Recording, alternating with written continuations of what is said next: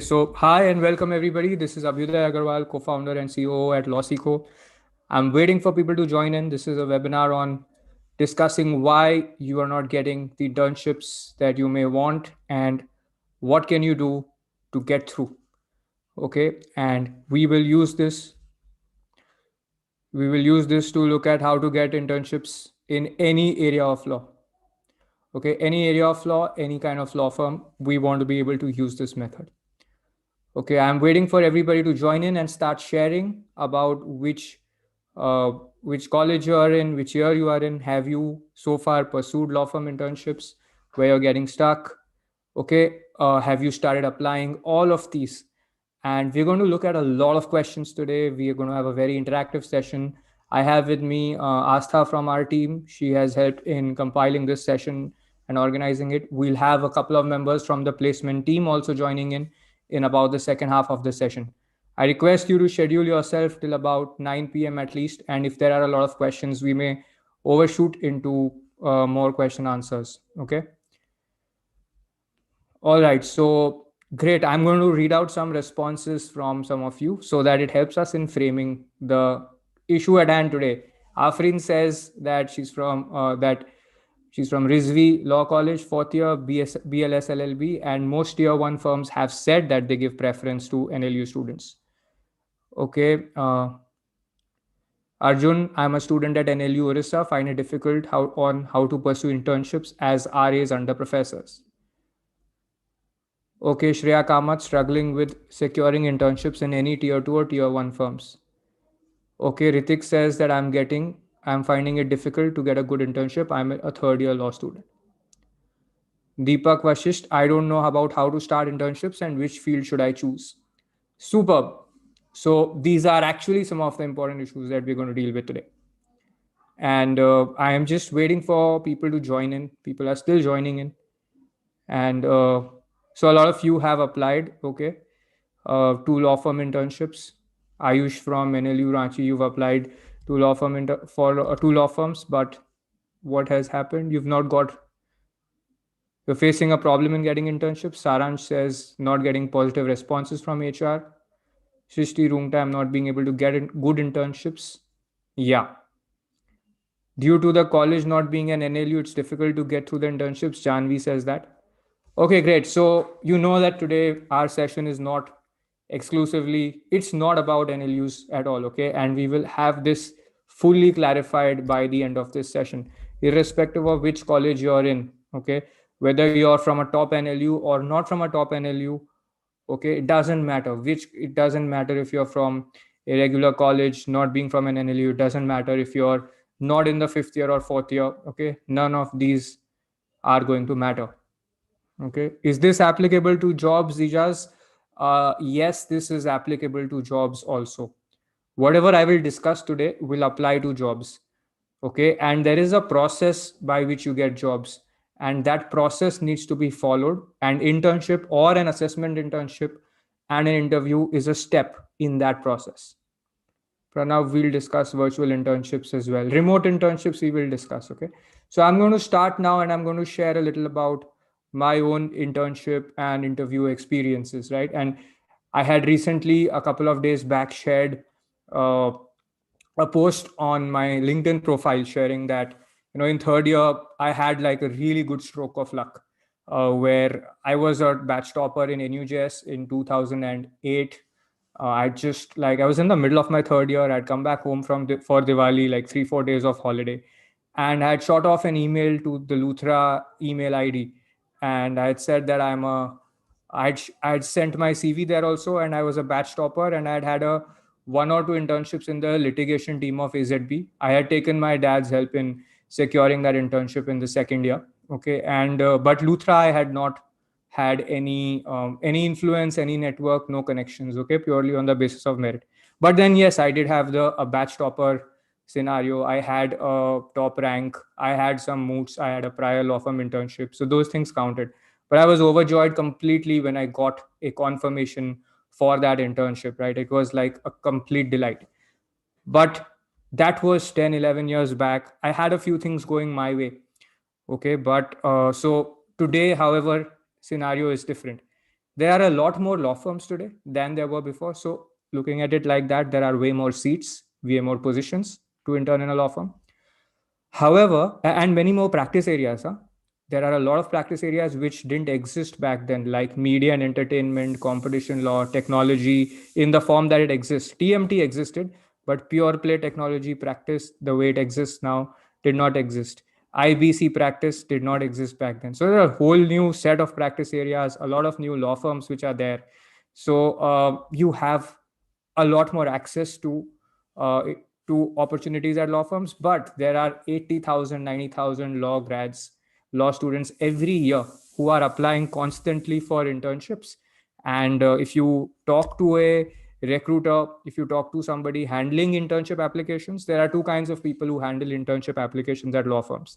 One could be somebody who's in an HR position. While they may not be taking the decisions to completely, select or remove interns, they may filter the applications, and there will be a greater chance of getting a reply. If you Even if you don't qualify for the internship, you will tend to get a reply for your application. The second set of people who will shortlist your internship application is transaction lawyers. The firm may have deputed one transaction lawyer to secure interns. Just give me a second, I'll get the voice.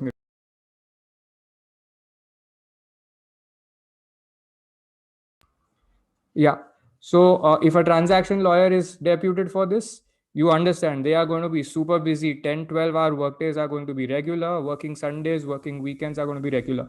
They're not even going to have the time to open every internship application. And trust me, the kind of internship applications they get are, sir, I'm third year student in a law school here and I want to intern in your firm. It'll be great if I can get an internship. Recently, there was a partner from a law firm. He heads the Delhi office of the law firm who I was meeting, and he was telling me about an internship application that he saw during his stint in the last 3 years, where somebody applied and said he applied from his girlfriend's ID. The person applied from his girlfriend's ID and said that it would be great if we could get an internship at the firm. Okay. And that kind of internship applications also they get. So people do not end up replying to these applications. Okay.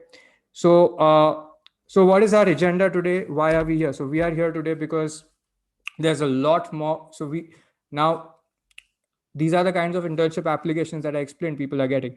Now, from my experience, after I started working as a corporate lawyer, something that I realized and which made me get into full-time legal training is this. I considered myself fully prepared to work successfully as a corporate lawyer. Okay. I got 3 PPOs on day one of our recruitment at NUJS. Okay. So according to me, everything was right, going all correct. Okay. But the moment I joined in at the law firm at Trilegal, it took me about 6-7 months to get a good hang of things. And it was not easy. Okay. So while I thought that, I'm going to have a great time over there, it took me a huge effort, a lot of blasting to understand how to go about doing my work. And as far as my interest was concerned, today a lot of people say that I don't know whether really I want to work in a law firm or not. But as far as I'm concerned, I told myself this in my third year at law school. I did a Supreme Court internship. I had done some trial court internships also. And I was very clear that according to me, at that point in time, litigation did not look like a good career choice to make because of the unpredictability of it. That decision was not like, when I look at my peers today, I have seen a lot of litigators who've risen up very, very fast, who've started having a great practice, earning very well, very quickly. However, back then I thought that litigation is not going to work out for me. So I decided from my third year, somewhere in the middle of third year, to completely focus on corporate law. Okay. And so for 3 good years, I was working hard at building a career in corporate law. So it paid off to the extent that I got a corporate law firm job. I got 3 PPOs from India's biggest firms. But what didn't work was 7 months down the line, I found myself barely getting a hang of things. Okay. And I was like, this is exactly what I wanted to know for so many years in my college. And I could have prepared for it if I was aware of it. Yet, despite following every regular advice, reading every kind of pink newspaper, business newspaper, reading business books, various business related thrillers that were written, I used to read stories of investment bankers working abroad who had set up very interesting kinds of practices, foreign law firms. Like I had read a book of how Skadden Arps was set up. Skadden Arps is the largest US law firm and a very premium one, like it's top tier in the US. Okay, and lawyers who graduate in the US really want to work there. And I'd read stories about that firm. I'd read about the business transaction of Arcelor and Mittal Steel. Mittal Steel had acquired Lakshmi Nivas Mittal had acquired Arcelor, and this was a global cross-border transaction. And somebody, instead of writing a law book, had written like a thriller on this. Okay, so I by chance had started reading that and found it really exciting. 3 years, this is what I was preparing for. I wanted to do a corporate law job, but 7 months in the law firm, and I was like, I could have learned this, but I needed to have known this before. And I was completely amazed by how many people are not being able to provide good services to clients directly, and how many people are struggling to get good jobs and internships. So we started working. So that made me really decide that, there is a lot of long-term value in working on improving the system, working on bridging the gap. And that's when I started 8 years back working full-time on legal education. Back then, we were still compiling all the ingredients, but now we've identified a method which anybody today can use, irrespective of being from an NLU or not, reliably to get a job in any law firm of your interest. Of course, what this means is not that if you're in second year, your first internship will be in an Amarchand or a JSA.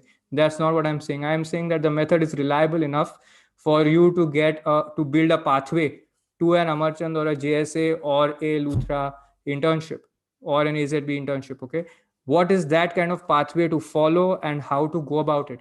That is what you will be able to do today. Okay, so we've got a 3-hour time frame today, and after 9 also we'll take a lot more questions in case for those of you who want to interact with us more. And I've asked you to share your background and goals. Now here's the exciting thing. Okay, if you're here with me for 3 hours, I'm requesting you all to stay for 3 hours, because we are going to have a really fun time. And the other thing I want to let you know is that 3 hours you'll enjoy. This is going to be an easy to moderate difficulty level. I'm not going to give you difficult work to do right now, but to get the benefit from today's session, trust me, each one of you can, if you stay for 3 hours, you will get the insights to act on a path, to follow a path which will get you internships. But to do that work, you will have to put in some effort. Okay, so be ready for that. Okay, like this is not going to be comfortable. It's going to be comfortable to listen to me, but to act on your future, it's not going to be comfortable. Okay, like you can easily go ahead and go to your computer or to your Netflix and watch a movie or a TV series, but you cannot automatically do that when you're applying for it, when you're focusing on your internship pathway. Okay, so just be with me for that and put in that effort. Okay, after 3 hours also. And we have a support structure for you over the coming days as well, so that you can keep coming, and I'll give you some exercises to perform so you can perform them and keep coming and ask us informed questions for the duration of this week on wherever you struggle. Okay, so one of the first things I want to address with everybody is that what should you expect from today? One is that for everybody who says, I have not decided whether to commit to a law firm job or not, is a law firm job for me? What is my true area of interest? Okay, all those questions, getting an answer to that or getting a perspective on how to look at them is one objective from today. Second objective is, how do we understand the work performed by different law firms in different practice areas? This is about the reverse engineering method that I discussed 2 days back in one of my webinars, where I said that what you really want to do is find out what kinds of matters a firm works on, and then create and build the skills to do that kind of work. Okay, so that method we will discuss today. We will also look at who are the specific team members who perform that work and how to go about connecting with them. So if you've been attending our webinars, we've also conducted some webinars on, what kind of materials to write and how to network with people, how to write articles and connect with seniors. But today we are going to sort of tie it all in together, okay, and give you a very, very simplified, actionable plan. Then we're also going to look at what are the expectations from associates in a law firm. What kind of expectations? Okay, now I am not talking about the expectations of an associate from an intern. No, because that would not let you get a job. I am talking about the expectations of a law firm from an associate. And I'm saying that you as an intern are going there to be performing there as an associate. This workshop is not going to be for those who are looking at law firms to give you training. Okay, because law firms are not training institutions. And if you look at a law firm for training, then you're putting one thing at risk. What are you putting at risk? You're putting at risk the chance of getting a job at risk. Okay, so you want to recognize that, do I want to use, firstly, if I get the 1 month or 2 months of opportunity to intern, do I want to use it to get a job, or do I want to use it for training and not have a chance which is equivalent enough to get a job? Okay.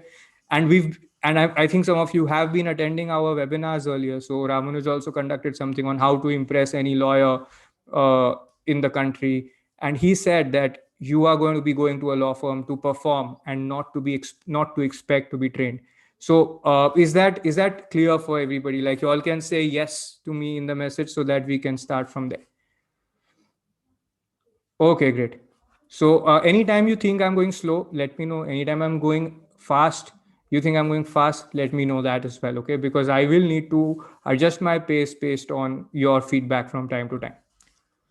Then we will also discuss this, how to go forward. If you face a difficulty in identifying your area of interest, we'll help you identify a short-term goal also. What is a short-term goal? About 3 to 12 month horizon only. A lot of you today are making 5-year and 10-year plans. Okay, I will insist that you start looking at 3 to 12 month goals. That will give you more concrete actions to take. Okay, and you will also not be so worried that tomorrow, if my area of interest changes, what do I do? Why? Because you will have practice in setting a 3 to 12 month goal and achieving it. Okay. Aditya, your question is good. How do you get trained to work in a law firm then? You don't get trained to work in a law firm inside the law firm. Of course, a law firm will have different kinds of training, but you can't rely on that, because then you're wasting the opportunity to perform. Like, if a marathon runner said that I am going to get training in my marathon by participating in 20 marathons, that's not going to work. They are training separately. And in the marathon, what's important is that you complete the marathon in your fastest possible time, because that's the metric that counts there. In your law firm internship, the metric that counts is, were you were you irreplaceable? Were you working like an associate? Okay, because if you are so good that you're working like a free associate there, and your internship gets over, we've discussed this question, some of you may know the answer. What is the law firm going to do to retain you? If your internship's over and you've been providing great value and they need to retain you and you're going to graduate, what are they going to do? Yeah, they're going to give you a PPO. They're going to call you back if you're not graduating. So they'll keep giving you internships again and again. Come back, come back, come back. One of those internships, they'll start giving you stipend.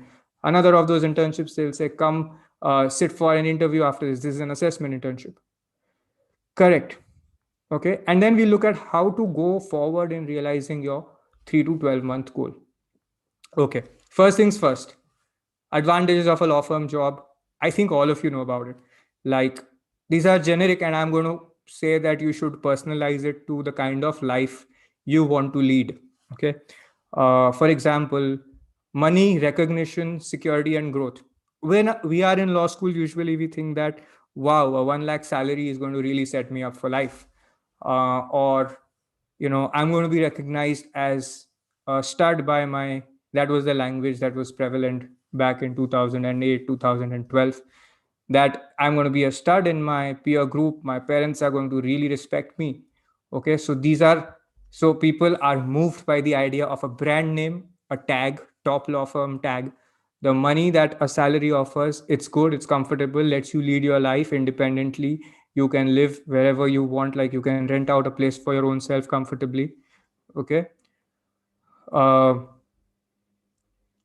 I will from time to time look at questions. Do you all want to write questions in? Okay, keep writing in the chat box. I will take questions when I take those breaks. Okay, then security of a law firm job. So because it's a job, by the mere fact of it, unless you're getting fired, you know that you're going to get your salary next month. Okay, if your job is under threat, you can work hard and you will get your salary next month. You are not month to month looking at, how do I get my next client? How do I get my money hitting my bank account next month? How am I going to pay my rent next month? All that's not going to happen for you. Okay. Growth. So what is the growth? One person asked me, from what's the growth percentage in law firms.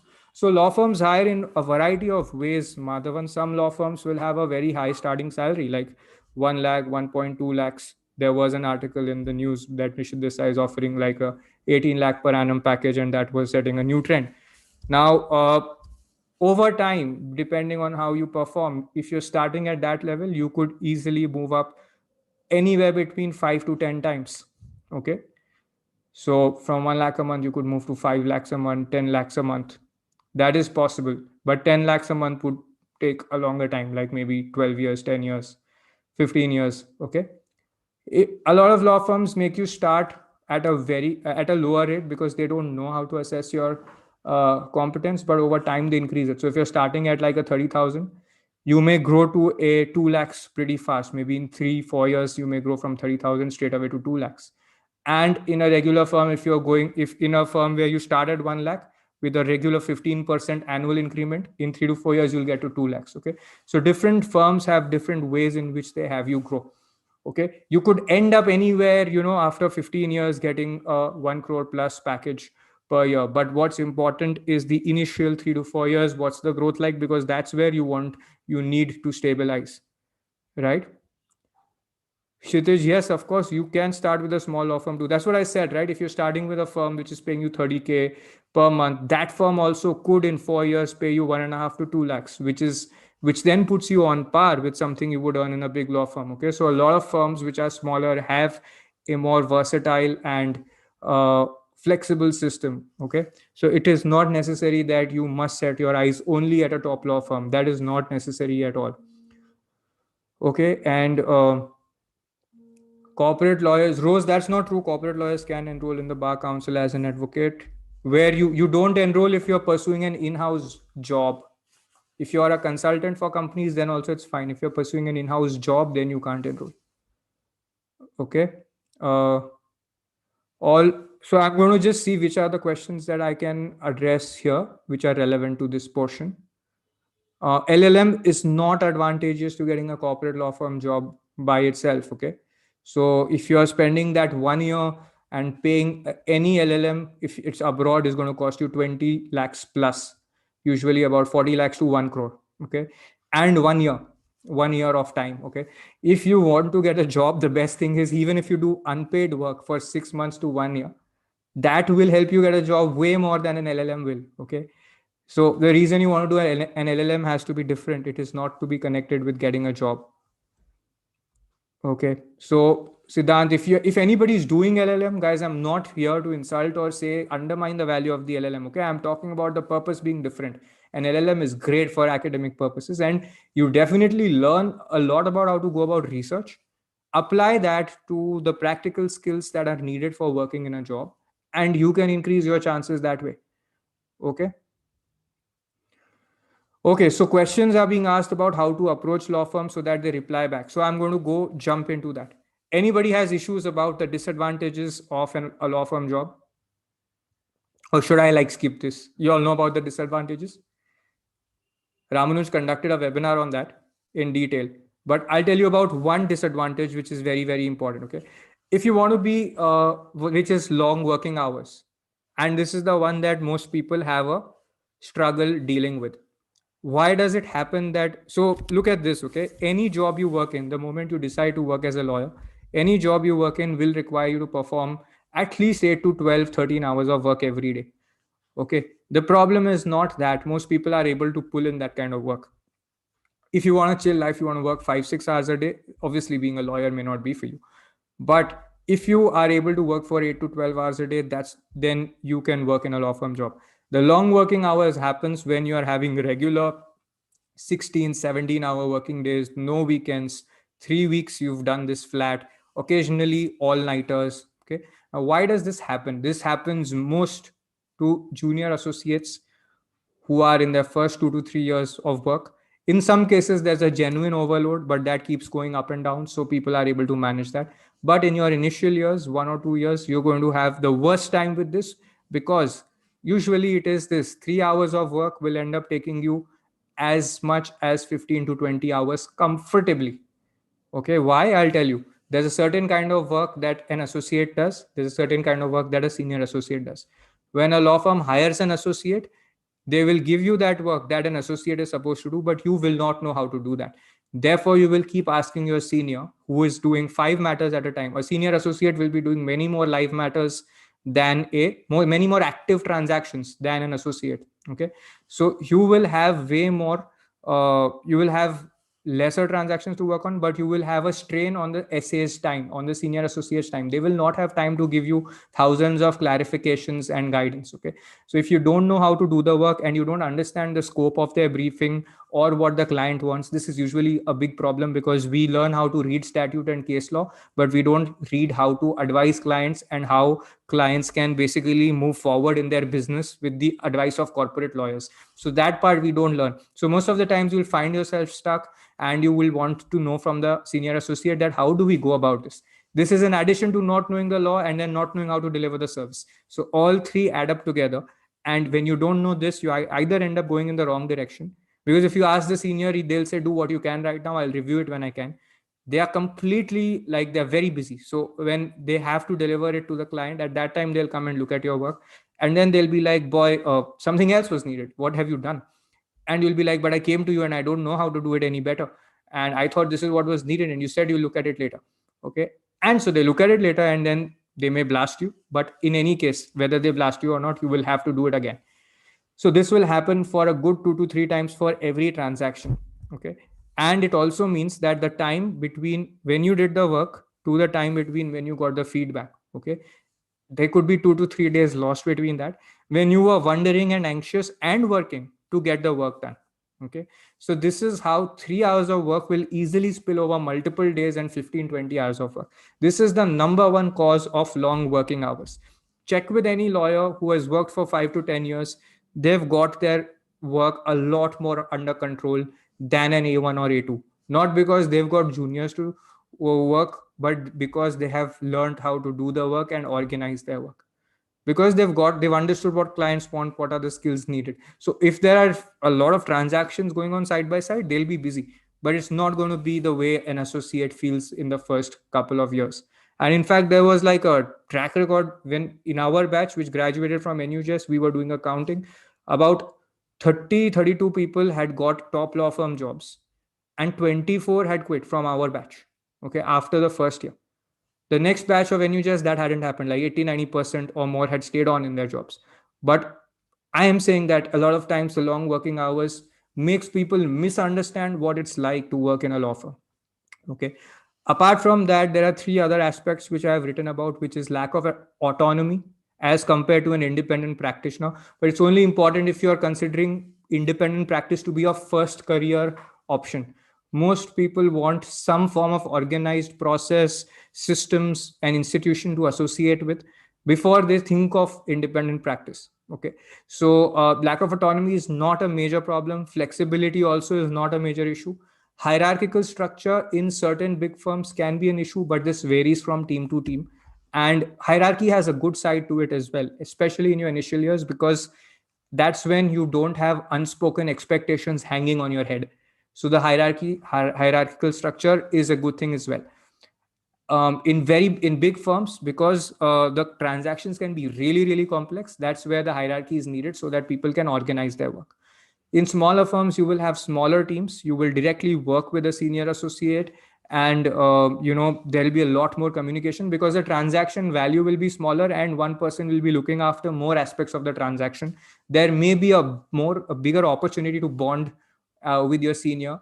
So those can be advantages of working in a smaller firm. Okay, but this is not generic. It can happen in a big firm also. These factors, these relationships between colleagues can exist in big firms. At the same time, people can be more vulnerable in a small firm to a toxic interpersonal environment. Okay, because they don't have those boundaries so well set or so strictly defined. If a particular manager or a particular senior is not so friendly or so much respectful of boundaries, then you can have a problem there. Okay,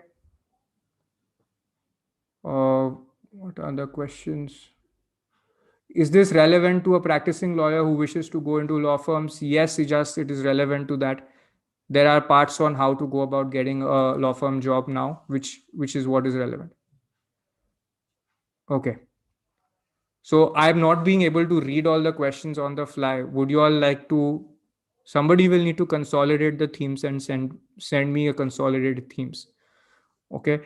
Some of you have directly asked me questions. What should a non-NLE student do? What skills do I need? If I jump into that, the whole mindset will not happen, because I'll say you need this, then you'll be like, okay, fine, let me figure it out. It'll just turn you off. So I think you should wait for the whole flow. Okay. Now, why do young lawyers want to work in law firms? And by the way, you should look right now at personalizing this. So when I said money, prestige, branding, financial aspirations is there, think of what can you do. Like, as when I went into law school, afterwards my ambitions changed. But when I first went into law school, till I graduated, till my first year of working at Trilegal, one of my dreams was to own a house at Nariman Point. Okay. And those houses cost, like, I don't know, 5, 10, 20 crores, for which I'd have to work in a law firm for a long period of time before I could buy that. Okay. Or even rent there. So in my head, that was one dream. I wanted to have a good car. I had a craze for watches, luxury watches. Okay. And I bought a luxury watch like from my second month salary at Trilegal. Okay. It was a Victorinox titanium watch, so which I really prided on wearing. So now what I'm saying is that for some of you, there could be other financial goals. You may want to gift your parents something. You may want to buy something for yourself, which you've always fancied. You may want to buy like a top of the line MacBook Pro, or you may want to buy an iPhone, top of the line iPhone. I don't know. You could have various aspirations, but think of it like that if I get the jobs that I want, what is it that I can achieve in my life? For some of you, you want to have savings to buy a house in your home city, and some of my friends achieved it in 2 years. They could invest in under construction properties in their home cities, which were in tier 2, tier 3 cities. Okay. And that was achieved in 2 years of working in a corporate law firm. So that was phenomenal, right? So think of how you can personalize this. And this is the reason, and why people want to work in law firms is because, one, the money can enable you to fulfill a lot of dreams as a resource. The money is a resource to do that. There's a prestige and branding. So whether you stay in the law firm or you quit, you can use this to say that, I've got this kind of firm experience, to have your own brand. So it's not that clients will automatically come to you if you quit a law firm, but when a client comes, you can say, I've got this kind of big law firm experience, so you can rely on me. So that kind of adds some value there. Okay. Of course, having a secure career is one of the biggest advantages. Then interest in the area, financial needs. If you need to pay off a loan, education loan, then, or any other loans. Okay. Maybe your family has a loan, you want to help in paying off. So that can be fulfilled. That is a very powerful one. Interest in the area, I have highlighted because sometimes it is not often there for people. So some people are genuinely interested in the area they want to work in, but I found this more commonly for, let's say, an IP law or competition law or tax law or technology law. But I've seldom found people who say that I'm interested in corporate law. They develop an interest in corporate law because they may need to like get a corporate law job, but by default an interest may not exist there. And I'll tell you the reason for it. Intellectual property is very easy to associate with mentally. Okay. You've been growing up in a world of brands. Okay. You see brands right in front of your eyes, from Pepsi, Coke, Samsung, every brand all the time.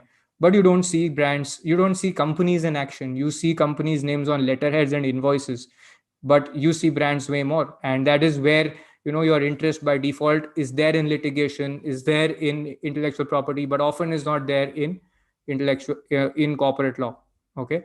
Now what you want to identify here, and I'll address the questions now, is that which of your core values, whether it's about financial security, money, brand, reliable job, which of those get addressed for you if you are working in a law firm. Also think of any dreams that you can fulfill. Okay. Personalize it to any of your personal dreams that you can that you can fulfill. Okay, now I'm going to look at some of the questions. Is Higher Knowledge portal a good way to get internships or jobs? The best way to get internships and jobs is writing directly, right? Or using your own network to get references or to get recommendations. Okay, for our students, we help them in getting internships and jobs, but they also get internships because they have got the skills. So it's a matching of the skill set with what the recruiter is looking for. That's what really helps. Okay, so it's not one portal that will hack it for you. This is not about having a broker. Okay, What happens with having a broker? There's a guy who's willing to pay the rent, and there's a person who owns the property, and the broker just matches them. To say that you can use a portal to get a job right now is to imply that you have the skills, you're ready, and it's just that you're not getting a job. So it's giving a false sense of deservingness in a lot of cases. Okay, a lot of you are actually not aware of the work that's done in law firms, and we are going to get to that. How are boutique law firms different? Does CS after LLB help us to get into a corporate job? Why would you want to do CS after LLB? Okay, we've published detailed reports on how CS has a very different purpose than an LLB. So if you want to work as a company secretary, then you should do a CS. But after LLB, you're going to spend 2-3 more years to do a CS, then the training and all. It's going to end up spending or wasting a lot of your time. You might as well want to you start interning directly. If you want, take up a course with us, you will get a job in 1 year very easily if you do all the work in the course. Okay. But spending so much time just to study in the hope of getting a corporate job is going to lead you down a road of risk and disappointment. Okay. So are you guys identifying your own aspirations that will be fulfilled? Are there technical skills that a corporate lawyer needs to learn? Yes, a lot of technical skills a corporate lawyer would need to learn. And I'm going to show you those technical skills. I'm going to show you in 2 ways. Okay. One is a direct way. You can go to 𝘧𝘯𝘵.com, see any course and go to the practical exercises part. Look at the learning objectives and the weekly exercises. You will come to know that those are technical skills. The other way I will show you is, and this is for free. Okay. You don't have to take up the course to see what's taught there. But the other way I will show you this is by looking at the firm's own website and their own profile and their own report on what kind of work is done, so that you have a sense of that. Okay.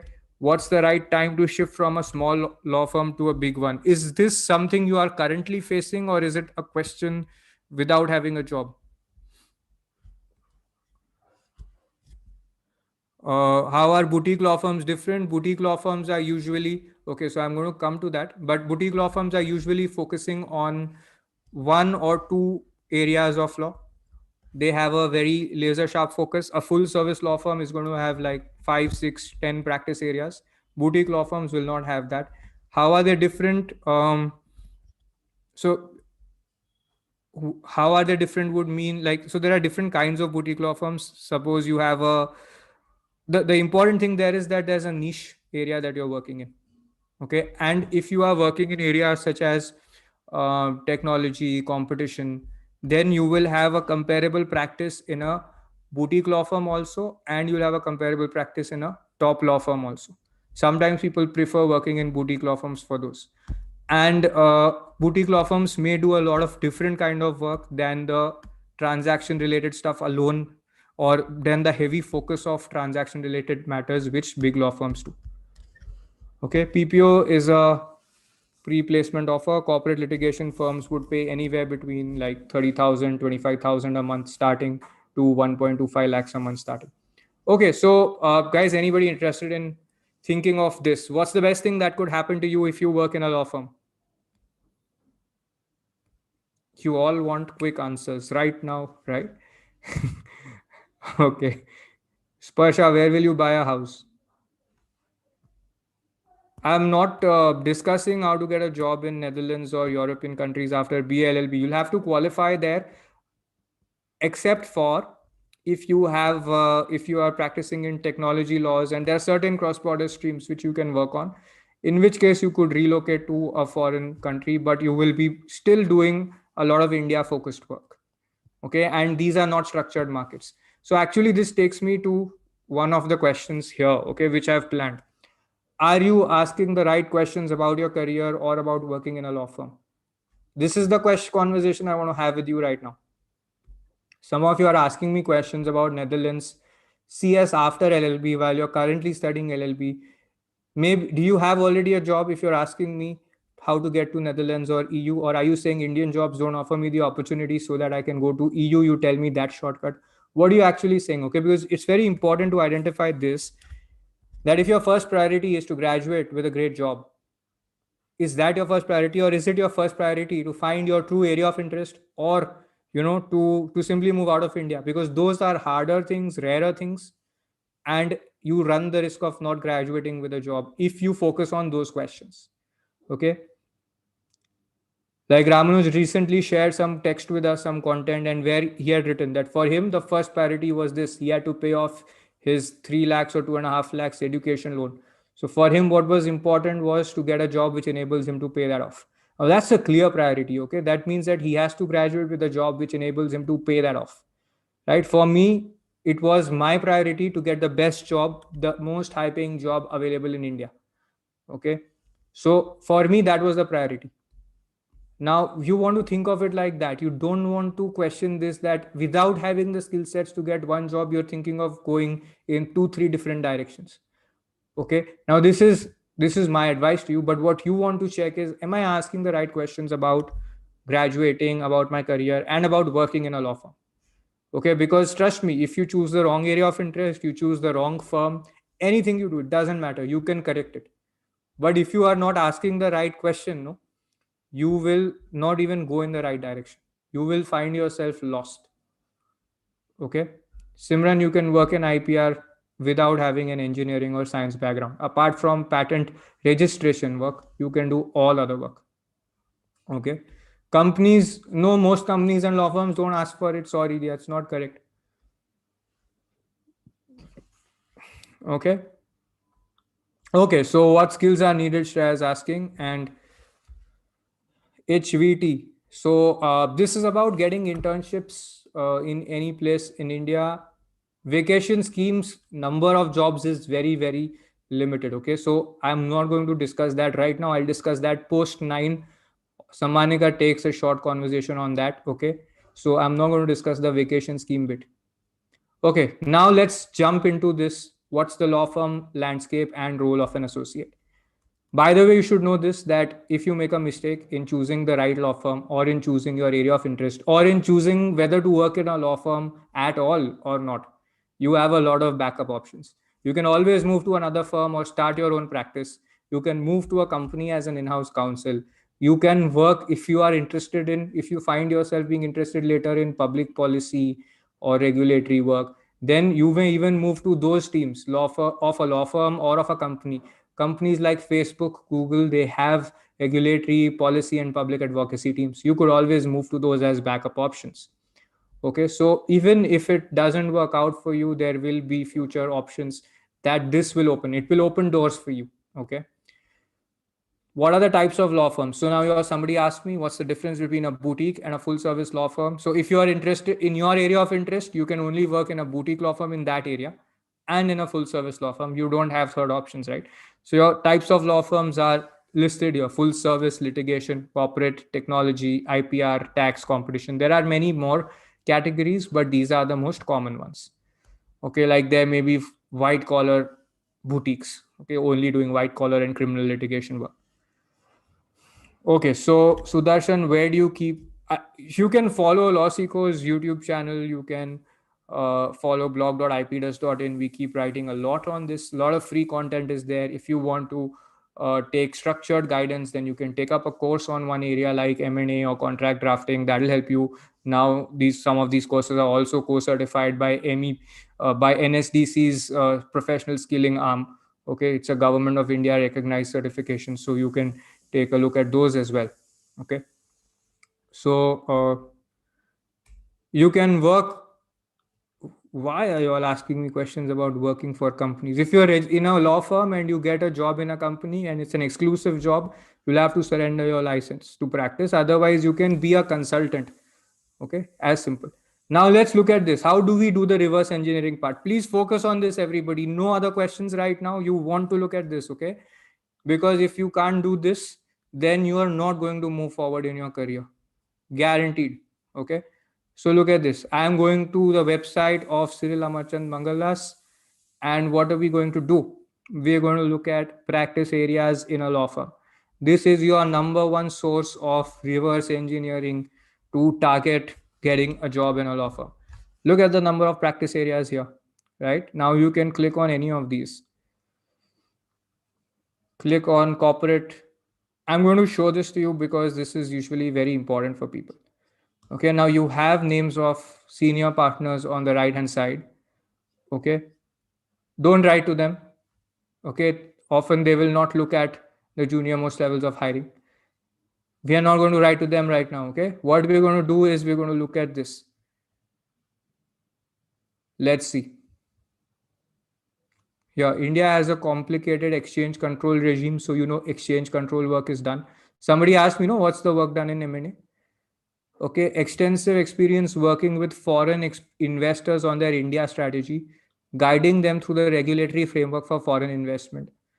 Okay, understood. Whether this relates to acquisitions or setting up of greenfield ventures or joint ventures. Understood. Acquisition means acquiring a company in India which is already functioning. Greenfield means that you are setting up a fresh company with fresh operations. Joint venture means you're tying up with an Indian company and working together. Now they are advising companies through all stages of the life cycle, choosing and establishing appropriate business entity, securing venture capital, private equity funding, exploring opportunities for inorganic growth. Can you see these? Then look at this. Working through dissolution and other exit strategies. Our partners, and have developed deep knowledge of heavily regulated sectors such as banking, mutual funds, insurance, stock, and commodities exchanges. So this work, this is the work in these sectors. Okay. Then they are also doing private equity work on various for private equity firms, India-focused multilateral financial institutions. What are these? World Bank, Asian Development Bank, all of these. Sovereign wealth funds, domestic private equity, and venture capital firms. Okay, now you can read and probably understand what they're trying to say, but I don't think it's easy to know what the work is like. Can you predict what the work is like? You got a sense that, okay, this is the work they do, but do you know how to do this work? Do you even know what to learn to do this work? Okay, the challenge arises here. So it's like this. They are transparent about what they do. Okay, and you can look at any other area, but this is the first step of doing the reverse engineering. So if you could learn those things, then that would solve some of your challenges with respect to working on a law firm internship or a job. See, if you're thinking, no, what's the difference between internship and job? It is just this much, that enough number of internships builds the trust that you are reliable and you've proven yourself to them. So before a job, anybody will want a trial period. Whether you call it an internship, you call it a probation, you call it anything. Okay, so it's the same thing that you need to do for a job.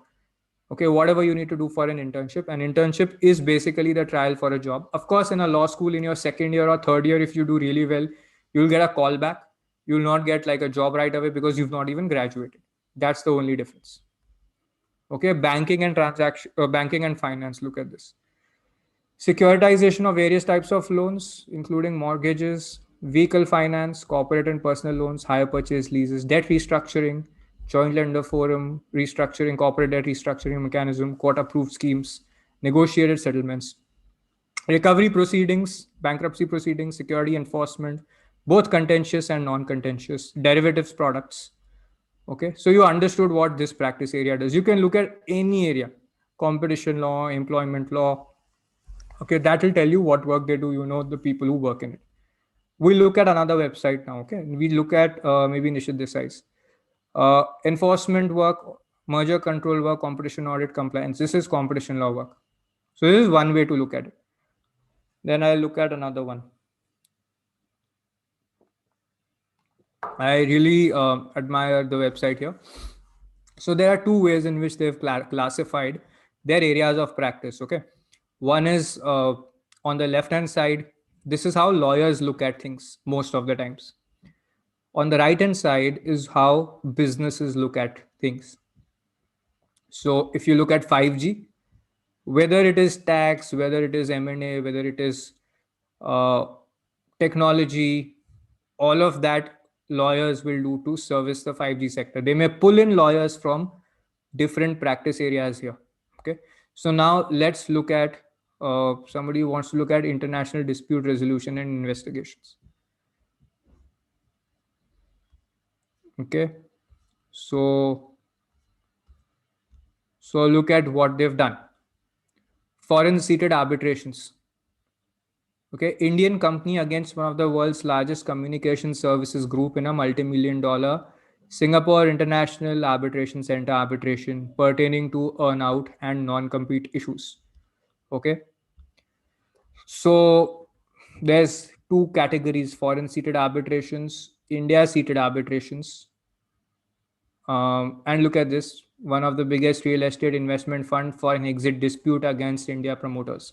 Can you notice that what is happening here is contracts, M&A, and arbitration is interacting together, because arbitration law is primarily procedural. At an academic level, you can say, you can debate this, but arbitration law is primarily about the mechanics of arbitration proceedings and how it's challenged. But the substance of it comes from contract. And the most common contracts you have in these disputes where arbitration exists is corporate, energy, infrastructure. These are the kinds of disputes. So you can see this. So there's India seated arbitrations, foreign seated arbitrations. Now, what this is saying is that, look at this, minority shareholders of a pharmaceutical company against its joint venture, American joint venture partner in a multi-million-dollar arbitration, okay, before SEAC. So, Shifa, what will you do with the salary structure? They just gave you there's a public piece saying that they have increased fresher salaries to 18 lakhs per month. Okay. Now, HVT, yeah. So we'll go on how to learn that in a bit. Okay. So this is what is this? This is the work as the firm puts it out. This is the work as a client talks to the firm. This is how you talk about the firm in a business pitch also. Okay. Now your goal is to learn this work. Now can you break this down into skills? That's the goal that is there. There are 2-3 people who've raised hands. Would you all mind just typing in what you have been saying, what you've raised your hands for? So I can unmute at the end, like 9 o'clock onwards, we'll have a full-blown question answer round. Jamshed, Hindi में नहीं बात कर सकते यहाँ पर, सारा काम अंग्रेजी में होगा, सारा काम अंग्रेजी में होगा जमशेद. ओके, इसमें कोई हिंदी में काम नहीं होता है. प्लीज आप इंग्लिश सीख लीजिए, आप कोई भी तरीके से इंग्लिश में सीख लीजिए इसमें, ठीक है. Try to listen and you will catch it. Okay, any other practice? Tax. So you can look at whatever you want to look at. You can look at technology law. I have other slides on that, so we can do this. Okay. So here, nature of our work. Advising a computer systems company on routing its investments into India via favorable tax jurisdiction. You can Google computer systems companies, you will find some examples. Advising a financial services group on setting up BPO operations. So let's say if there's a foreign financial services entity in Japan, US, UK, and they have customer service numbers, right? Helpline numbers. So that could be outsourced to India. So how do you set up that kind of outsourced entity is covered here. And how do you deal with the tax aspect of it? Tax usually is one of the core areas which impacts a lot of these transactions. Okay, a lot of BPO work has been done. Then there is some human resource enterprise application software, hardware software contracts, software development agreement for an international photography equipment company. Okay, so these are some examples. Now you've understood now. So whichever practice area you choose, look at the top 10, 20, 30 law firms. How to find the top law firms in that area? You can find top law firms, boutique law firms. Look at the whole list. Okay, look at like 20, 30 types of law firms. So let's see this. Okay. Legal 500 chambers rankings are usually the ones which list a lot of firms. We also have listed firms like 10 IP law firms, 10 corporate law firms, M&A law firms, technology law firms. You'll find on blog.ipleaders also, but we've not ranked the firms. Okay, we have listed the good law firms like this. For example, you can look at these kind of posts on blog.ipleaders are there. Then you can look at chambers. Okay, so this is how you do the backward process, right? Then you look at chambers, top law firms. Then you also look at legal 500 law firms, let's say M&A. Okay, so you can see law firm rankings. Sometimes they give you lawyer rankings. So you're following a 2 or 3 step process. You look at the firm's ranking, I don't think it's a problem if it's tier 1, tier 2, tier 3. You should look at the whole spectrum, okay?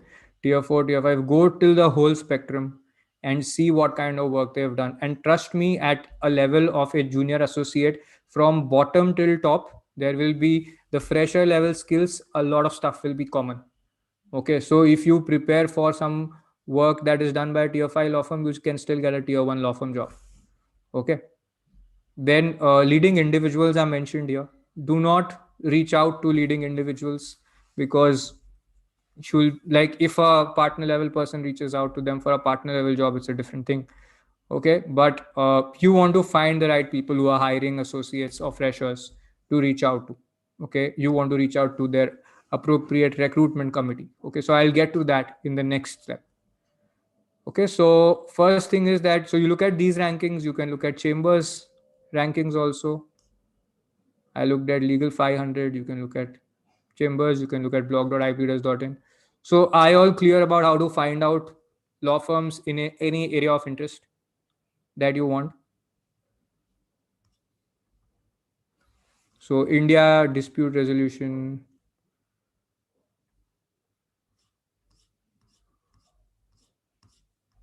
They have ranked one firm. Okay. Why is there no ranking? Back to Asia rankings. Yeah, this is the ranking table. Band 1, band 2. So you are using this not to rank the law firm in your mind. You're using this to identify the players in the market. Okay, and to see the work that they do. Okay. Okay, Nishish, you'll do this for tax. No, I've shared how to do this. I don't have to do this for everyone. No, you can now follow this process for tax and each area that you want to. Okay. So your first step is finding the law firms operating in your area of interest. Okay. The second step you got from the law firm's website was the kind of work they did. I'll share a little more on how to find the deals that they worked on. Okay. One more way to find law firms is this.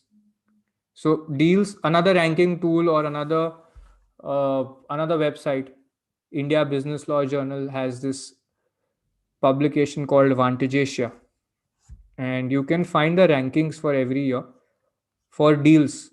This is not ranking law firms; it's telling you the deals. So somebody said, "Now, how do I find out current affairs, current developments in corporate law firms?" This is the way to find out the recent transactions in different areas. But now it's about a year or two old. 2019 was last year. You have to see if 2020 is there. I had found 2019 and 2018 for it. It doesn't matter, because this is not a GK competition to know the latest deals. It's important to know the work that's done in the deals. So if you, for example, want to work in capital markets, you want to know, okay, how does a rights issue work? This will not tell you. This site will tell you that who acted for it and what was the size of the transaction and who worked. So Cyril Amarchand Mangaldas advised Vodafone India. Sorry, SNR Associates advised Vodafone India. Cyril Amarchand Mangaldas acted as Indian legal counsel to the book running lead managers. Okay, Singapore and New York offices of Sidley Austin acted as special US counsel to the lead managers. Okay, like this Bharti Airtel's rights issue, qualified institutional placement of Axis Bank. So like this, you can understand now what happened in which area. Again, it will be only with respect to the areas that are written on the website. But you can still see moratorium order for ITNL. This is an IBC one. Shardul Amarchand Mangaldas acted on it. High profile insolvency of Binani Cements. You can see which firms acted. So now the job is not to see which firm acted for whom. It's good to know, but it's important to understand the transaction and the legs of it and how to do the work. Z and India Bulls dispute over 4 loans. Okay, now what is this dispute like? Is this an arbitration? This is a banking fine. This is a dispute over loan transactions. Okay, you'll have to see the High Court order to see how it was invoked. Then there's a trademark dispute. So this is actually telling you the important. This is covering disputes in a deals kind of way. Okay, otherwise it's difficult to get a sense of what's happening in the tax or disputes practice. Okay, but this is covering this in a transactions way. So you can see what happened here. So what did we see so far? We saw trademarks. We saw IBC, NCLT. Okay, this is an NCLT operation mismanagement. Cyrus Investments versus Tata Sons. Okay. Then this is a securities appellate tribunal dispute. So you're seeing the different kinds of disputes. This is a McDonald's dispute with the Indian JV partner. Okay. So there's an LCIA angle. So there's arbitration, there is IBC, there is IP. These are the most common commercial dispute subjects. Anybody who wants to work in commercial litigation, corporate litigation, these are the sides of it. Okay. IBC, NCLT. NCLT is non-IBC part also. Arbitration, IP. Okay. Yeah. Then law firms were there in the defense to constitutionality of the IBC also. So like this, you can identify contractual disputes. You can see are a big component of any disputes practice. So somebody asked how to learn the skills. How do you know what skills are to be learned? So I'm going backwards and I'm only like one step down. There are more steps to do. You want a shortcut, you can go to LawSikho's website and learn the skills. I can only say that right now. But let me explain. Like you, once you figure the whole steps out, then you can decide how to do it. You can do it on your own, or you can take help from us if you want. That's your choice, right? But how to learn the skills is the next part. Like let's understand first what work is happening. Okay. And for those who want to know what resume and skills are needed in the CV, guys, at the end of this, I have some examples of CVs where I've shown what the students who have got internships and jobs in law firms, what have they written in their CVs. It's essentially this, that this portion that I'm talking to you about, the skills, the work that a law firm does, this has to be reflected back in your CV. So if you're applying to Nishit Desai's dispute practice, you must write about international commercial arbitrations, foreign seated arbitrations, domestic arbitrations, right? And we've got a course on international commercial arbitration. I'll show you the kind of skills that it teaches. Then you'll understand, you'll be able to connect the two. Okay, hang on. So I'm showing you what you need to learn. Since you all asked what I need to learn, I'm just showing you.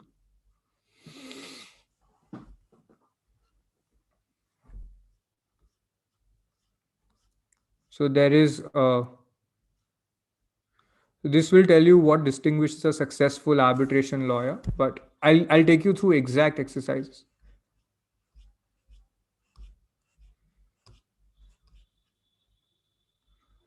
Okay, this is what you need to be able to do this work. Draft error-free, risk-free, fully functional international commercial arbitration clauses. Perform hands-on work on international commercial arbitrations in DIFC, Singapore and UK and in other jurisdictions. Review arbitration documents, whether they are contracts or pleadings. Collaborate and liaise with offshore counsel in different proceedings before the tribunal. Judicial proceedings in connection with arbitration in the supervisory jurisdiction and in enforcement proceedings. In international commercial arbitration, there are two kinds of places, jurisdictions. One is where the arbitration is happening and the courts of that area is the supervisory jurisdiction. Enforcement is where you take the decision of the arbitral tribunal to enforce. It could be in a different jurisdiction where the party against whom the award is passed has its assets, basically. Okay, advisory work on taking decisions on arbitration proceedings globally. Okay, then using the rules and understanding how to use it for the arbitration process of popular arbitration institutions like ICC, LCIA, SIAC. Selecting appropriate prayers for emergency relief, interim relief, or in statement of claims or counter claims. Okay, so now you are able to connect that this is what you need to learn. What you saw on the firm's websites was a bit more technical and on the transaction. Now, what we've done is we've abstracted this and made it generic. It's free for you to see and identify what to learn, right? Okay. Then distinguish how choice of contract law impacts a party in the event of a dispute. Advise clients on how to select an appropriate seat and to initiate proceedings before foreign courts. Now you can see something here, okay? Now these are the exercises. This is what if you can do and show to them. There are three things needed in your CV. There is a portfolio that is needed, a portfolio of work that you have done. You have to show some track record of articles that you have written. Okay, you should show your past life experiences or any other work that you've done on this matter, on the area of your interest, and you should show that you've got the skills. So skills have to be demonstrated by proof. Okay, most of you think that if I take a course, it's my proof that I am skilled. No, a course is not the proof. The work you did in the course is the proof of your skill. Okay, so when you're selecting a course, you have to see that are you building the proof needed to your CV, to show in your CV. So with your CV, you can send them a docket like 10, 20, 30 files showing the work that you've done. By the way, this has helped non-NLU students in second year get competition law firm internships in tier 1 firms. Okay. It has helped non-NLU students in first year, second year get tax law internships in reputed firms. Okay. Rutuja, very good question. You have arbitration in your syllabus. So please check what you learn in the arbitration syllabus, right? We wouldn't have launched this at all if this was covered in the college syllabus. Nothing that we are doing here on LawSikho is covered in the college syllabus. I am not asking you to take the course, by the way. I am asking you to do your homework to check whether this is covered in your arbitration course. What will be covered is your Arbitration Conciliation Act and the latest Supreme Court judgments on specific issues. You will not be drafting any petition before the tribunal or before the court, and you will not be working on foreign seated arbitrations. Okay. Harsh, you may be able to go to YouTube and find this webinar again. Okay. Bhumika, you should get in touch with Sammanika to learn how to get upgraded in corporate. There's a virtual career library which she can help you out with, so that you can, if you're interested in the full scheme of corporate, she can help you out with that. Okay. A virtual career development library that's available only for law students though. Okay, are there any other ways apart from articles and internships to show your skills? Omkar, if you're asking me this question, you've not understood what articles and internships are needed, and which is why I was hesitant to even tell you this, that you need arbitration, you need articles and internships, because you will think that any article works, but any article doesn't work. Okay, it has to be practice area specific. If you write for a disputes internship and you say that you are an expert on Article 19(1)(a) of the Constitution alone and nothing else, that will not work. I showed you the work done in dispute streams of law firms, which was covered on Vantage Asia. Now connect that, write articles on those areas. If you can write 15 articles on that and then send to a law firm, you will get your internship. Okay. And internships alone can't be relevant. How do you get your first internship? That's also the question for you, because you're saying, how do you show your skills? You show your skills also through your portfolio of work. And do they go through your entire portfolio? They don't need to. They don't need to evaluate it. They need to see that do you have the right things in your CV. I'll show you portfolio of a few of our students. If you look at the IBC, every provision which says a particular application or a petition has to be drafted or filed, every single one has been done by them. Okay. Now, when a law firm partner or senior associate is looking at them, they will just see that this person has done what we teach or what we practice every day. So if I need an intern who needs to help me out with my job, I'm going to take this person because they know what I do. They've already done it. Okay. That's all that matters. Okay. Okay. So now the news side. Okay. How do you stay updated again? I showed you Vantage Asia. You want to see more ways of how to know what law firms are working on and how to identify? It's complicated, but we can still look at it. And you should, right? You should know it from the horse's mouth, not from somebody else who says that this is what law firms do, right? So I'm showing you exactly as the law firm works on something. So you can see Legally India stories on exactly what was done. Shardul Amarchand Mangaldas acted on a private placement bond issue, right? And you can see this.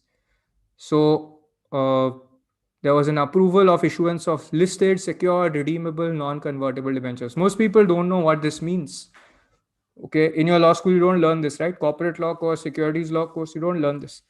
With an aggregate amount of up to 500 crore on a private placement basis. Okay, you just learn this and have a conversation with the partner in an interview, or write an article on how this is done. Write an article on how write 10 articles on how each type of capital markets transaction works. Tell me after that if you don't get the internship. Okay. Now, what you need to do to learn that is one thing, because you can't immediately write an article on the practice area without having any sense of it. But try it. You should first try it and experience it yourself. Whatever you can write, that will help. Now.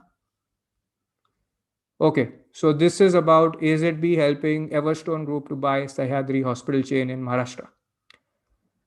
Right, so There's a venture capital fund, Everstone. They have a specific fund name, okay, which was advised.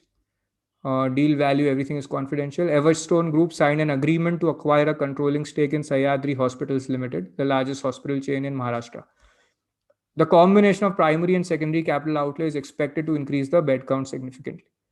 Okay, how does this work happen? What would have been required to accomplish the transaction? Okay, that's the question you have to work on. So I showed you the direct way.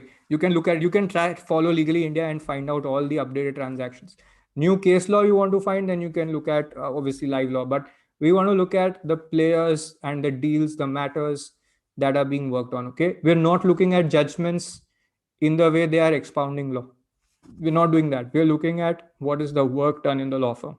Okay, I'll give you an example. Like yes, 2 days back or 3 days back, there was a judgment of the Supreme Court on arbitrability of tenancy disputes, and they said that tenancy disputes, unless they are covered under a Tenancy Act, are arbitrable, and it settled a big confusion that was going on.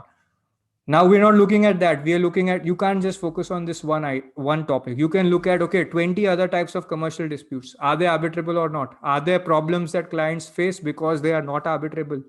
Okay, what about trademark infringement? Why is it non-arbitrable? How do you deal with a situation where a licensee messes up with your trademark? Do you go in arbitration? Do you go or do you go in infringement? Okay, those are the questions you want to think of. There's an approach required to think like that. Okay, so that's what you have to develop. I'm requesting all of you now. I'm going to give you open tasks right now, and you have time till, like, we're conducting webinars every day. Ramanuj, I, Komal are conducting webinars for different topics. So start to work on this so that you don't have to struggle for days, months, and years on what is my true area of interest. So I'm saying that decide one stream in which you want to pursue a law firm career. You can't decide anything, then think that I should at least learn contract drafting so that I can get exposed to multiple kinds of careers, or at least I can be ready to do any kind of work. Because if you know how to draft contracts, whether you are an in-house counsel, whether you're a litigator, whether you're a corporate lawyer, in all these positions, it will help you. Okay, what you want to do is choose one for yourself in either case. Now identify, if you've chosen an area, great, then identify a few law firms that work in that area. Follow the same process I used. Okay, I'm not doing evaluations and stuff of this, but use this, perform this exercise for yourself. Okay, do some keyword searches to identify which are the top 10, top 15 law firms in that area. Okay, now you want to find out about 5 transactions performed by any of the firms. You can look at the firm's website. There also they say whom they worked for. You can look at Legally India. Okay, at least the type of transaction they worked on. What will this do for you? Why am I asking you to do this rather than giving you the answers? Because this will let you know that this is the real work done in a law firm. It will set the standard and the bar for you that this is what I need to do. Okay. Try to write in 5 lines or 2 lines what was done by the firm. Now, this is the hard part. You have to identify the skills you need to be able to work on that area of law. How are you going to do that? It's up. You can look at LawSikho.com and you can see the skills over there. You can look at a blog post. You can look at the course card. As I showed you, the weekly exercises. You can do this for IP, technology, corporate, M&A, banking and finance, anything. Look at the learning objectives and look at the weekly exercises. You will get the skills there. Okay. That's all you need to learn. Okay. Then, so this is what I got when I looked for Trilegal technology team deals. I was trying to implement this method and I got a link to a document, and this was the Trilegal's. There was a report on of 2018 on their TMT deals, and they shared everything, no, very transparently, which is great. You know what kind of work they did. So they shared, for example, Telewings and Unitech Wireless in relation to the first ever business transfer in the telecom sector. Virgin Group on restructuring its shareholding in telecom venture in India. Okay, and this is the link also I have put. We'll drop it on chat and on the YouTube video later, where we will share. So you can access this. Is published on Trilegal's website. Okay, so you will find on page 9, basically, there are more pages of the transactions that were done. But think of how will you work on this. Like, look at the middle one. Goldman Sachs in investment in Ticona Digital. Ticona gives internet, right? It's an Indian internet service provider of high speed internet. Advice was provided relating to ISP license, including the related disclosure requirements. That's the work the team did. And also TMT team did some M&A work. That was pretty interesting. So you can see the areas get interconnected from time to time. Then I started to identify who are the actual players who's actually working on these deals. But we'll get to that in a moment. Now, first, let's capture this understanding. Do you all have a sense of what's the work done in a law firm? Vinny has raised her hand. You want to speak, Vinny? You want to write on chat? Can you write on chat right now? Do you have clarity on the work done in a law firm? Is my voice breaking still? Yeah, 𝘵𝘩𝘢𝘵𝘮𝘦 case was the one. 𝘵𝘩𝘢𝘵𝘮𝑦 2, it was called. Okay, great. So you have clarity on what's the work done at a law firm. Think of anything, tax, disputes. If it's not covered in the deals, it will be covered on the firm's website. If you still can't find that, then look at the people working in the law firm, their names, and then do a search on Indian Qanun.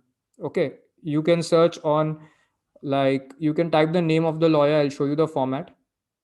And then you can type Indian Qanun and it will come up. Sorry, it's here. I have to minimize this 1 second. So this is the format to use.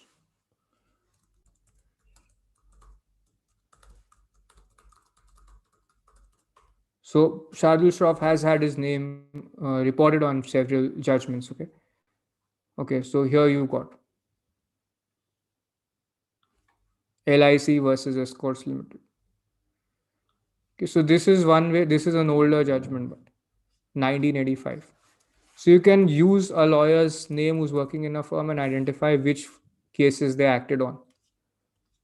Okay, this is the last way that you can use, so that no matter which practice area you are referring to, you will always know this.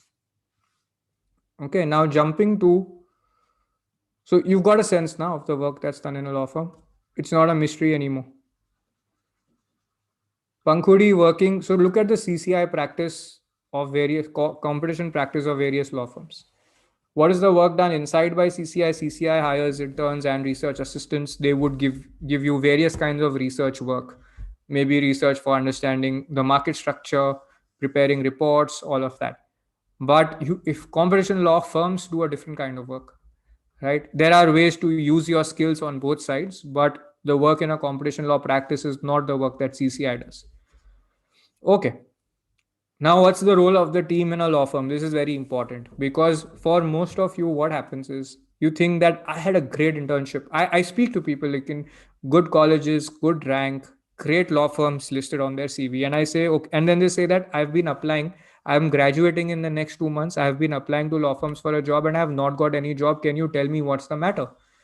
And I say, okay, what happened to one of those internships? Why didn't they convert to a PPO? How was your internships? They're like, I had a great time in the internship, but I don't know why it's not converting. Then I say, send me your CV. In the CV, I see that they've just said that they've done research work on Companies Act, research work on securities law, research work on this. So despite being from a good institution, having a good rank, having good internships, they've not written about the work in their CV because they haven't done the work, because they didn't go out of their way to learn it. Okay, so the internship just happened, passed by. The name came on the CV, but they couldn't convert it into a job. Okay, so why did that happen? Because they didn't know what the role of the intern was in the law firm. For most of them, the game is over when the internship starts, because you're preparing for the internship, right? So you're looking at, okay, let me get to the internship, and after that, we'll see where it goes from there. But that's the first step. After that, you have to have a plan. Okay, for which I am going to share this with you. You need to understand how a law firm works. A partner's role in a transaction is to anchor the transaction, guide the transaction through its different phases, complete it, and the client is the partner is responsible from the firm's end to the client.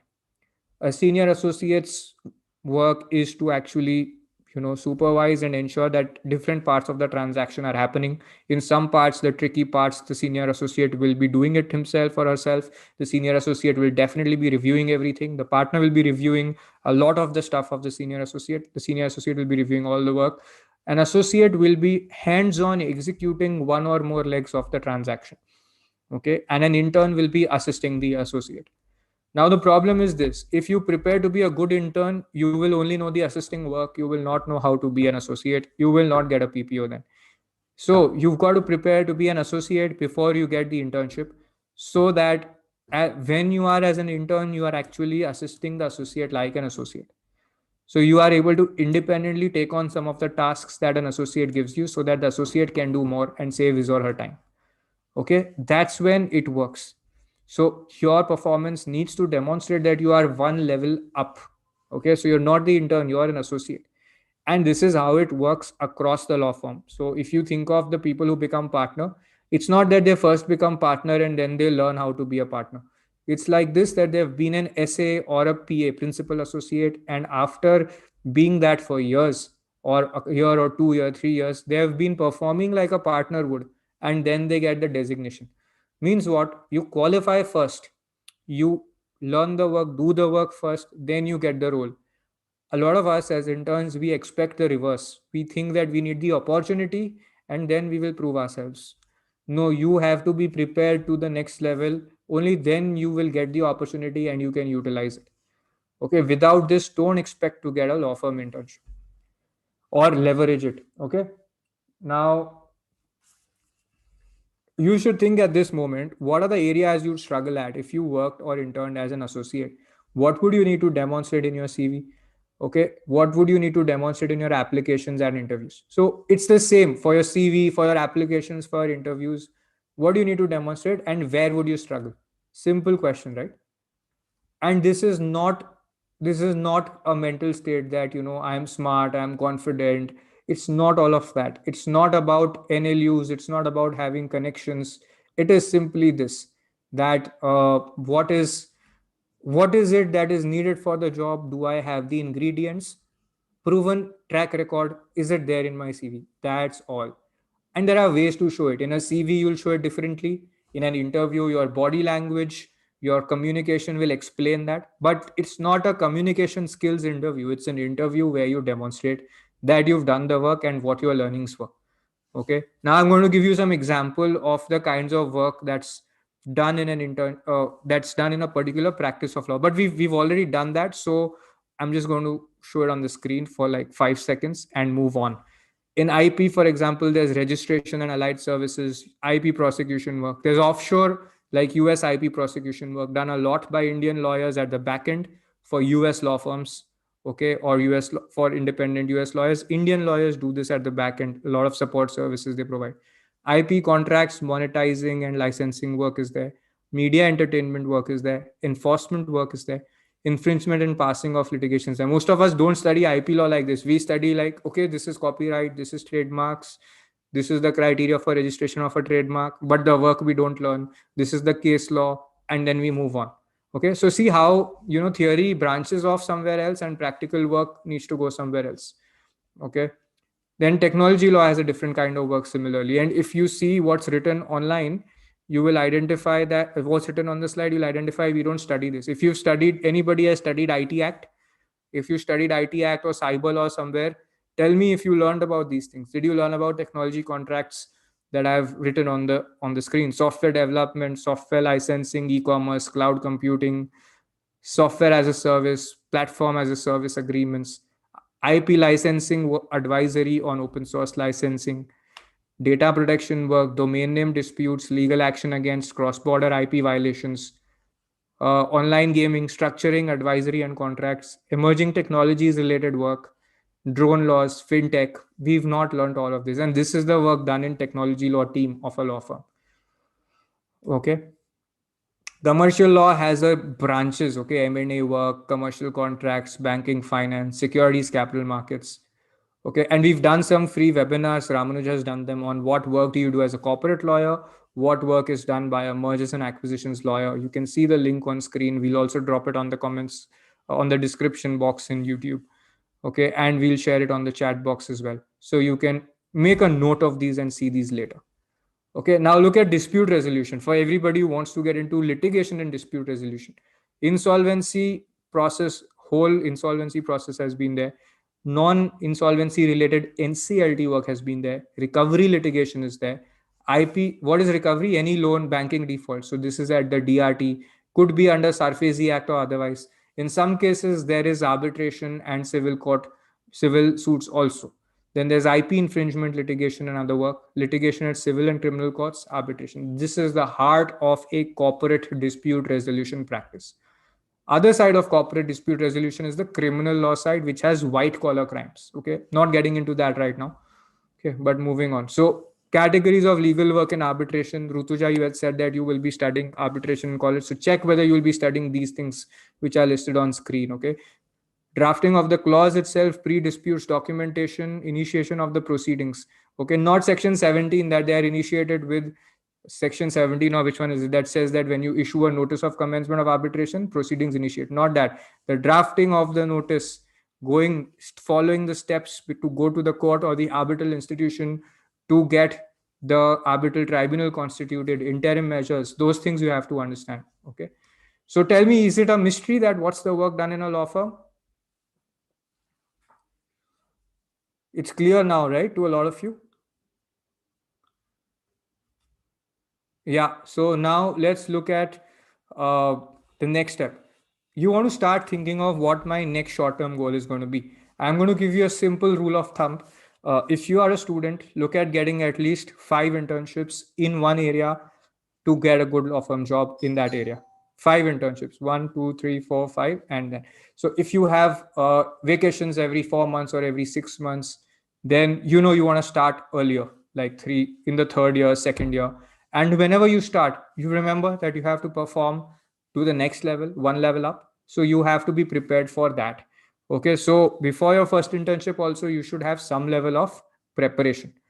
Okay, if you are starting late, still that, okay, 5 is a good number, but I need to focus all my internships, extend where I can, do virtual internships or remote internships where I can, so that I can at least work enough at the law firm that I'm going to work at. Okay. Virtual internships are of two kinds, Pranav. One is a remote internship where you are working live with somebody. The second is a pre-designed internships. There are websites which have a pre-designed internship. Now, those will count for your learning only, but not for your internship experience, because it will be it's like a course. It's a virtual internship which is pre-designed. So that won't work. Okay. So keep those two in mind. Yeah, inside Sherpa, that is a pre-designed pathway. No? So there's no live work happening there. So that is where the internship is not a full internship experience. Plus, they are not saying, that's not creating a pathway to get a job over there. Okay, so think of your short-term career goal in 3 to 12 months. Your goals could look like this. I want to pursue an internship in a tax firm in the next 4 months, and do 2 more internships by the end of the year. So 3 internships in 1 year of at least 3 months. Okay, that kind of a goal needs to be there. Okay, from first year's point of view, you must start from IP work. To Poonam, I said no. Ranjul, from first year's point of view, the best way is to start learning the areas that you're interested in, so that you can immediately start to apply for internships in those areas. We strongly suggest interning with startups as you are younger, and you will find better opportunities to work on business related issues. You will also learn a lot about the kind of the environment, the planning, how a business person thinks.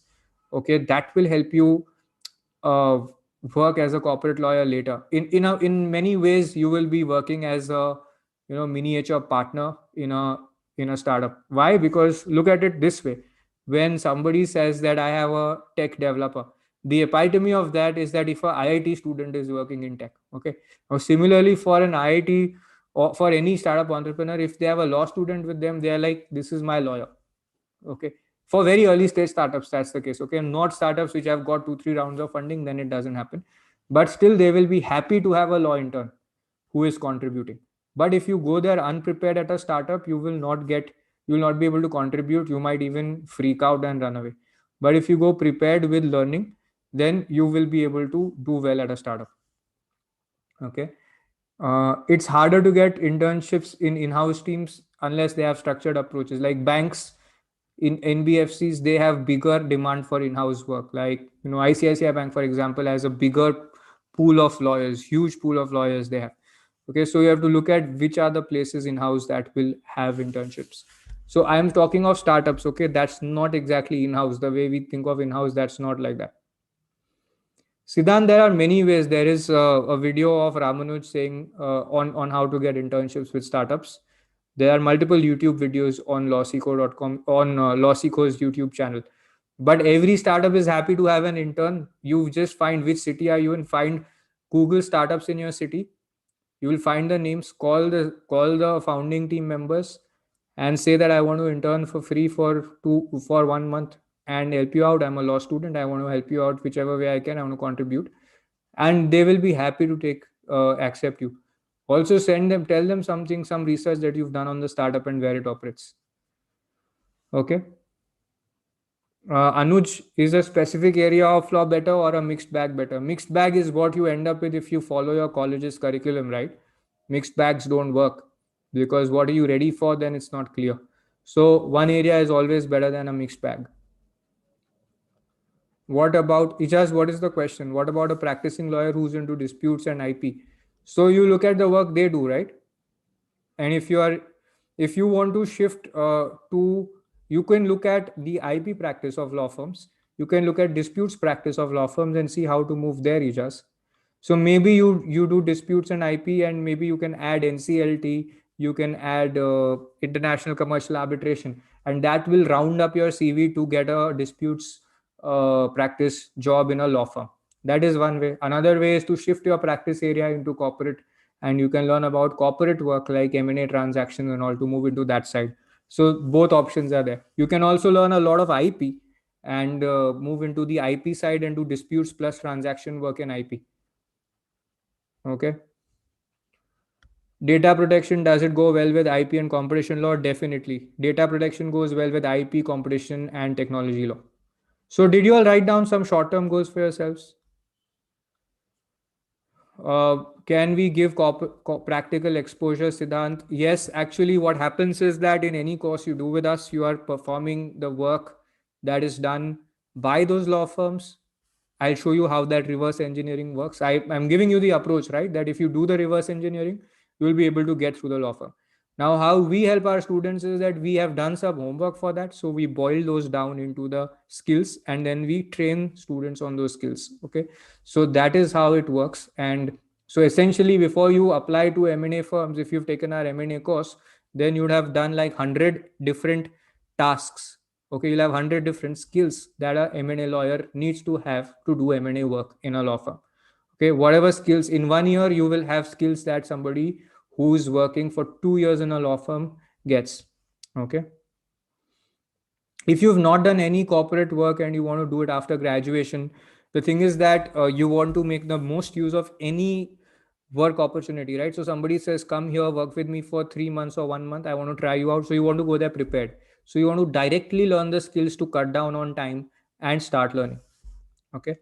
So how to be prepared for work in a startup? Simple ways there. You can look at our contract drafting course where we have explained different kinds of contracts that you need to make, and most startups will need a variety of them. You can also look at our business laws course for in-house counsels.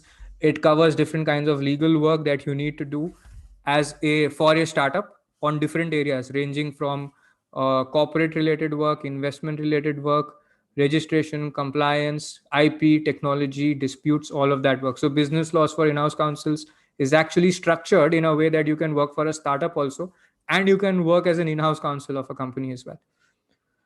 Okay. Mehak, I think you're doing a labor law course, so that would be like sufficient to show that you've got skills, a lot of practical skills in the area that you want to do an LLM in.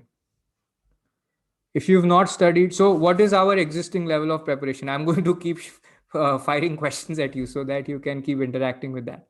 If you've not studied IP, but you're inclined towards it and want to give it a try, then you will need to study. If you're inclined towards something, You have to prepare and then try it out. Like you say that flying a plane really interests me. A lot of people want to be in the army, right? Or they've seen somebody fly a plane like a fighter pilot and they're like, I want to fly a fighter jet. So you can't fly it because if you crash it, you will be gone, right? So, or you don't become a pilot without learning how to fly.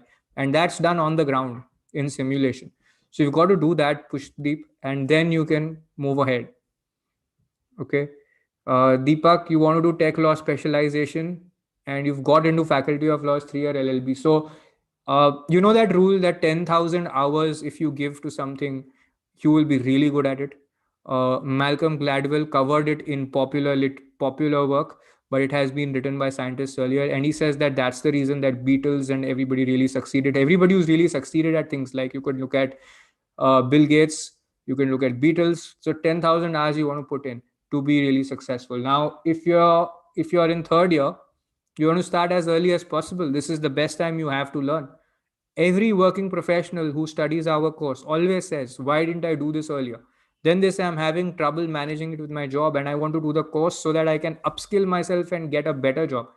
So you want to reach that position and then regret not starting earlier, or you want to do it right now? Because then you can get a better opportunity. You can increase the kind of opportunities you can get. Okay, so the best way is to start as early as possible. I started IP leaders after 1 year of working in trilegal. People laughed at me. They said, how are you going to do this work? I ignored it, but I had to do the work. I had to learn things while I was on my work of building a company. Okay, but the point is you got to start as early as possible. Otherwise, you will be going in a different direction. Like if I stayed on for longer, I'd have definitely learned more about corporate law, but I wouldn't have been building a legal education company then for that much time. And that would have been a big loss for me. That experience would have been a big loss, right? Liana Shaji, most of the courses are expensive. How can one train themselves on their own? Liana, you have absolutely no idea what you're studying for. You're valuing it based on the number. You're looking at 15,000 is a lot of money, 36,000 is a lot of money.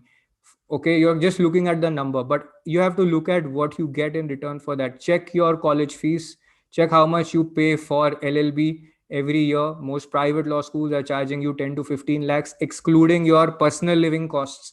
Okay, 1 year of survival without a law firm job after you graduate is going to cost you 20 to 30,000. That's your living cost. One internship cost in outside your home city is going to be 20 to 30,000. So you want to spend that money and have the risk of not getting a job, or you want to make every of those internships count? That's the question you want to understand. And if you look at the number of sessions there are, if a 1 year course costs 36,000, there are like 50 classes, 50 feedback sessions, special mentoring sessions. That straight away takes the sessions to 150. Okay, then there is guidance from writing assignment coaches, additional optional sessions. So you easily have access to more than like 100 to 200 sessions. And a lot of study materials, okay, and placement assistance. Now divide all of that with 36,000. You will be surprised that it costs less than a virtual Zoom fitness session. Okay, any fitness trainer will not come for less than 500 rupees an hour, but your classes, if you divide per class cost, will be lesser than that. Okay, so now you want to understand that how are you valuing things? Do you value only because of number? I cannot pressurize my parents because I should do this on my own. Hello, you have been studying on your parents' money for your school fees, for your college, all of that. So if you suddenly say now for one course which will help me in getting a job, I cannot pressurize my parents, then you want to see what are you valuing and how are you valuing things. You want to value things properly, right? So that is what you want to do. Okay. So somebody asked, how do I understand what's my interest area as a second year?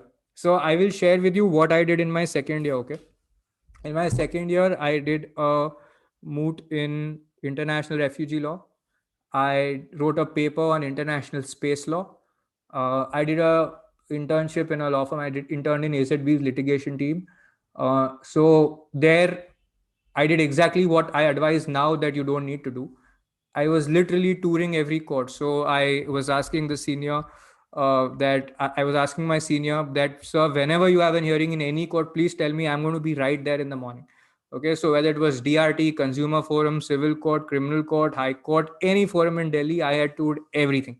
because I wanted to get as much exposure to anything, everything and anything. Okay. What I realized was that I could be equally interested in every area, and that it did not matter that which area I chose, as long as the area served my purpose. International refugee law, I wasn't getting a job. Okay. Even litigation, why I didn't do, despite loving it, in my from what I saw, was because I didn't see a stable way to build a successful career. Okay. As of then, what I only understood is that if I'm a famous senior advocate, that's the only time I'm going to be making money, and I have to spend like 30 years of my life thinking of that. And then also there are chances that despite having all the qualities, I may not make it. So I didn't think of litigation. I only thought about corporate. And I thought about corporate because the corporate law firms were coming to college and recruiting. So that was my fastest way to get a job. If I learned that, built a good CV, did corporate law firm internships. Technology law firms were not coming to college. IP, they didn't exist back then. A corporate law firm could come, recruit you for it, and then put you in a capital markets, technology, IP litigation team, whichever way they wanted. Okay, so but which was the biggest practice area there? It was corporate. But now it is different. Okay, a lot of colleges now, students are having to individually apply. Okay, so if you say that now, so now the question for you is that, have you tried any one area to even identify what's your area of interest? See, you are right now outside it. You are basically outside the actual, you're not in the cricket match. You're outside, you're observing an India-Australia match, and then you're saying, should I be a batsman, bowler, or a fielder, or a wicket keeper? Point is that you have to do all of that to identify what works, right? So if you're in the second year, what's the first thing that you can learn? You can learn two things. Okay, you can either learn how to draft contracts in different areas and use that to identify your true area of interest, because what happens then is you don't end up wasting time. Whatever happens, you don't end up wasting time because you learn practical stuff. Other way to look at it is, if you see, okay, this year I'm going to intern with startups and figure out how they do things, you can learn the business laws for in-house counsels course. Okay, that is also possible, and use that to find out what your area of interest is. You saw Nishit Desai's practice area listing, right? One was the lawyer's way and one was the client's way. So you have to look at what are the things needed to provide an end-to-end solution to a client. So you can start off looking at startups and then seeing, okay, this is what they need. And on the way, you will find your areas of interest. And this will have you build a lot of life experiences. I helped a startup. I was working with Ramanuj on a transaction in 5th year of law school. I helped a friend, Ramanuj's friend, in negotiating and raising investment from a foreign investor. Okay, now that was a life experience that counted a lot because I could speak about it in my interviews. I learned a lot about drafting, so that was the important part. Okay, any advice for a first semester student? Yes, I would have wanted to know. I would have wanted to intern with a startup. I would have wanted to go in networking events. I first went to a networking event like in 4th year. Ramanuj by chance went to Startup Saturday. He invited me then later. And I would have wanted to go there in the first year. I would have wanted to intern with a startup in the first year. Okay. I would have not wanted to limit myself to an NGO. I would have done the NGO also because I would have had a FOMO otherwise, right? Fear of missing out. So I would have done my NGO internship. I'd have also done my startup internship. Okay. Okay. So how do you prepare to apply for law firm internships if you don't have any particular experience in it? That's what I'm saying, right? Choose one area and learn it. Okay, you can learn it on your own if you want to, but if you want to learn it fast, reliably, have lesser chance of making mistakes, and have a more reliable chance of getting an internship, then you can learn it with us. Okay, so you have to learn about the area, otherwise it doesn't work. Now, quick self-assessment, check on screen. What is the extent to which our existing system is training us? Okay, and 8 types of activities I have listed below. College activities, articles, conferences, moots, additional courses, CS, internships, other extracurriculars. All these 8, identify to what extent they are training you. If you make your articles practice area specific, superb, that will work. Okay. If you attend a conference where conferences are not helping you there because you're meeting academics, if you want to go in a teaching job, that will help, but it's not always helping you if you're not able to network. Okay, you attend a conference by tie and you meet 20 startup entrepreneurs and you intern in 2 startups, that's going to help you. Okay, additional courses, CS course, internships, to what extent they help you? Okay, where are the gaps? Because you want to fill the gaps. I'm not saying nothing helps you at all. Okay, I'm saying to what extent it helps you and what is the gap that you want to fill. Okay. Mansi, can a 3-year LLB student from ILS or GLC get internships in tier 1 law firms? Yeah, I think you are posted in Mumbai or Pune, so that's very much easier for you because you can go to the firm's office and work from there. So that's an advantage that GLC students have. ILS, I do not know if you can directly go there, but you will still have a lot of opportunity to work. I'd say that get the skills, like irrespective, you want to get the skills and convert the internship fast. Fast means what? 3 months, 4 months. That's what you want to do. Ritik, most of the law firms rarely give chances to NLU, non-NLU. Ritik, I will share a whole document with you. There are some 70 slides here at the end. Stay till 9, okay, or stay till 10. There are like 50, 60 slides of our students, non-NLU students, who've got internships in good law firms, okay, and in different practice areas. Okay, and our placement team has helped them get, and I don't have record of how many other non-NLU students got internships and jobs on their own after doing our courses, but there are so many and we haven't tracked it. Okay, now you want to see that where you're coming from. This is what they are saying, but they are saying this why? Because they don't have any other metric to judge you by, and everybody is not even saying it expressly. Some of the firms may say that, but a lot of times you are inferring that they don't have anything, they don't have an interest in giving non-NLU students an internship opportunity. You can publish on blog.ipleaders.in. If it's of the right quality, then we will publish it. Otherwise, we'll send it back to you for feedback. You can improve it and do it. Somebody asked about the courses of LawSikho for getting these law firm to exposure to corporate law firms. You can look at any corporate focused course. There's banking and finance, M&A, contract drafting. If you have no idea of the basics, you want to learn about the initials, then I would suggest you start with contract drafting. If you are comfortable with that, you can start with M&A. Okay. M&A is heavily focused on the corporate transactional practice, VC transactions, due diligence, PE transactions, M&A transactions, acquisitions, joint ventures, exits, all of that. Okay. Arjun, how can a moot court competition help you get an internship? What is a citation?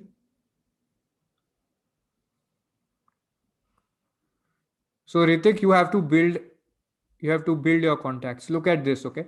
4 elements for success at law firm internships and interviews. What doesn't matter is your here.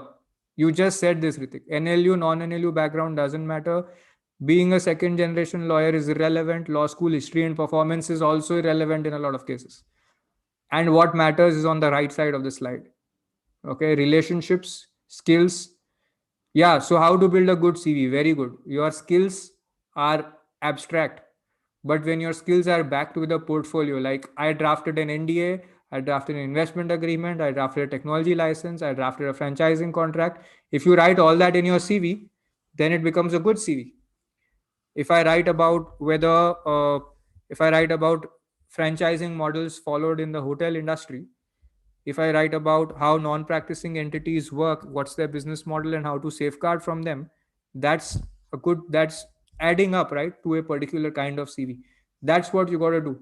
4 things on the right hand side: relationships, skills, knowledge of the work as demonstrated by articles. Don't write random articles, write articles on the work, on the practice area you want an internship or job in.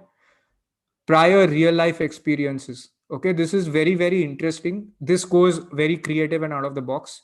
You can do this a lot of times when you have the first 3 in place. Okay, and prior real life experiences could be that you worked with a startup and you were interning, but internship got over, but you stayed in touch with them and they asked your help, or they asked you for your advice on negotiating a particular contract later, which was in the middle of your exams, and you learned something about it. Or you started, let's say, a blog for Indian entrepreneurs on how to negotiate term sheets with VC investors, and where they wish that some clauses were different. Okay, those experiences will give you a lot of original material to use. Okay, but that is always built on top of existing skills and on top of your current CV. Okay.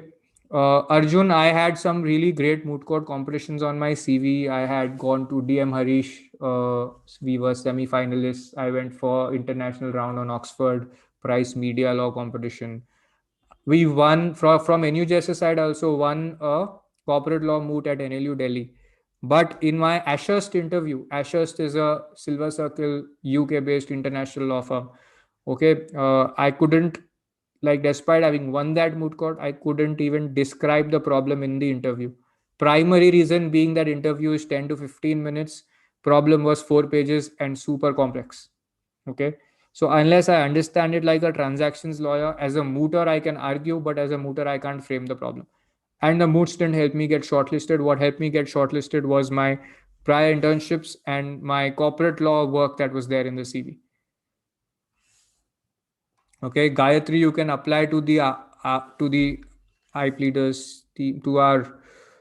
You can apply to intern at LawSikho. There's an ID I'm writing, internship@highpleaders.in is the ID for working on a research internship. There's also a course we have on Introduction to Legal Writing, which is a 1 month online course to help on the basics of writing. Okay, now let's move on to these four. Okay, these four pillars are going to go in your CV. Okay, nothing else is as important as these four pillars. And as you saw, I wrote relationships. So if you're a first generation lawyer, second or third generation lawyer, you still have to build your own relationships. You may have the luxury of someone else's relationships and you can benefit from it.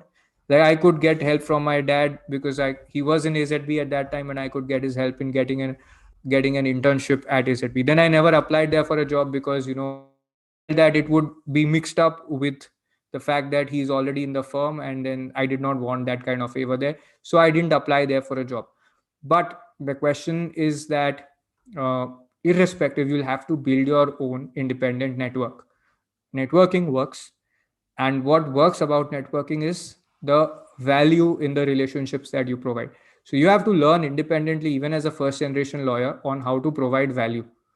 Okay. Astha, could you watch the Q&A segment? I have not been able to see those. There's too many questions on chat itself. Okay. Smarth, if your agreement is above average or about average, you won't send one agreement. Okay, our team will tell you to send at least 5-6 things, 5-6 documents having at least 10 agreements. Okay, and in the course you have 100 agreements, so try to do all of that. Don't do only one or two. Okay, this is like very small action. Don't take tortoise level action, please. Okay, take a proper full blown action so that there is no chance of getting refused. Okay. Can you sail through internships without moots? Very much. Yes. You can sail through internships without moots. Shreyaj Mahajan, I will share for sure. Okay. So what are the 4 pillars? Quickly, we're going to jump to this. Relationships, that's networking. Okay. Relationships is networking.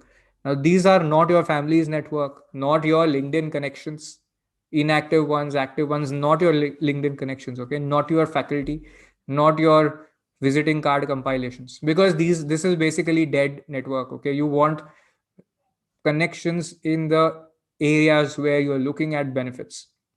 Okay. So for example, if you want to work in IP or technology law, corporate law, you should be connected to at least 50 associates and senior associates who have 3 to 5, 6 years of experience. You should be writing, every month when you write an article, you should be actively in communication with them over mail or LinkedIn on getting their feedback, on sharing these things with them. You should be able to ask them for help. They should be able to ask you for help. You should have added value to them. You should have, evoked their curiosity. So that kind of thing is important to have a working relationship, and you should do that with at least 50 people. Okay, you can do it with more people, but at least 50 is important. Okay, Kanika, attach all exercises in the course. Okay, if you do extra work, please show it to the recruiters. They may not want to go through it, but they will know that you've put in the effort. So where do people struggle when you are building a network? Check where you struggle. Okay, one is whom to add as connections. how to add or introduce yourself, how to nurture your relationships, and how to ask for help, right? Uh, don't go to networking events right now. You can, but you can also log in online. You can check on networking events by TIE, Startup Saturday. A lot of organizations are there. Okay, you don't have to, but the point is to build your own network. You can go to a few, like I'm not saying just, attend 20 networking events. That's not going to help. You can choose one or two. You can go to the Startup Saturday or TIE networking events. I'm not aware now how they're conducting. A lot of them have gone online for the period of the lockdown and have been doing that. Okay. So where do people struggle? किसको add करना है? How do you add? Whom to add as connections? Introducing yourself. So what do people say? You will write to the senior most person in the biggest law firm, and then you'll say, I want an internship at your law firm. That kills your opportunity. Okay. It has to be divided into 4 steps. So you have to introduce yourself. You have to nurture the relationship. Last you have to ask for help. This cycle can take anywhere between 3 to 6 months with one person. So if you start like making connections right now with hundreds of people, in another 3 to 6 months, you can expect that I will have at least a good relationship with 10 or 20 people who will want to talk to me, who will share information with me, with whom I can learn from, whom I can talk to them. They'll not teach you, okay? Don't expect them to teach you, but they will. This will be a valuable network where they can give you information. They can ask you for help. You can ask them for help. Okay. So you want to add 20 seniors to your LinkedIn. You did that search, no, for finding out who is working in which law firm. From there, now you pick up 20 seniors based on, you can search firm wise also. Each firm you go, search who's working there. Okay. Add those people and add people with 3 or 4 years or more experience in your area of interest. You don't know your area of interest, pick 2, pick 3, pick 4 areas of interest. No problem. Okay. And then you add them. Okay. What things would you like to talk about for 3 to 6 months? Yeah, very good. I'm going to tell you.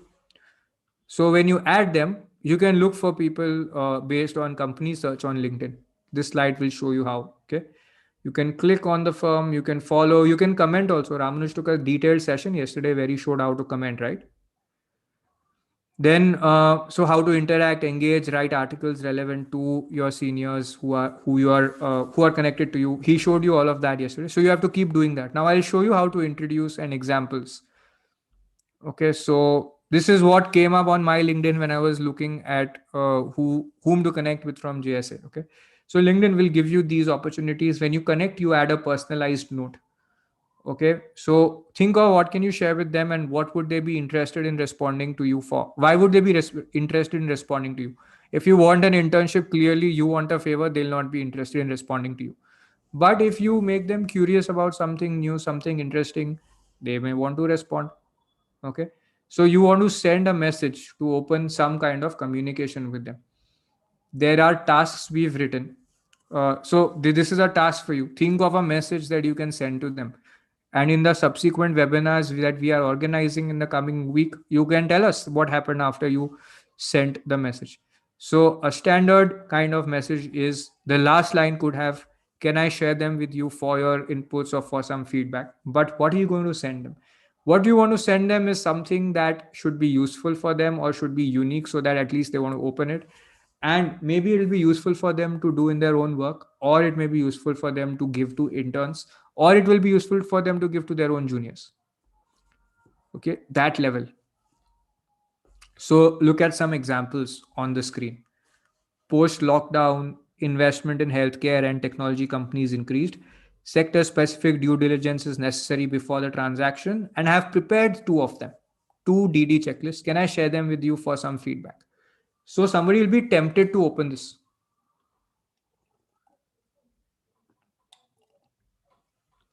Okay.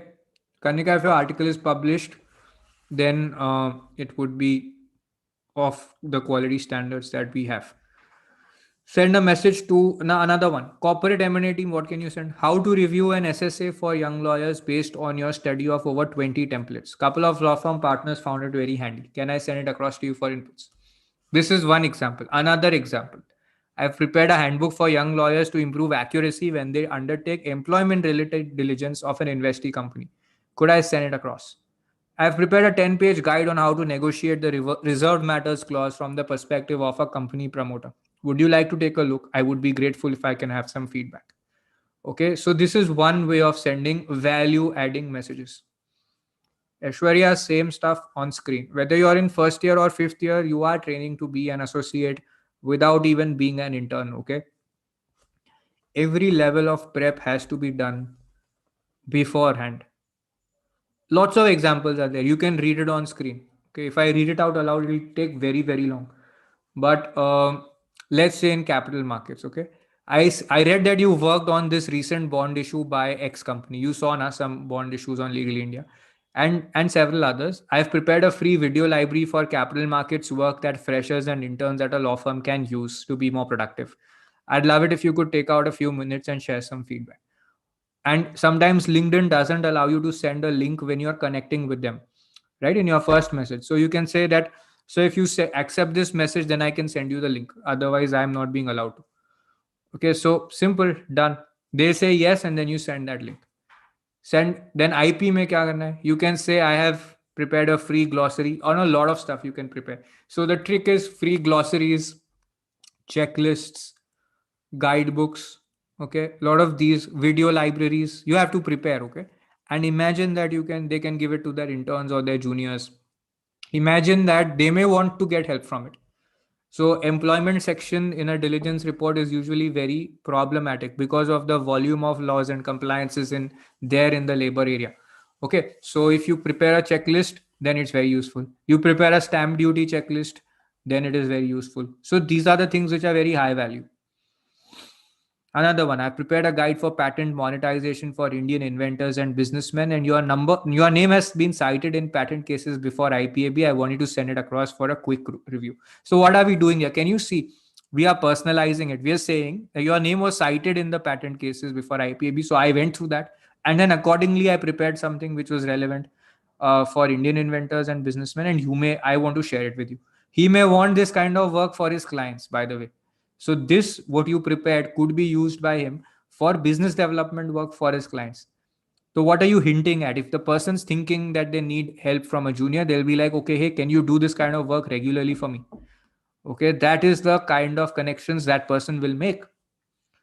Okay, in-house team of a media company. I've recently written on how production houses can enter into contracts for product placements in movies and TV shows. Okay, then I have recently published an end-to-end legal guide for engagement of actors and other staff to create a movie and license it, which has been liked by 300 people already. You are sharing some validation here.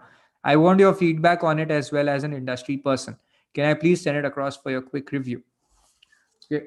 Then I have recently written on legal issues arising when a bestseller book is converted into a movie and how to protect producers' rights. Would you be interested in going through it and sharing some quick feedback? Okay, then what do you send to a bank or an NBFC? I have prepared a step-by-step action plan for in-house counsels at NBFCs to follow if they face a loan default, indicating areas where enforcement is gray, where it's black and white and where it's gray. Can you give me some quick feedback? Okay. So a lot of stuff like that you can create. And these are just examples. If you're going through a course with us in a systematic form, you will be able to invent new ones. Okay. Look at this. If you're writing to a real estate developer, I've identified 3 new business models that the real estate industry will shift towards, and the legal documentation and compliance is necessary. Would you mind sharing your email ID so that I can send it across for some quick feedback? So this is ambitious. You want the person's email ID. I've reviewed 10 technology acquisitions of 2020 and prepared a checklist for technology due diligence for M&A teams. I've also covered one of the deals that you worked on, name the transaction. You can use it from the firm's website or Legally India. So I thought it would be great to reach out and get your feedback. So it's so personalized that person will be curious enough to open it and read it and write back to you. If it's crap, then you will obviously not hear back. Competition team.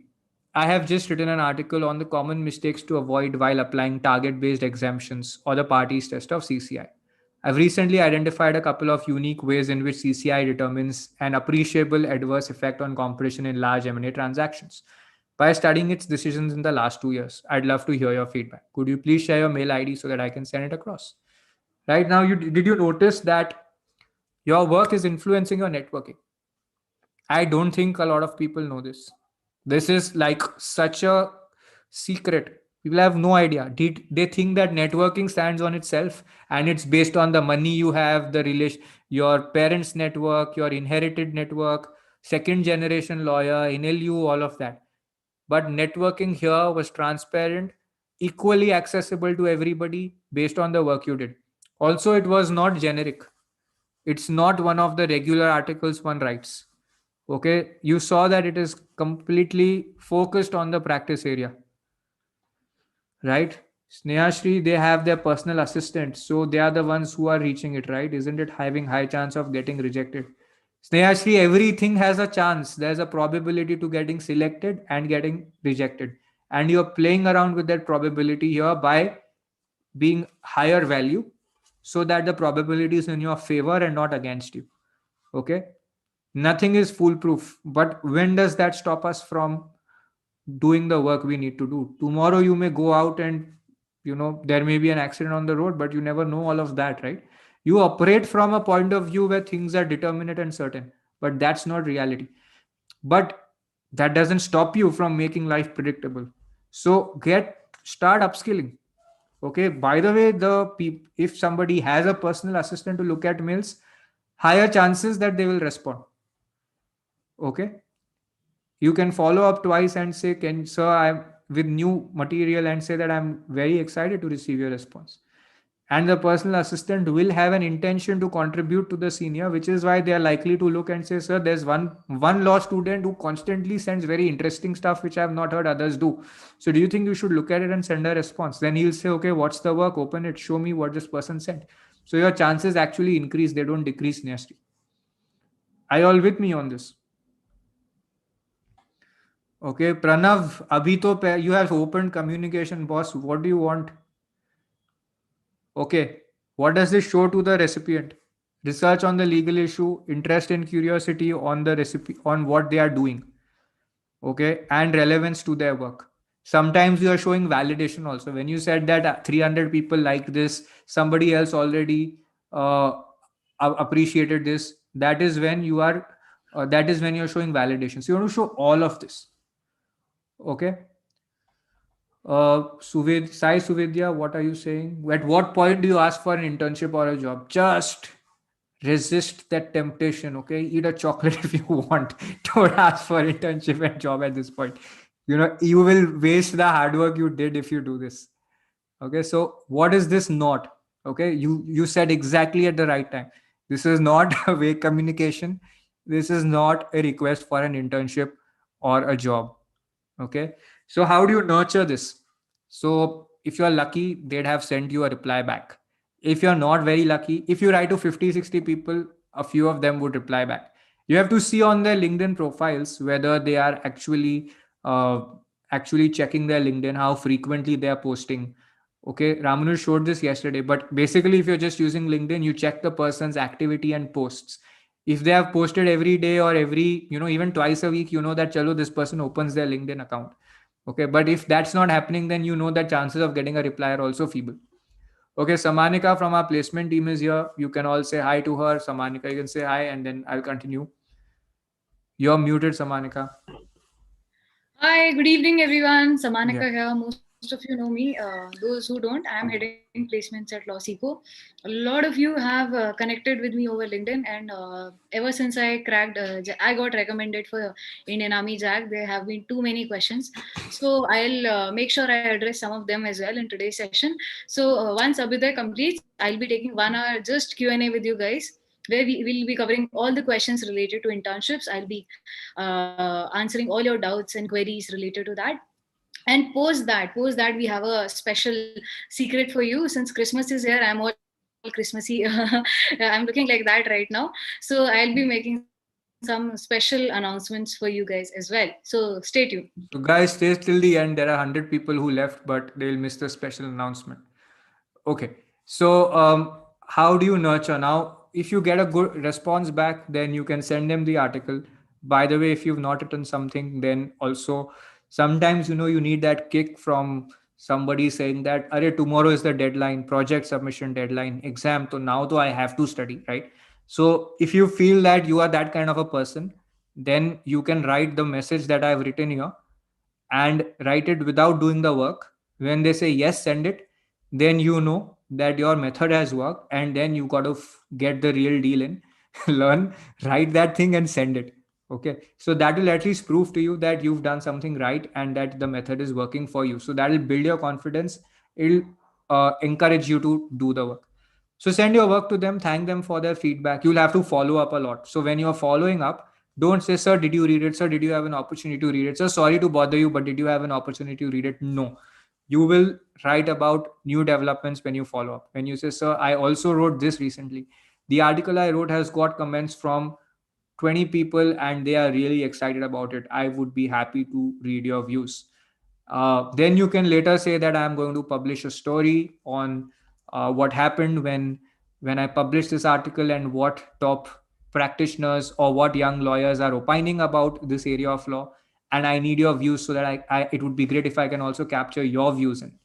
So what is that doing? It's enticing the other person to respond, and you are having a productive follow up. You're giving a reason to them to respond, and you're not saying, sir, please tell me, sir, please tell me, sir, please tell me. Okay, that you don't have to do. Okay. Okay. Good, Kanika. Keep doing this.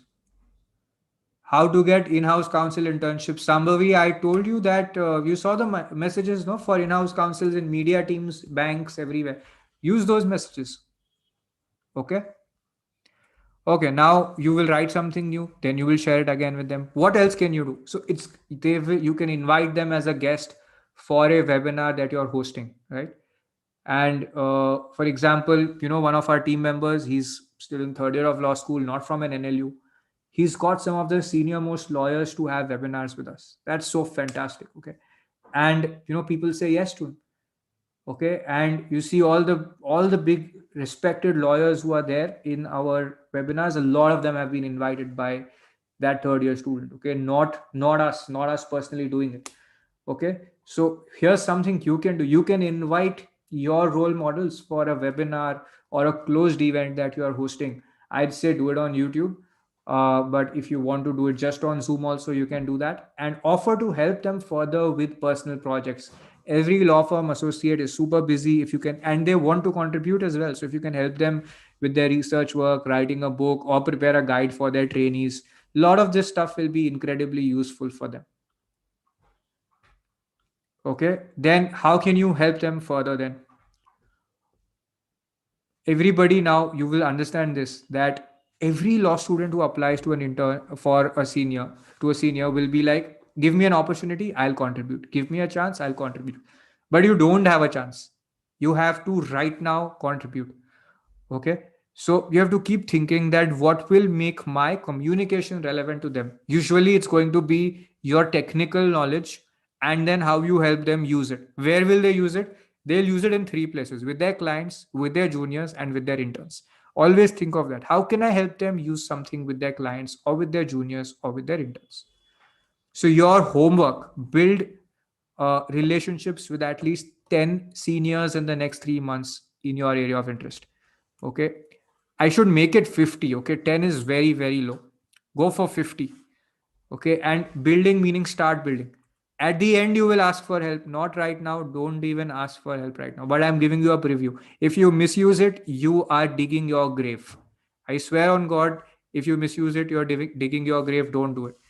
When you need to get an interview for an internship or a job, you will say, I've published 5 articles in the last 3 months in this area. I'm looking of applying for an internship in a firm that works on this. Can I send an application to this firm? Would you be able to put in a word? And you can name their firm. Okay. So I'm thinking of applying to your firm. Would you be able to put in a word so that it's opened by the HR and considered on merit? If you wish, you may suggest a couple of other places where I may apply to. And thank you for your time. That's all. Okay. Or other variations. Okay. And you will say that I'm thinking of applying for an internship 3 to 6 months later, not right now. Okay. Can you put in a word? And you can suggest other places. So what are they putting in a word for? They're not saying that give him internship. They're saying this person is good. I know this person. Evaluate him on merit. Okay. And this is not a big deal for any associate who is like working on this process. Okay, a lot of associates, I'm not saying everybody will do this for you, but a lot of associates, a lot of senior associates will do this. Okay, Snehashree, no, you are just randomly picking up names. Yeah, you have to think of the work you want to do. Don't just say, okay, I'll intern in the Supreme Court, then I will say that Supreme Court lawyer should give me internship, or a corporate law firm should give me. No, no, no, no, that won't happen. Be as direct as possible. Okay. Okay, so you understand, if you directly apply for internships and jobs, it will become superficial. By the way, I've just taken this Jayant Bhatt's post and I found it super relevant for this session. Okay, this is not 13 hours ago, it's an older post about 2 months back. And he said that every time I'm posting something regarding internships or someone's training experience, I'm getting a lot of messages, and people are conveniently ignoring my previous posts and they are not scrolling and learning. And then these are the things not to do, right? Randomly people will say, I want to intern with you, how do I apply? Just read his profile page. I want to learn from you, please do. I encourage you to keep reading my posts. I have a query or set of queries, please watch my YouTube videos and interviews. I'm sure you'll find your answers, right? So you are wasting somebody's personal time for things that you can find answers to elsewhere on their own system. Okay, and Jan Bhatt has a very successful law practice, has a lot of juniors, and is very well respected. Okay, so now the thing is that if he's already put out content, why are you making him do double work? And this happens for a lot of young lawyers. Like if you directly apply to a law firm for an internship, this is what you're doing without building relationships. Okay. Uh, like this eighth one, check. And ninth one, I really want to work with you. Read my CV. Let me see your CV. I want to do X. Please do. You don't need my permission. I want to do M&A work. Okay, do it. You don't need my permission, right? So you want to show that in your CV that you can do it. Okay, so your skills, your relationships, all of that are connected. Okay, these are not isolated. Now, I was telling you, I'll show you about the work portfolio of some students. Okay, so you can see, I'll click on these. You all were saying, no, what do the CVs and what do the work portfolios look like? So I will just show you. So this is a contract law student, technology contract student. Okay. IBC, don't have other portfolios. 1 second, let me find more. Okay, so we have a lot of other subjects: real estate, IPR, media. I'll open 2-3, okay, so that you can see.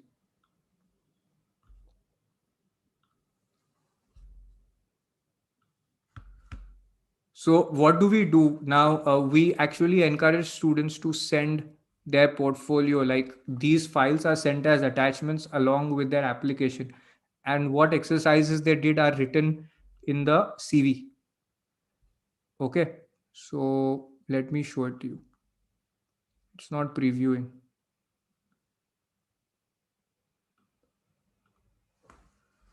So this is somebody's portfolio who did technology laws course with us. But irrespective of that, you want to see the kind of work somebody needs to do to get through for internships and jobs. Okay. Drafting a privacy policy for a website. Okay, now this is drafted by the student and they've got feedback on it. Somebody has corrected it. You see all these gray marks, these are the corrections that they've got. All these gray marks are the corrections. Okay, this is just one assignment. It's all loading. Preview function on this is not coming. It was faster with the preview function. Let me see if I can do a preview. Yeah.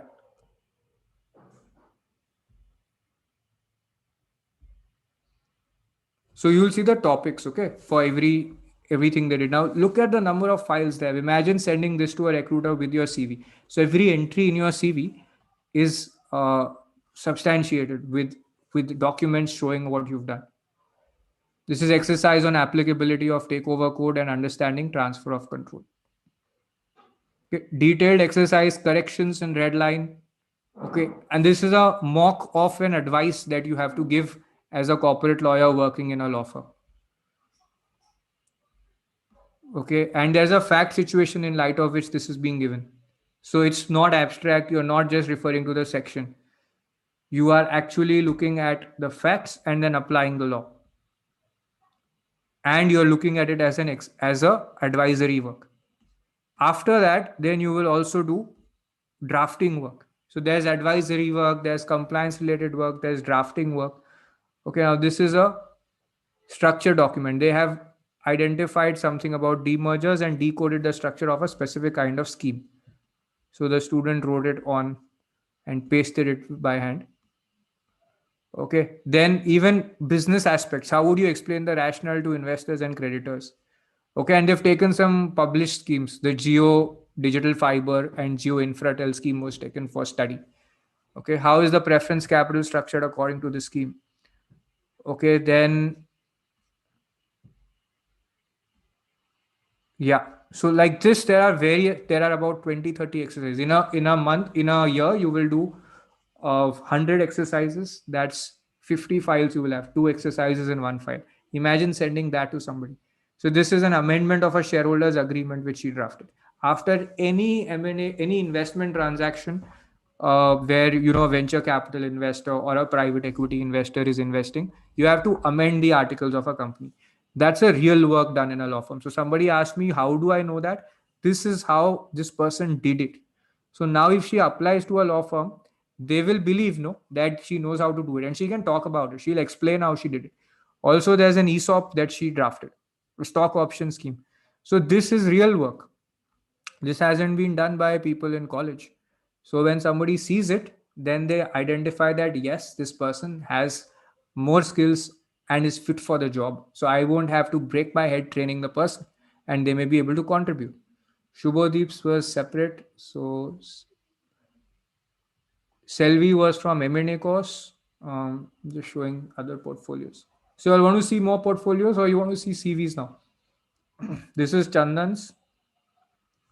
So everybody who's done this kind of work, detailed work, pursued the course and done it, they find it incredibly easier. Their chances of getting internships and jobs are enhanced because they have this portfolio backing them. This is a reply to an application before NCLT.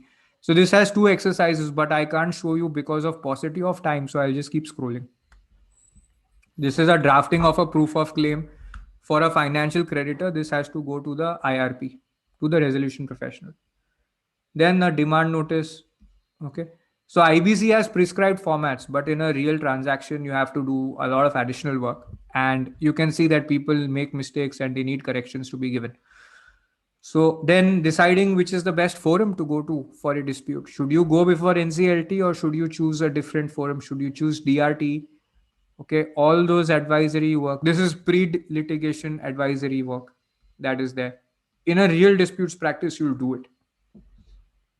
There's actual application under section 10 of the IBC. Okay. So every piece that you have to work in a firm, the goal is that you should do it before. Then only, and you should get coaching, you should get correction on it. You should get trained on how to do it. This is why people want to do internships, but that doesn't let us get internships or convert them into jobs. So we made a simple principle, do it before. Now you all can do it before on your own, or we can help you do it before. Doing it before on your own is a lot more complicated. So that's why actually, like, all of us set out together. We've got a team of 95 people who are working on this, plus external faculty who are working in full-time jobs, teaching as a part-time, work because they enjoy teaching, they want to contribute. That's how the system becomes possible. So if you think that you want to do it on your own, you should give it a shot, but you should know that it is really, really hard to conceptualize on your own to do all this work. Okay, so I'm going to move on. Okay, I'm assuming that you all have got a sense, and sometime afterwards, I will show you the CVs also. Somebody wants to see an IPR portfolio. Okay, but please everybody don't ask me for your favorite subject ka portfolio. I'll tell you where the portfolio comes from. Okay, if you go to lawsikho.com and you see the course, like you see intellectual property rights diploma, in that there's a list of weekly exercises. This portfolio is basically those exercises. Okay, the exercises listed on the site, those are what we have made them do and given corrections on and train people to do it. How do you get trained? You study materials, you see classes, you attend classes, and then you get templates, you work on that, then you get correction, right? That is how it works.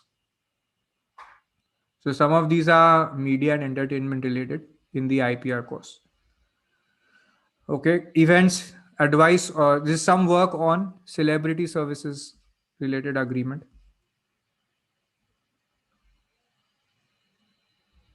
This is compliance with respect to audiovisual content.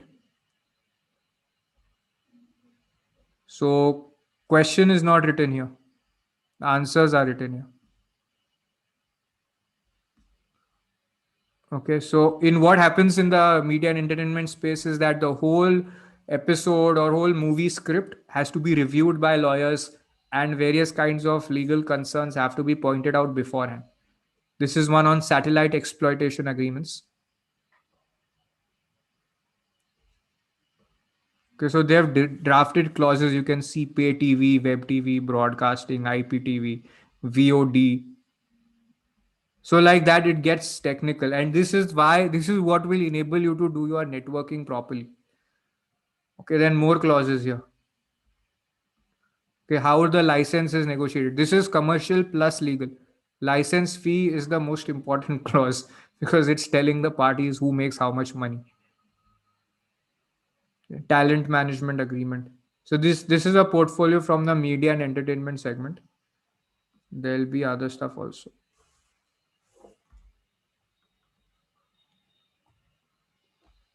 This is from the trademarks aspect. So pre and post current opposition. Then, sorry, I will have to see your opposition representation. This is in a patent case. By the way, you can do a lot of this without being a registered patent agent, without having a science background. Preparation and filing of a patent application. How to conduct a patent search. Okay, this is the patent side. There are some trademarks aspects also. Then this is the media and entertainment aspect. Okay, there was someone licensing. Okay, I'm going to move on then. So you got a sense, right? For every course, basically every area, every skill you learn, there will be a portfolio. So we'll move on, okay? There's a ton of things to discuss. And then Sammanika has a lot of offers for you.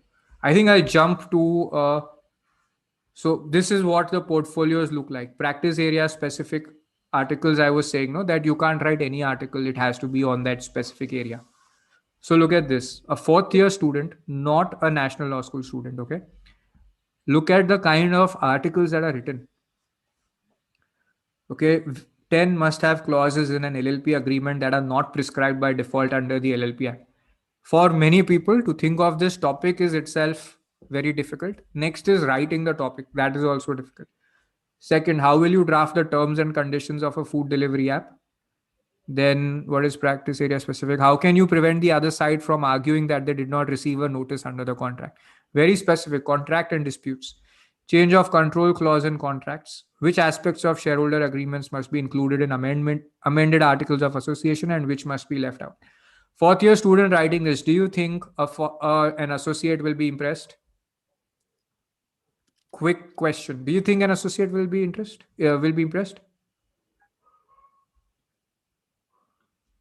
They'll want to at least get on a telephonic interview or give an internship. Is it regular for an NLU student to write like this? Every NLU student doesn't. I didn't write these many articles in my NUJS life. I don't know about Sammanika. Sammanika, did you? She's also from NUJS 2018 graduate, worked for a year at HSA in Mumbai. So we didn't, okay? And we know that today's time requires something different. So students are writing. Yeah, Madhavan, you're impressed. Okay. Okay, Abhishek Dubey. He's from Chandra Prabhu Jain College. He's now in third year. He was in second year when he wrote these articles. He's already done a good law firm internship in Delhi. He's done multiple internships in law firms. And he came and asked me for a PPO in second year. I said that you wait till your fifth year because people don't give 4 years afterwards ka job right now in India. But look at what he has written. Stock exchange approvals and disclosures required for M&A transactions. I've seen he's given me examples of how associates or senior associates got happy after they saw his work because he had done exactly that work in the article. So then when he had to do that on a live transaction, they were very comfortable. Seniors were comfortable and they were happy that he knew so much. Okay, all about board meetings and EGMs through video conferencing. This is important because you have to write this in the article in the shareholders agreement every time. Analysis of impact of COVID-19 on M&A transactions. M&As in telecom sector. Delisting of equity shares. How will including M&A under IBC resolution benefit corporate debtors? Top 10 blogs and websites for M&A lawyers. Difference between term sheets of equity, CCPS and CCDs. Associates have told him that they found this article of his beneficial and the resources he referred to useful, and they referred to those resources later. And this is a second year law student from a non-NLU. Okay. So now he is working with us, doing a lot of important stuff, also inviting a lot of senior lawyers to do webinars with us. Insane amount of stuff people can do. And he started here with this. Okay. And he was studying our M&A course. Essential stages of M&A under corporate law, as different kinds of M&A structures and differences between them, then top M&A firms in India. So if you're doing your research and finding out the top firms, you can write an article on that also. Okay, but do you find this impressive? Now, is it worthwhile One more for? thing, Abhyuday, he just secured another internship with a very famous M&A partner, and that too on his own. So instead of me helping him, he was helping me by saying, "Ma'am, should I talk about any other LawSikho student as well? Because I have secured the internship based on my profile." So yeah. Yeah. So do you all think that after he writes this, is it making sense for an associate to say that after you're in fourth year or if you are in NLU only, then we will give you an internship?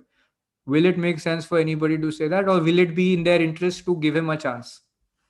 Okay, and this is in their pure interest. I'm not saying they have to do a favor. Do they have to do a favor to give him an internship, or is it in their own benefit to try giving him an internship?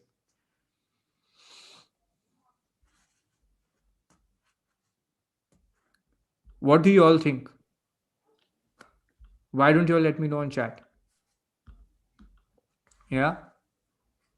On IP, copyright infringement for books written on the same topic, negotiation of royalty clause in a contract for book publishing, impact of Commercial Courts Act and amendment to it upon claims for trademark infringement and passing off.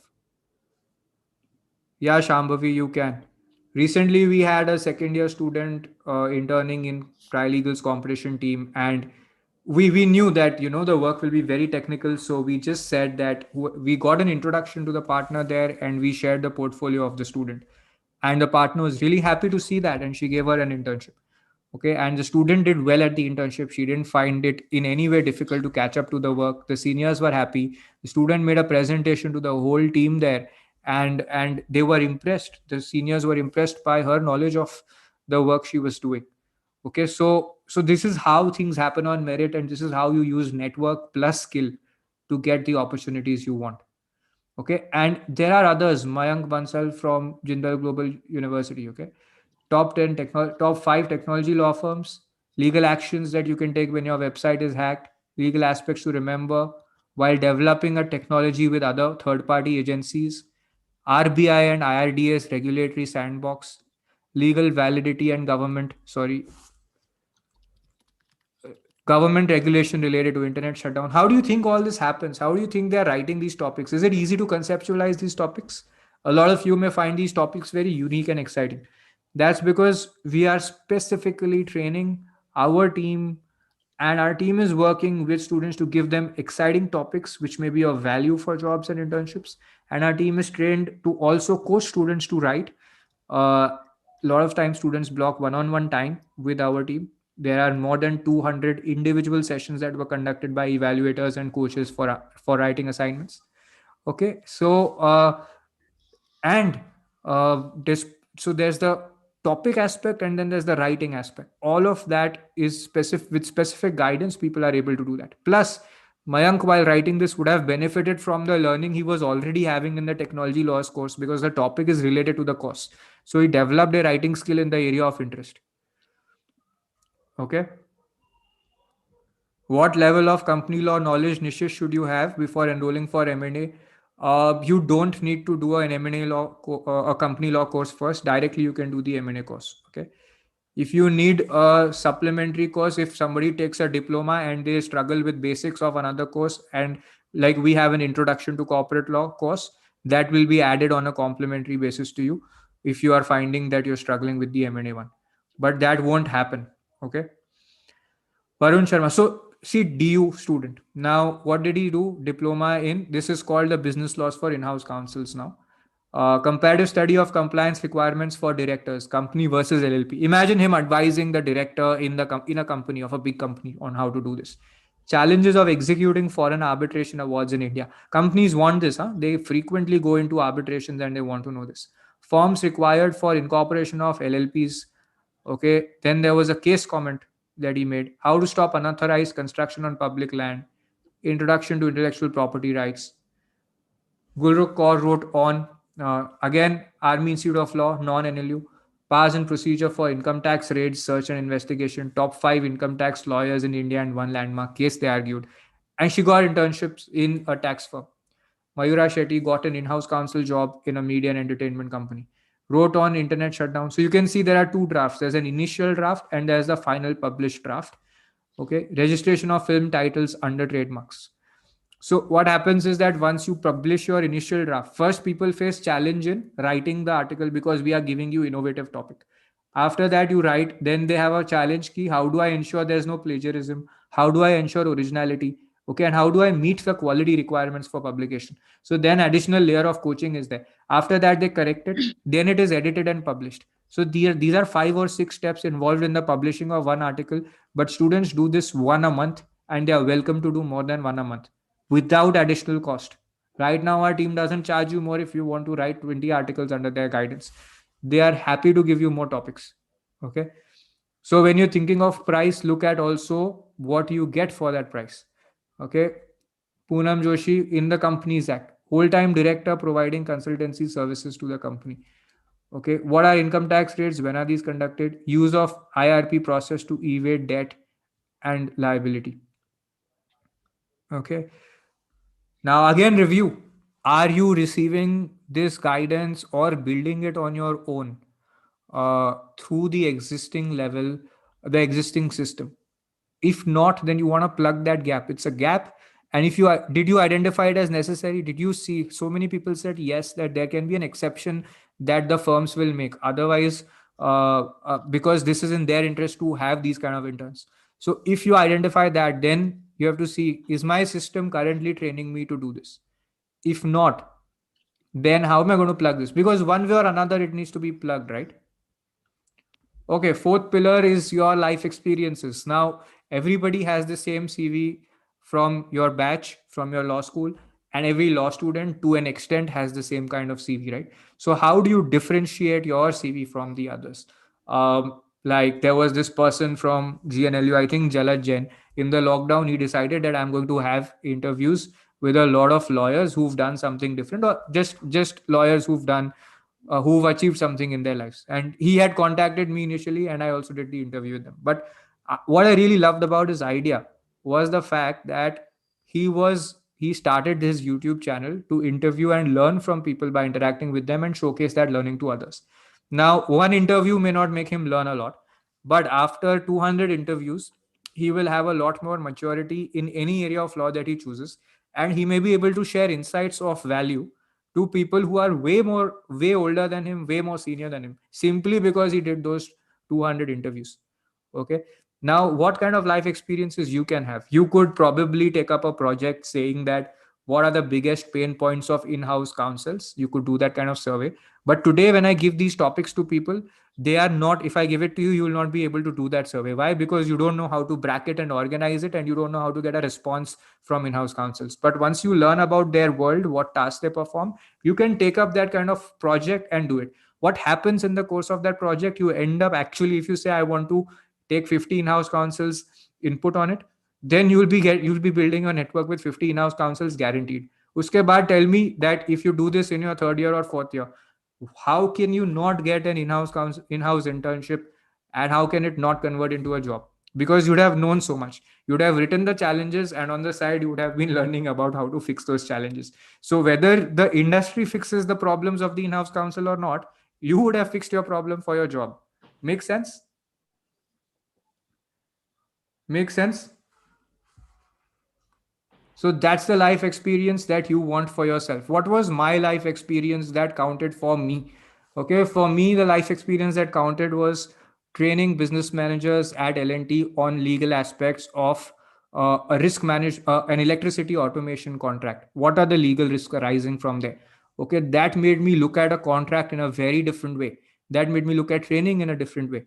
Then helping Ramanuj's friend, later also my friend, in raising a investment on from a foreign equity from a foreign investor. I learned a lot about what are the concerns of a business owner.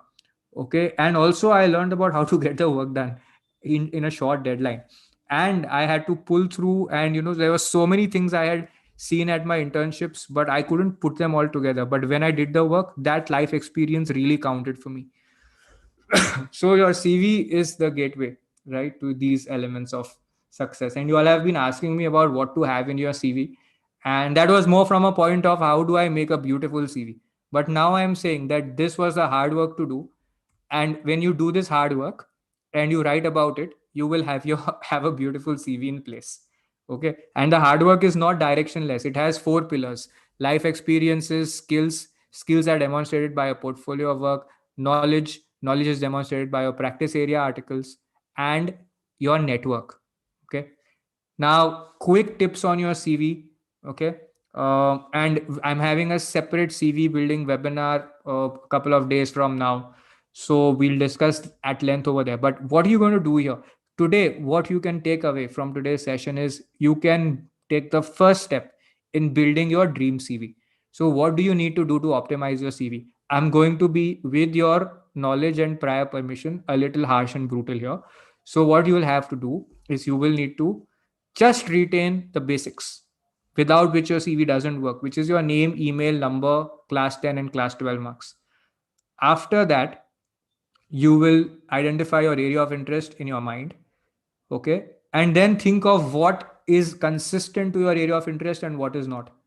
You will remove everything else. Every internship, see, you have a backup of your old CV, right? So if you hate my advice, you can use your old CV.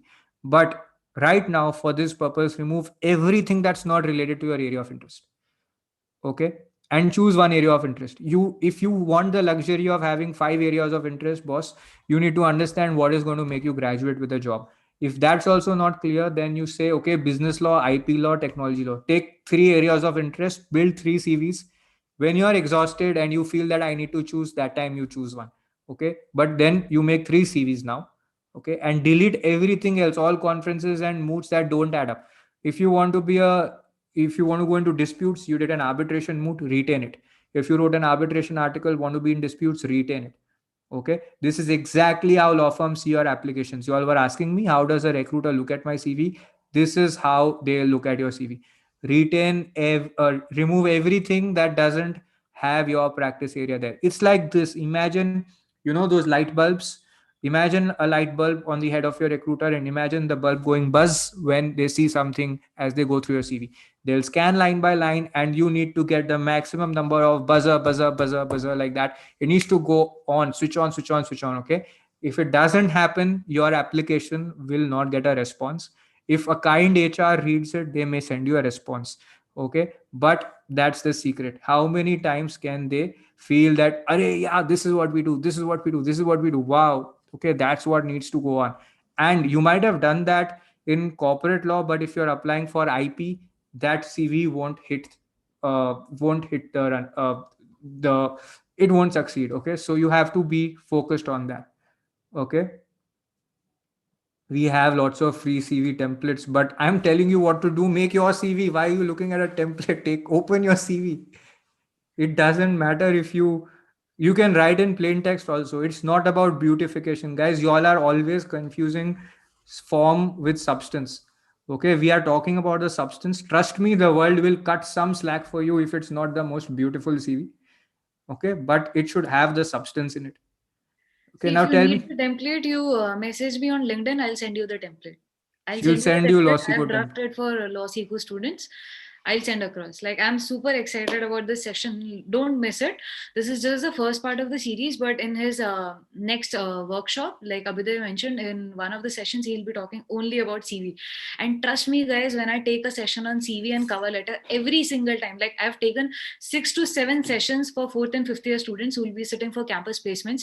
Every single time I told them I'll try covering it up within 1 hour, but then the remaining 2 hours get extended only for Q&A sessions. There are so many common set of FAQs which students ask me that all 7 sessions have extended for 3 hours. Like in first hour, I've always completed the information I want to give, and then all 7 sessions had 2 hours of Q&A. So like that's the amount of information I have with me with respect to CVs and cover letters. Why you get why certain people get the internships, why most of the students don't get, what is the right time of applying for an internship. Why, like somebody wrote on the Q&A session I was reading that Rutu had said, what if you are attaching work profiles also, but the HRs are not even scrutinizing or opening your mail? Everything, I'll tell you every single secret, and you will ensure that like after that you will come back and say, oh Sammanika, that actually worked and now we secured the internship. Because after attending those particular sessions, so far I used to do these sessions only for our internal students. Now we are doing it publicly as a workshop. So the students who attended, they came back and said, oh, we got an extension, we got a call back because we just did so and so like you suggested. So just stay there. 205 of you who are there on Zoom, and almost 50 of you who are there on YouTube. I believe like you guys have had like the energy to be with us for past 2.5 hours. Just stay with us for like half an hour more, and I'll address all your queries like one by one. I'm I super think excited. you should stay till 10. We can take a Yeah, five yeah. minute If you break. can, You try can staying with me till get 10, your lunch and you'll dinner on get your like table. 1000% return out of this free workshop. But even if you can't stay with me till 10, just half an hour stay with me, and don't lose your Josh. You've been there. Don't like leave the session, because that's where I'll be addressing all the doubts which you have as students. So far, Abhyuday has given the expert gyan. I'll be talking from the side of students. Okay. Yeah, I'm also on student side only, but Right. So I'm whoever not is any excited, expert whether side. you are on YouTube, whether you are on Zoom, just say my Josh is really high on the comment section. Like I just want to know how many people are excited and how many who are just like have opened the session on Zoom and are busy doing other stuff. So if you're excited about this, if you want me to address your queries, just write my Josh is really high. Oh my god. Oh my god. Look at the comment section. Superb. Nice, nice, nice. Superb, guys. Amazing. Maintain that energy. Yeah. Superb. So people are concerned that if they follow what I said right now, their CV will vanish. Okay. So yes, your CV will vanish, and that is the point of your dream CV, to have the CV of your dreams in place and to remove the things that are not relevant for your job. Okay.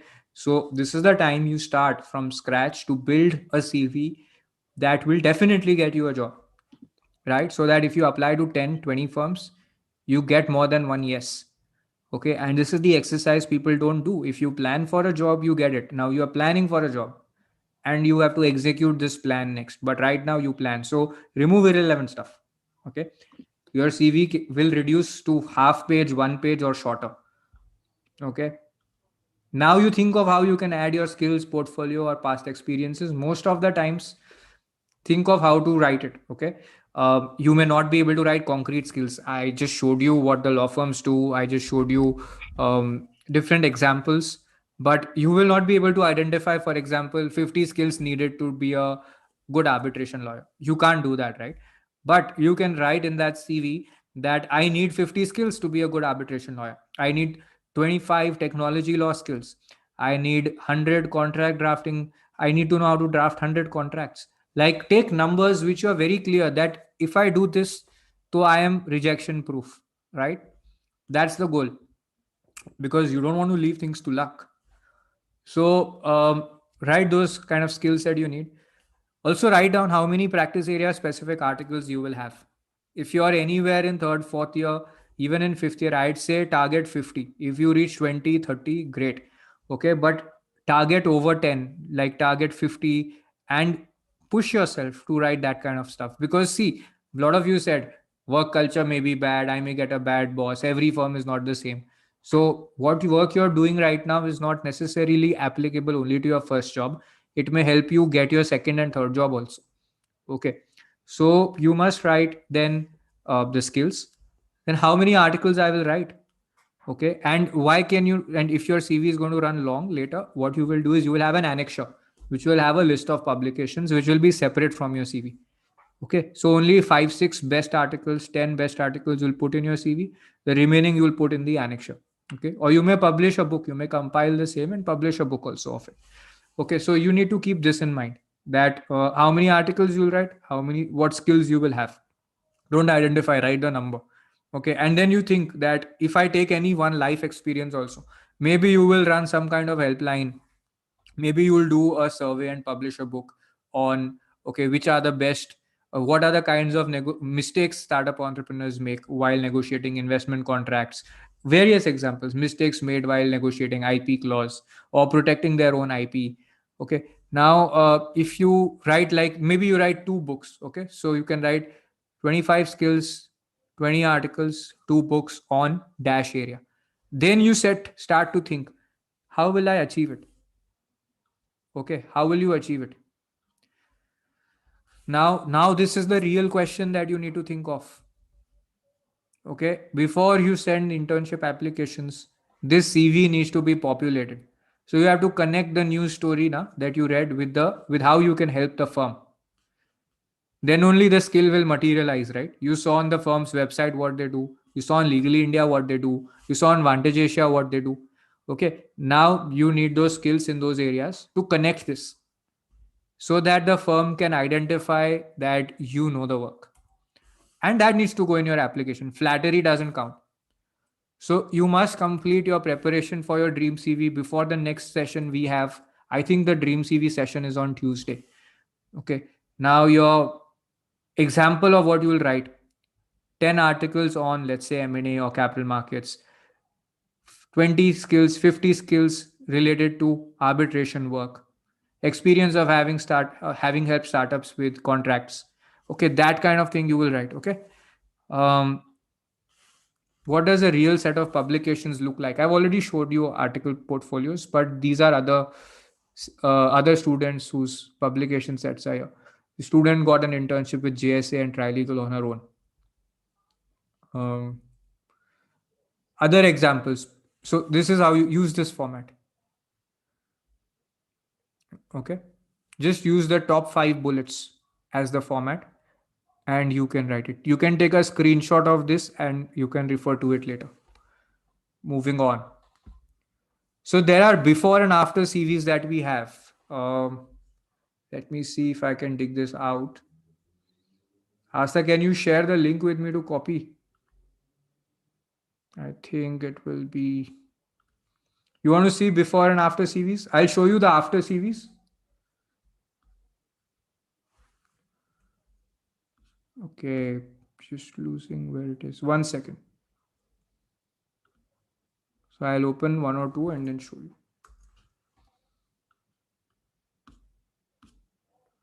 You want before and after both. Very good.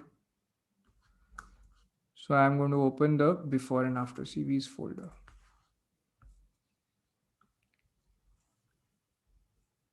Guys, stay there. Trust me, a recording won't give you as much value as the live version. Okay, so this is before and after CVs. Now, it varies from area to area. Okay, so this is a before CV of one of our students. ILS student, 5-year LLB course ka, I think 3 year, third year. So this is the before CV. Okay, you can see that what's missing or what's there. A lot of color and all of that is there, but focus is not there on a specific area. Also wrote about what courses she did but didn't write the skills she's got. Wrote a lot of stuff about My conferences. Favorite story. Huh? Is this my favorite story? Yeah. Yeah, it's your favorite story. Favorite Okay. story. Okay, do that. Right. So, story of Yamini. Yamini is a third year student from ILS, and she came to me in the month of Feb. She was looking for an internship. She told me, "Ma'am, I'm a first generation lawyer. I don't know anybody. I don't have any contacts, and I'm not getting any internship." She was randomly sending messages to people on LinkedIn asking them for an internship, and then she got a random message for somebody saying, "You are doing a contract drafting course, so I have some work for you." She sent me the screenshot. She was very happy, but when I went through the language and the tone of the message, I told her this is not a safe internship. This is probably someone trying to fake it, so don't go for it, go for a branded opportunity. So she told me, "Ma'am, how can I get it? Like, I don't have any contacts." So, and I'm still in third year, not even from a NLU. So I reviewed her CV, the previous CV which Abhyuday just showed you, and I was like, this is a decent CV. She had done quite a good amount of work. The only thing that needed was it wasn't structured. There were too many colors and tables, and the common mistake most of you guys commit. And then we sat together and we prepared this CV. Then what Yamini did in the beginning of lockdown was she messaged, she was in constant touch with me. She actually started sending messages only to renowned professionals from branded organizations, and not any other lawyer on the social media platform. So then what she wrote to them wasn't that, "Please give me an internship," or "I want to intern." What she said was, "Sir, the lockdown is going on and I'm quite free these days. I believe you're working with such a big organization, so you might have a lot of work, research work, where I can assist you. I'm not even asking for an internship certificate. Kindly, if you could give me some opportunity to research with you, I'll be able to learn much." So she did this with somebody from a tier 1 firm. And since it wasn't in exchange of a certificate, and most of you know that people were not willing to give online internships in the beginning of the lockdown, so she got the opportunity to work with them. She worked with them for I think 1 or 2 months, and later on they were very happy with the work. The person referred told the partner about her profile, and then they referred her to the other team of the firm. Okay, she has specifically requested me not to disclose the name of the firm, so I'm not disclosing it. But you can reach out to her on LinkedIn and ask her what her story was. And she has been getting amazing internships on her own. Now I don't even help Don't her. flood her with messages to trouble her. You Yeah. can be So responsible with your communication. they were so happy with her performance. They themselves referred her, and they asked her, like, they gave her the choice to intern with the same team or with some other team. And after that, she sat for a college PPO internship, not PPO actually, internship opportunity with, I think, one of the leading banks. Again, I'm not allowed to disclose the name. So she was the only one who cleared the interview round. Then she became so confident that she started topping our contract drafting course. And there was a working professional who came to me who was looking for students who can help him with drafting contracts, who are aware of how to draft contracts and help him. So I, along with the other professional's name, I had recommended Yamini's name also to that person. So this is the before CV. You saw this. Now see the after CV. Okay. Specifically highlighting the skills she has for the work that needs to be done. Okay. Here also she has written the skills she has. Okay. Here it's very, very specific. So the more specific you are, the better it is for a interviewer or a recruiter. Okay. Again, the organization is structured, sequential, and from a lawyer's perspective, who's going to look at plain text, it is very easy to understand what's happening. Okay. This is something that's critical. Then, okay. So you can see Shubhodip's CV. This is the before CV. Okay. Good internships, right? Really good internships. Okay. Now let's see the after CV. Okay. Skills. They are emphasizing skills because it's most directly enabling them to say to a recruiter what they know. Then the internships. Internships also structured. Okay. Paper presentations or paper publications, sorry, sequenced. Now, there was a folder, Asta, where we showed practice area specific CVs. So you have that one. This is Samprita. One second. So, like half of your CV can be populated simply by a course and the writing assignments you do in that. Okay, this is the before CV, but even in the before one, you must understand that a point of time before they did this practical work, it would have looked different. Okay, there would be the internships, maybe one or two internships won't be there because they may have used the course to get that internship. Okay, so one part of the CV is the aesthetic structure of it, and the other side is the substantive one. So assume this not being there. Okay, and assume some of the publications not being there or the internship not being there. Okay, and then look at the after CV. Sorry, this is the after CV.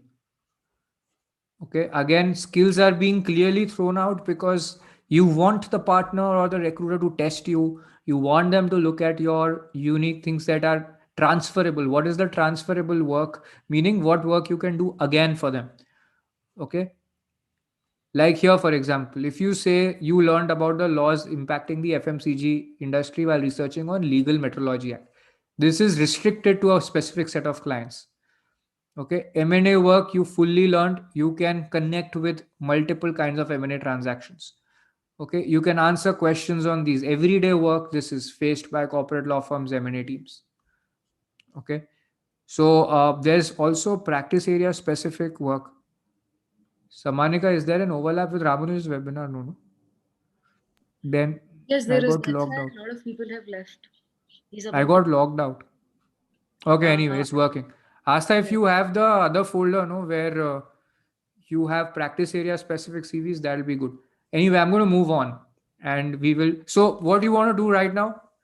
Remove irrelevant stuff, get a blank CV. You have to write on a clean canvas. You have to paint on a clean canvas, write on a blank paper. So, remove irrelevant things. You retain what's relevant. Okay. Okay. Now, let's move ahead. Samanika, you want to take Q&As? Okay, Yeah, give me let's about. do that. We can take few Q&As here, and then you can continue. Yeah, What you else can is do left that. after this, apart from before and after of the CVs? I want to share. So after this, now you can talk to them about the special offers. Then I want to share the pitfalls and I want to share the connection between the news stories and the exercises that these students did. Partly it is established, but it will help them understand that how this works. So you Okay, can take a question answer part right now. right. I'll So, stop sharing the screen. Okay. right. And Asa, can you give me the option to share the screen whenever I want to? Like, I'll be able to do it. I think you already have it. You're a Okay, panelist. perfect. So, guys, first rule of my Q&A session is you have to turn I've on done it now. your Yeah. cameras. Because Abhyuday doesn't ask this, but with me, if you are interacting, you have to turn on your cameras so that like we get to know we are having human interaction and not You a. can't see them, but That's okay. That's okay. I'll be able to okay. manage. At least they are able to see each other. So whoever is asking the Okay. question, others can see them, right? Now, so you can raise your hand and Asta will allow you to unmute yourself and you can ask your question, or you can type in the Q&A chat box option in the Zoom. People who are attending on YouTube, you can, if possible, try joining us on Zoom so that it will be easier for me. Otherwise, navigating between both the platforms might be slightly difficult for me. Right now, Rutu, the first question I'll take: what if there are work profiles attached along with the CV, but the mail is not even scrutinized? Then what? See, the only reason somebody is not opening your mail and scrutinizing is because your email, like the first impression, is not able to give them the feeling that they should open that email. Okay, how do you do that? Is like, if for example, if I show you, I receive around 20 to 50 on an average messages on LinkedIn per day. I don't open all of them. Some I speak to directly on call, and some I don't even open the message. Why? It's just the first line of the email. How do you? What is the first line giving me the like vibe about it? Right. So if in your subject line of an email becomes the most important part when you're sending an application for the CV. When I used to send the application, my subject line used to be very specific, like application for internship in M&A team for the month of August to November 2020, something like that. Okay, so what happens is and most of you send an application saying just writing job application or internship application, right? Now the HR has to maintain a diary, and उनको diary में पूरा लिखना पड़ता है that अरे this person wants to apply for this month, and that is the reason most of them don't even open the email. They think that this person is not even serious. Like, can't he simply tell us? Now imagine if you have written in your application subject line very carefully that you're applying for the month of May 2021 and for the M&A team or for the IPR team. Imagine how much easier you've done the task for the HR to shortlist. And the HR will also feel good. अच्छा मुझे diary में नहीं लिखना पड़ा ये चीज किसी ने मुझे clearly the person has already written it on the subject line. Okay, that is one of the reasons why your emails don't get scrutinized or opened by the HRs. If you do this, if you make your application very, very, very specific, like if you are a 𝘨𝘶𝘂 student, some of you might be who are attending this session, so you would know how much I emphasize on making your application extremely specific. So please make sure your application is to the point, and that will definitely get scrutinized.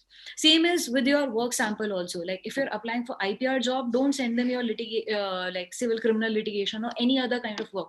Talk specifically about the subject you are applying for, and you'll get 10 bonus marks for that. Okay, somebody saying I'm interested in building a career in IPR media entertainment, but IPR as a subject will be introduced at a later stage. So if I want to start building my career in the same from today, how should I go about it? And can 𝘨𝘶𝘂 course help me in that? Whoever is this person, yes, 𝘨𝘶𝘂 course can definitely help you with that. About 𝘨𝘶𝘂 courses, I'll address post 9:30, so that whoever wants to leave at 9:30, they can leave. And those who just want to know how 𝘨𝘶𝘂 helps students and how 𝘨𝘶𝘂 courses help students with these skills, we'll cover post 9:30. So I'll address this post 9:30. Regarding the first part of the question, somebody who's not even enrolling in 𝘨𝘶𝘂 courses, that's completely fine. We are not pushing you for that. What you can do is start reading about IPR. For the blogs which are famous, Spicy IP is one of the most famous blogs. You can read about IPR posts on the IP Leaders blog. Read Live Mint regularly. What are the current news which are in the IPR sector? You know, like read basics about copyright, trademark, and patent laws. The easiest way is just pull out the BEAR Act. Okay, that is the best way. Like pull out the BEAR Act and just try reading what are the various concepts, what is the definition, and then you can read about what are the common case laws in the news. You don't have to understand 100% of the subject. Even if you are able to understand, make 20% or 30% sense out of the subject, that is more than enough, so that you will be able to understand whether you are interested in it or not. For example, if you tell me any labor law related news, I'll not be interested at all. So I was never inclined towards labor law. At the same time, whenever there was a topic talking about either defense sector or finance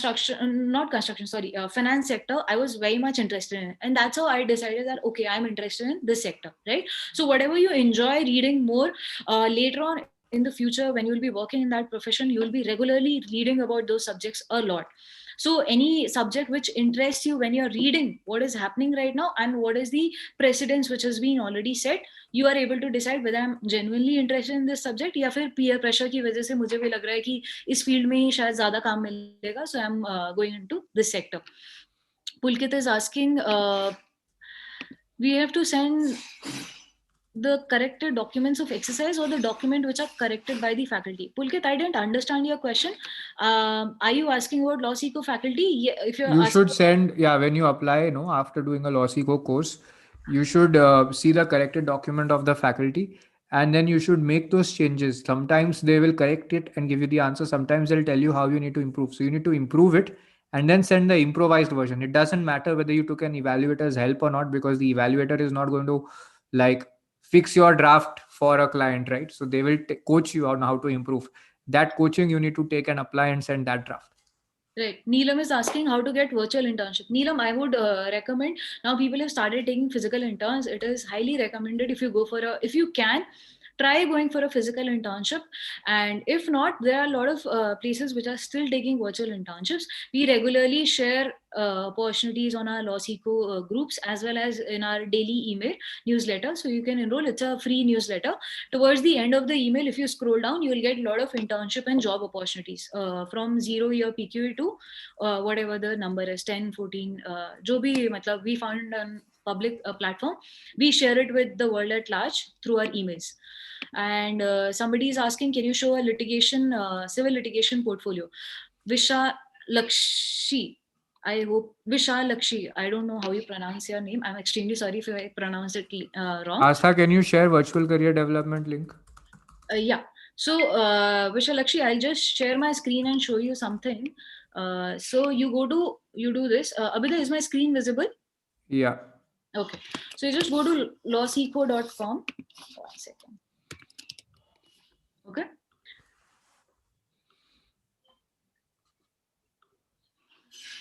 I think my internet is slow. Just give me 1 minute. I have a civil litigation portfolio. Should I show it? I'm not talking about exactly the particular portfolio. I'm just giving them like randomly if they want any subject. You can do that, but I can show this. You just go to courses. Okay. Now pick any course of your choice. For example, if you're making, say, a litigation portfolio, you just type here civil litigation. Okay. You'll get this. Okay. Just open this.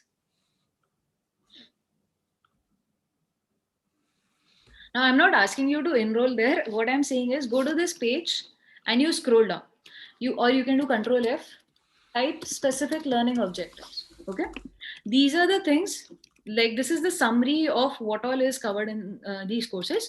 So from here, whatever you know, like you could be a professional who's worked in civil litigation for say past 5 years or 10 years, and you might know all of these things on your own, right?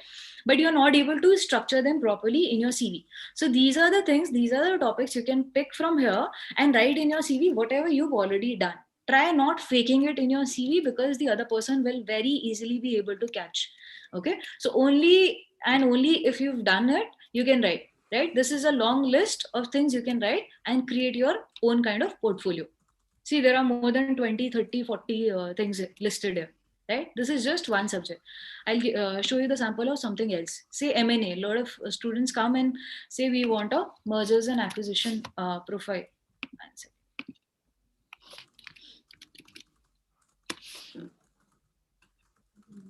Something is wrong. 1 second. M&A लिखना है M&A. अच्छा M&A है? हाँ.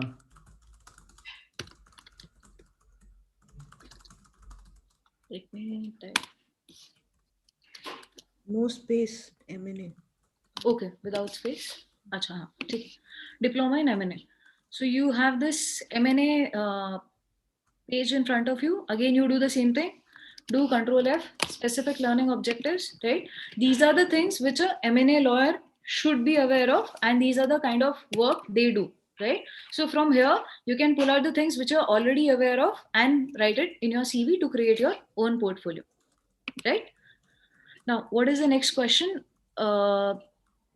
Free CV template. Anybody who needs a free CV template, please drop me a LinkedIn message. My full name is Sammanika Rawat. So just send me a request. I'll share the format with you.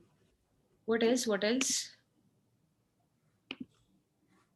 Okay, I'll share the CV, the portfolio quickly. Okay. Right. You keep answering now. I'll just open and show it. No, actually, I'll keep interrupting. Very You interesting say. question from Liana. Some of the top law firms don't really teach students a lot. It's reduced to just a good name on a CV. How to efficiently find law firms to get experience we are looking for? This is my favorite question because I spoke to somebody from Jindal a few days ago, and not just the same person. Like I've spoken to almost 50, 60 students in past 2-3 weeks, and they all come up with the same thing, that we are applying for good internships, but we are not learning anything. Okay.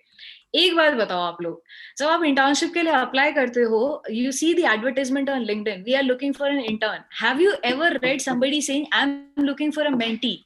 How do you guys presume that you're going for an internship and you'll find a mentor who's sitting there thinking, अरे मेरा mentee आएगा, मुझे मैं उसको सिखाऊंगा, बड़ा मजा आएगा? Nobody ever said that, right?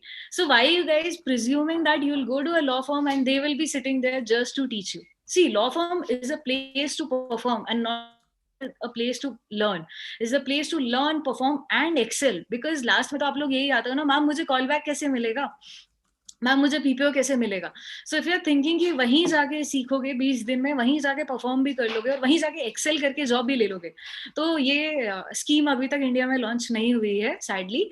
So that's why like these are the some of those things you will have to learn on your own, develop those skill sets, then go to a law firm, then excel there in the work they are giving. Because there are two kinds of students. Okay, one who gets an internship, gets super excited, oh meri internship hai, and the first day they receive an email from the HR who says, you've been assigned the banking and finance team. Okay, and the person says, okay fine, the person just sits there, waits for the senior to send him the work. Okay, there's this second kind of student who most of whom have been mentored by me in past few months. I made it mandatory for them that whenever on the first day you receive an email that you get an you've been assigned a particular team, send them an introductory email saying that, so in your case your name is Liana, so you'll say, hello sir, like you send an introductory email to the team which you've been assigned to, and then you say, I am Liana, I'm a 5th year student from so and so college, and these are the things I already know about the subject, right? Please let me know how can I help you. So majority of you might be knowing कि law firms में आपसे ancillary काम कराते हैं, कोई print out करवाता है, कोई files इधर उधर कराने के लिए काम देता है. But imagine if you tell them specifically कि आपको क्या आता है, what are the subjects you are aware of, what are the topics you are very much aware of. Don't you think they'll be giving you specific work with respect to that? Abhyuday recently showed you Mr. Abhishek Dubey's CV, right? So he's written so many articles on mergers and acquisition. Now imagine he's sending on the first day an email to the partners and the senior associates that these are the things I'm already aware of. Kindly let me know how can I help you, right? Do you think he will be getting any kind of ancillary work, or will he be getting the specific kind of work you guys are looking for, right? So don't wait for internship to be your destination place to learn. That should be a destination place to perform. What can a 3-year LLB student do to improve their chances of getting an internship with a tier 1 firm?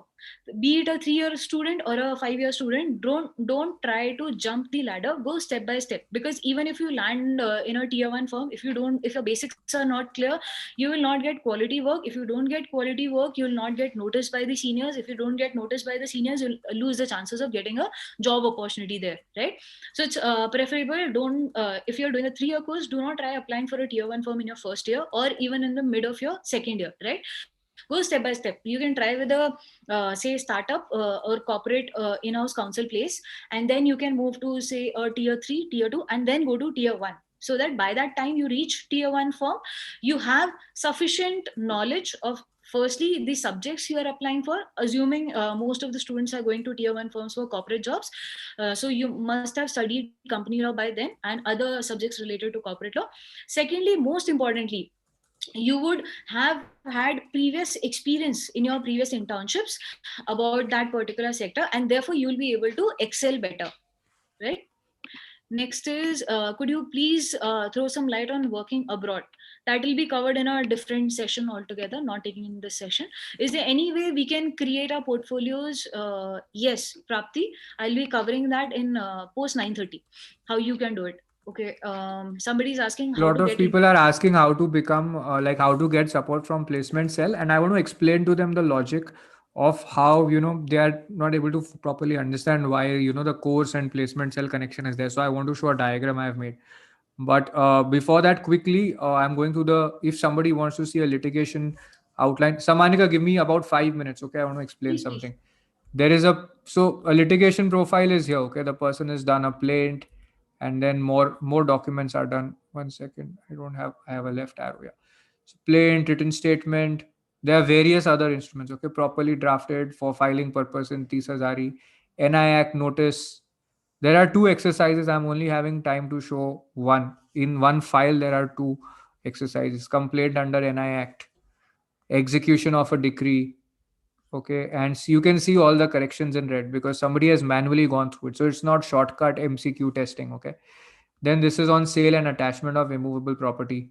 So these are the kinds of work that this student has done. Okay. You have 6 months of work. So you will have about 25 weeks in 6 months. About 50 exercises are there.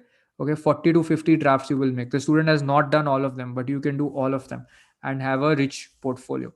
Okay. But even with this much, you will be very much ahead and likely to crack most internships.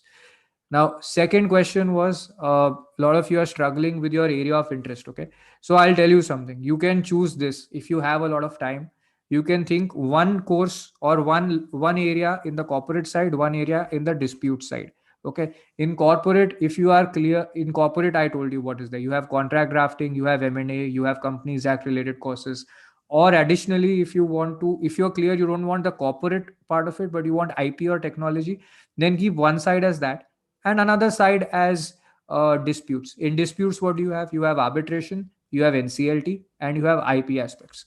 Okay, so these are the three. So now this way, what you can do is you think of your career as having two pathways. One is on the dispute side and one is on the non-dispute side. Okay, and you prepare in one direction, in one thing for each direction. Okay, at least do that much for yourself. If you cannot narrow down, then do two, but two in different directions, so that you have a variety of access, one in the arbitration or NCLT side and one in the core area, like corporate or contracts or IP or technology. Okay, that is another way to look at it. Now I want to show you the diagram, because you've been asking why like how do you get placement committee support. Okay, so look at this. There's a 8-step process. Okay, and placement comes kind of towards the end, and if we short circuit it, it's like the student who writes to a partner asking for an internship without cultivating the network. Okay, so step 1 starts with your career guidance, which is starting right now for you, and placement cell also does it. Our course anchors and evaluators also do it. Okay, we are helping you right now frame a short term goal, all your short term goals and roadmap. Step 3, step 4, which are in gray, they happen inside a course. Okay, step 5 and step 6 also happen inside the course. Okay, once you do step 3, 4, 5 and 6, you are ready for placement. Okay, so step 7 is sharing of jobs and internship opportunities. Again, this happen inside the course, but these opportunities are shared with you from day 1. Day 1 meaning here step 3, where you enroll into the course, you get access to step 7, which is jobs and internship opportunities. A lot of students get these jobs and internships on their own as well if they are continuing to work on the course, because they end up building their track record and portfolio. The 8th step is the placement help on around CV writing, interview prep, and actually coaching you for getting jobs. So step 7 and 8 work together to get you the job, and the placement team sometimes specifically picks you for specific opportunities because they are matching your skills with the job. Now if we did this without any of the earlier steps, we will end up, what will happen, recruiters will get bad interns, interns will get bad internships. Okay, and LawSikho will be providing the wrong kind of interns, and very soon recruiters won't want any interns or juniors from us. Right now they want, because our interns are our students who have been trained in that area of law, so they find that to be useful, and that's why more recruiters are over time associating with us for help for internships and jobs. But even with them, we cannot short circuit the process to step 7 and step 8, because it hurts them, it hurts the student, and it hurts us. All of us lose. All of us win only when this happens from step 1 to step 8. Okay, so is that clear for you all why we are doing it this way? So I don't want you to feel that that we want to specifically want you to take courses. There's a reason for it. Okay, why you need to take up a course to learn to be placement ready. Okay, that is the reason is being explained here. Okay, yeah, so Sammanika, you can go ahead now. All right, so 159, yes, good number. People haven't lost their josh. Ajit, call Harsh right away. Anybody who wants to speak regarding a course, you directly call Harsh. You can call him right now. He'll help you on figuring out what to do. Okay. Right. In case your call doesn't get scheduled, just drop me a message on LinkedIn mentioning that you are a part of this session and you want to speak to one of our mentors. So I'll arrange a call for you. Just drop me your contact number on LinkedIn. Okay. So if you are thinking that you should learn basics before enrolling in a course, you are making your job harder. Okay, the courses take care of the fact that right from the work the law firm does, we reverse engineer it. But if you try to find the basics, if you could have done it, then you wouldn't have been here, you would have gotten your internship and your job. That is the thing. I wanted to show the reverse part of how this works. Okay, remember you all asked me that how do I learn this, and I showed you that this is the work that's done in the law firm, and then you said, okay, how do I learn this, how does it happen? So I just want to show this for 5 minutes, and after that, Sammanika, you can continue with Q&A, the special offer, and you are free to share any placement stories. Like there are so many placement stories I didn't say earlier, but they are all of here you can see all this color on the left hand side in the left pane. This is all of students, most of them non-NLU students, most of them first generation lawyers. They've all been successfully getting internships, first, second, multiple internships. Sammanika doesn't restrict to one internship. She says, if you are our student, we can help you with a second and a third internship also. Of course, you should not get blacklisted for something unethical or something unprofessional, but otherwise her team will help you. Okay, so quickly I wanted to show you how we backtrace, how this work is done, the backtracing part. So pitfalls we'll discuss later. So let me just show you the backtracing. Give me a moment. So that's here, okay? On the screen you see Khaitan and Company and Shardul Amarchand Bangalas acted for Mahindra and Mahindra and Ford in their JV deal. This is a Legally India story. You can click on the link and get to the Legally India story. But now what's the work you will want to do? You will want to do work on joint ventures. You don't have to know the exact deal that happened there, but you need to know how to do work for joint venture transactions. So if you look at this, then you can see that there is an exercise on joint ventures and how to draft the transaction document. So this is very real. You have a situation on a fashion retail chain, Zara, okay, and they are trying to have a joint venture with Tata's retail operations company, Trent Limited. Okay, and you have real brands, Westside, Star Bazaar, Landmark. So there are parts of fiction, parts of reality mixed up. Okay, and an exercise has been created, and there are commercial interests written here. Now, see, you don't have the opportunity to tell the client that, you give me the facts, I'll research and do it. These clients want you to ask questions properly, give the advice, and then get the draft ready. So we have divided this into two kinds of work. First will be the client will ask you a few queries. So these are the queries based which you will advise on. This could be free advice from a law firm's perspective, or it could be paid advice. Okay, where they will explain what are the structures, what is the structuring work in the joint venture, which rights should be there, how to commercially negotiate it. And what you have in red is some hints, because when you're doing it for the first time, you expect that from a senior, right? When they're giving you work, that they should give you some background. So that background we are giving you here in the simulation. In the real world, you will not get it. Okay, what are the typical transactional documents that will be entered into? They'll ask you, clients want to know. Okay, then you are drafting it here in second exercise. Recital clause, then IP clause, then day-to-day business, how it will be run.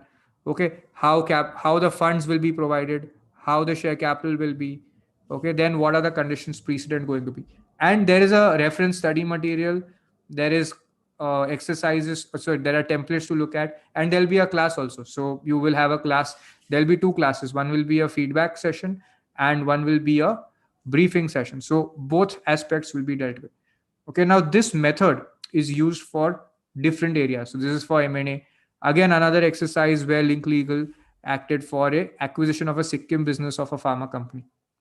Okay, so this is on a similar acquisition. We framed an exercise here. So why are we doing this? We are doing this because it's our job to do cutting edge research and train young lawyers on this work, right? Oops. Okay. So this will show. So this is M&A work. Then you have securities and capital markets work. This is on judgment of Securities Appellate Tribunal. And the person was represented by Cyril Amarchand Mangaldas. Now, what we made you do is we need to find a transferable skill that you can use and reuse. So we made you draft what? A SEBI appeal at SAT. So there is an exercise on insider trading. One was an advisory work to understand how to apply insider trading regulations to real world market information. Okay. And then the next one was on drafting an appeal before Securities Appellate Tribunal. Now, if you look at this, you're not working on definition. You are working on real facts of a listed company, which is listed on the stock exchange, and then you have to identify. Okay, this is all like there is space research happening, and you have to identify whether a specific piece of information which was leaked was insider information or not, and on those facts, you have to do this. Now, this is work that you can be hired for, work that clients pay firms for. Okay. So similarly, this one is on drafting an appeal to be filed with Securities Appellate Tribunal. Okay. Now, there was a SPI Cards had done an IPO, if you all remember. Some of you may know of it, before lockdown. Okay. So in capital markets, then this is an exercise on preparation of a due diligence checklist for IPO. This is an exercise on, I'm just putting my mouse over, if you all can see it. This is on drafting on advertisements and in an IPO and drafting the business segment of the prospectus. Lawyers do that. Okay. It's not the business person who does it. Lawyers do it. Okay. Then similarly in IPR, you have an issue of Ericsson, a dispute of Ericsson with Micromax on use of patented technology on cell phones. So this has been going on for 3-4 years. Ericsson has been going against Micromax, Intex, other Indian cell phone manufacturers. And there's an issue called standard essential patents, which you may know in concept. Okay, but that is being involved here.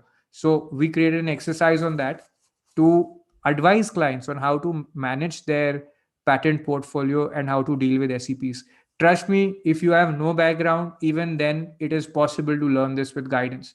It looks complicated, but trust me, it's not rocket science. Okay, you got to put your focus on it, get the guidance, and do it.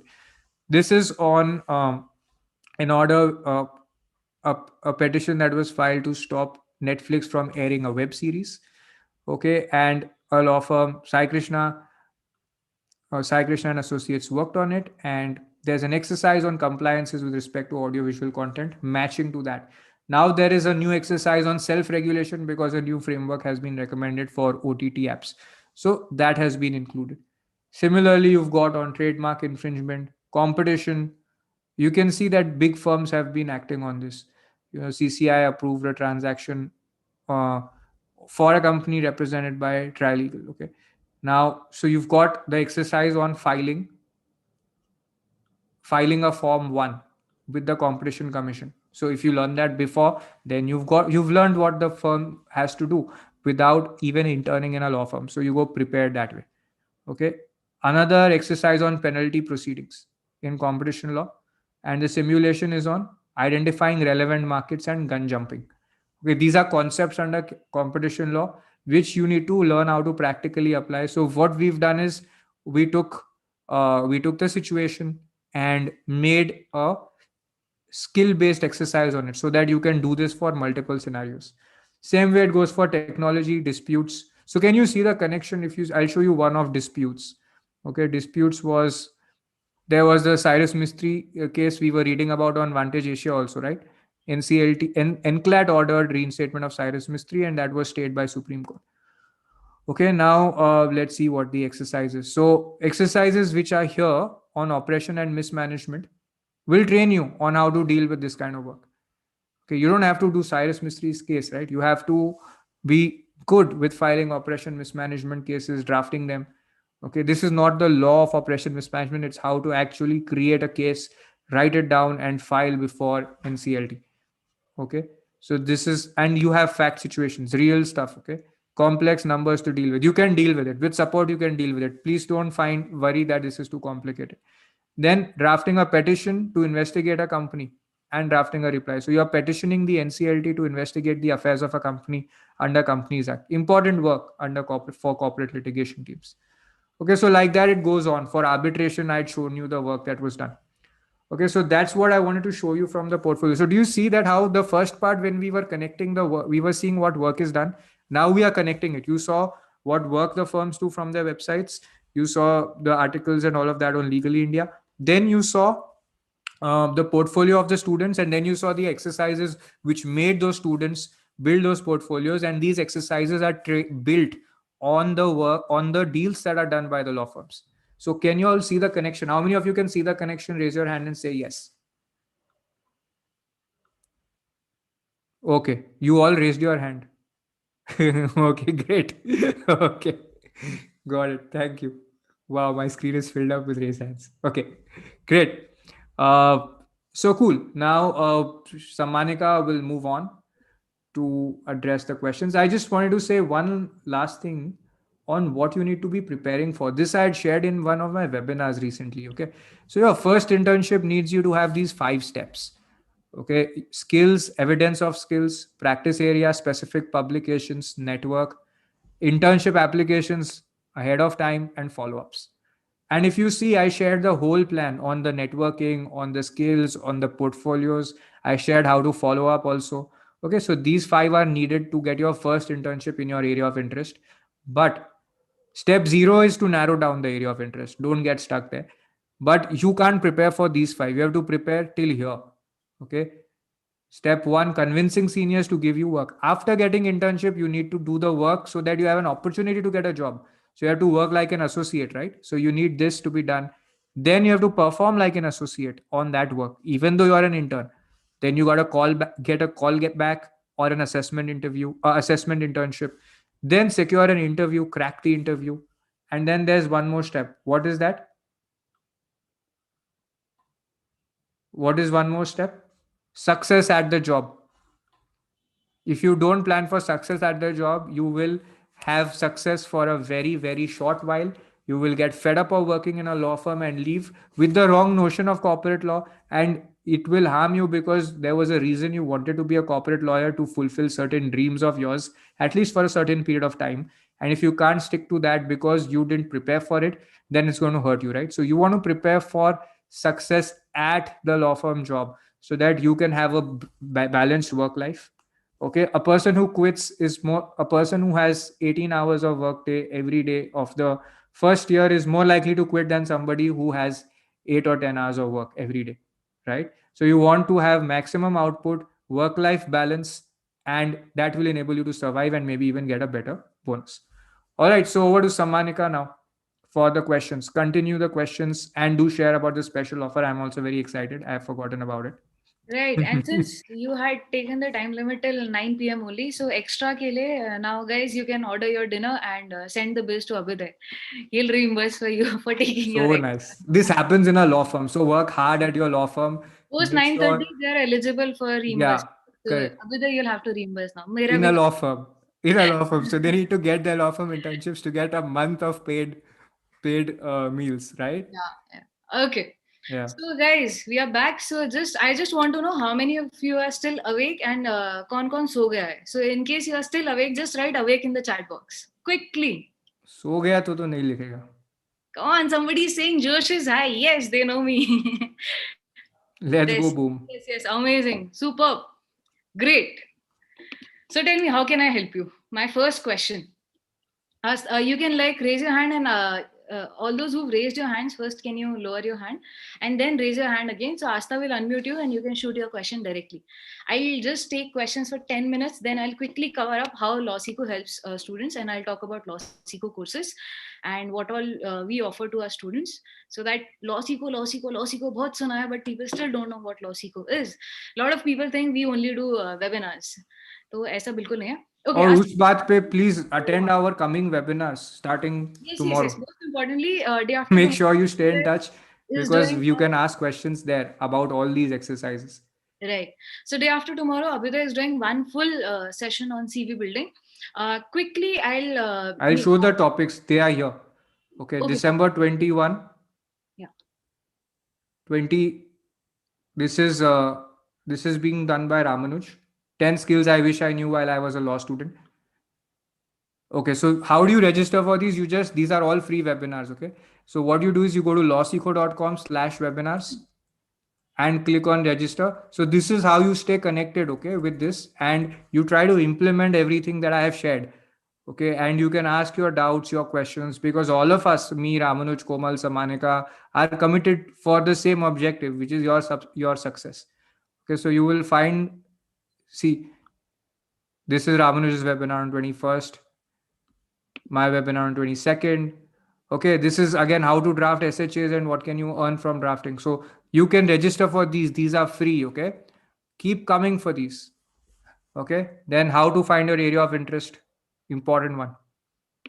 Okay, all right, Sammanika, continue. All right, so somebody had asked a very interesting question recently. What is the area of law where there is minimum competition within law firms?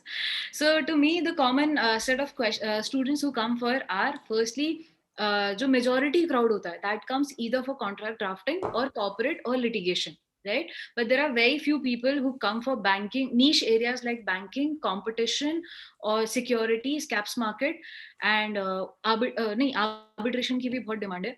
See, what happens is I have seen a common trend. Like जब लोग आते हैं competition के लिए तो सब एक साथ कंपटीशन के लिए आते हैं. जब आते हैं आईपीआर के लिए तो they all come for IPR. When they come for M&A they all come for M&A. Okay, so whatever your choice of interest is, सबसे पहले आप देखो कि आपको क्या चाहिए. Don't go with a rat race policy, because I was at NUJS and everybody was running behind tier 1 internships, क्योंकि उसी साइड रैट रेस दौड़ती थी. ठीक है, I was never interested in a tier 1 firm internship or a job. So I always knew that this is the kind of work environment in which I want to work. This is the kind of subject I'm interested in, where I want to work, and this is the kind of impact I want to have. Okay, so now since you guys, I am assuming most of you guys are adults who are almost in their like 4th and 5th years, young adults I would say, and willing to join a law firm, right? So how you pick and choose your choice of interest and then go for an internship is, सबसे पहले आप देखो कि आपके लिए क्या important है. Do you like working in a bigger firm, and like do you think कि मुझे बड़ी टीम के साथ काम करना है जिसमें even if I'm like kind of a droplet in the sea, my contribution should matter and the brand name is important to me? Or do you think power is important to you? Do you think money is important to you? Or like for me, what mattered the most was that even if the other person is not paying me much, whatever work I am doing, substantive amount of work I am doing, my senior should know that I was able to contribute this, and so that I can have a conversation with the partners on that particular topic, and we like I can learn from there. Okay, that was my main priority. So the things I mentioned, of course, you can have multiple priorities, but there should be one topmost. ठीक है, सबसे पहले वो figure out करो कि आपके लिए वो क्या है.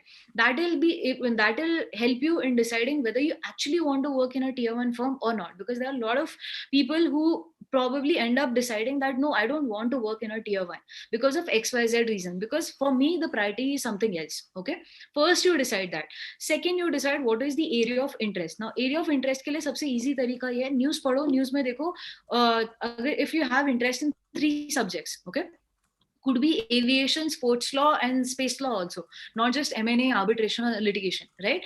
Whatever your area of interest is, go to LiveMint, Live Law, Google, India Kanun, whatever your source of information is, and just check what are the legal news on that particular subject in past 2 months. Okay, if you enjoy reading about that particular subject, then that is your area of interest. If you don't enjoy reading about that particular subject, then you cannot work in that particular sector, because law firms में आप उन्हीं topic से related documents को review करते रहोगे. There are lot of people who say मुझे finance में जाना है, but they don't like talking about numbers, or they don't understand stats or figures when they read the news, right? So that way you'll be able to develop your area of interest. Third most important thing in your CV, because this was all about internships, so why you don't get internships is when you don't streamline your CV. Streamlining in the sense that I had a student, a very good student, she is one of the toppers of one of the NLUs also. She came to me and her CV 50% was IPR, 50% was ADR. I asked her, what exactly are you looking for in life? She told me, ma'am, मुझे तो दोनों subject में interest है. See, you cannot do this, especially when you are in your 4th and 5th year. That's why you're not getting a job. Think from the point of view of HR. I always say, have a salesman approach. Salesman ये नहीं सोचता है कि मुझे क्या बेचना है. Salesman ये सोचता है मेरे buyer को क्या खरीदना है मुझसे, right? फेयर एंड लवली 5 रुपए में इतना कॉन्फिडेंस में वो चीज बेचती है जो शायद ओले और नीविया भी उस तरीके से नहीं बेचते, because they know what their buyer is exactly looking for. That is the kind of approach you have. Somebody asked on YouTube, the improvised CV of Yamini, why was it in the plain black and white format? See, you have to understand, like I said, from the point of view of buyer. Now you are applying to a law firm. The HR might be from our generation, but the senior partner is not from our generation. Most of them are old school people who prefer only black and white documents. Unko kyunki when they talk about lawyers and law students or young lawyers, they only see documents, prefer having documents in black and white format, justified documents, right? Not left aligned or right aligned. So if tomorrow, even if you're applying for an internship, imagine you perform really well, you get a call back, and they say that, okay, we are willing to offer you a job, right? They may not give an opportunity to polish your CV again for the just sitting before the interview. So make sure every single internship you're applying for, your CV is polished from the point of view of that, okay, tomorrow, what if I'm sitting for the job interview in the same firm with the same set of CV? Will I be able to crack it? And at that point of time, if your CV is not streamlined, imagine you're sitting in front of the banking and finance partner because you said that you want to intern with their team, but your CV has 20% IPR, 30% ADR, 20% banking, and 20% say whatever XYZ subject, right? Space law, right? So do you think you will be able to secure that job, or over somebody else who has around 70 to 80% of just banking and finance related work, right? So you guys know the answer kya hai. Isliye do not send the same CV again and again to all places. Wahi ek same CV mat banao. The best approach is आराम से बैठो, Christmas की छुट्टी है. That's how I used to do. Like, I used to sit during Christmas and I used to make one rough CV. Your rough CV can be of 8 to 10 pages. Somebody was asking recently, ma'am, mera 8 to 10 internships hai, but koi moot court nahi hai, वगैरह वगैरह nahi hai. Could be the other way around also for somebody who hasn't done any internship so far but has a lot of other extracurricular achievements. अगर आपकी CV में कुछ भी नहीं है, school में कभी भी कुछ भी किया है, you might have done, you might have been the head boy, head girl, any responsibility you've held, whatever you've done so far, just sit down with your पूरा फाइल का जितने भी सर्टिफिकेट्स एंड मार्कशीट्स हैं वो अपने सामने रखो, and then sit what all things have I done, what can I write in my CV, that who am I as a professional, okay, as an overall personality. Then list out the things. This rough CV can be of 8 to 10 pages. From there, pull out the things. Okay, now if I'm applying for IPR specific internships, what are the things I've done related to IPR which I can write? If you're applying for M&A, right, make a list of the things you've done related to M&A. Okay, make that M&A specific CV. We've told you the trick also. Even if you are not a LawSikho student, just go to LawSikho's website, course details, check for specific learning objectives. From there you can get keywords you can write in your CV, right? In your cover letter, again, whatever cover letter you are writing, or cover note you're writing, actually not a cover letter, cover note you're writing along with your CV for the internship, right? Be very specific that I am interested in this particular team or this particular what do you say, subject, and or this particular senior I want to work with, and give them the reasons why should you get it.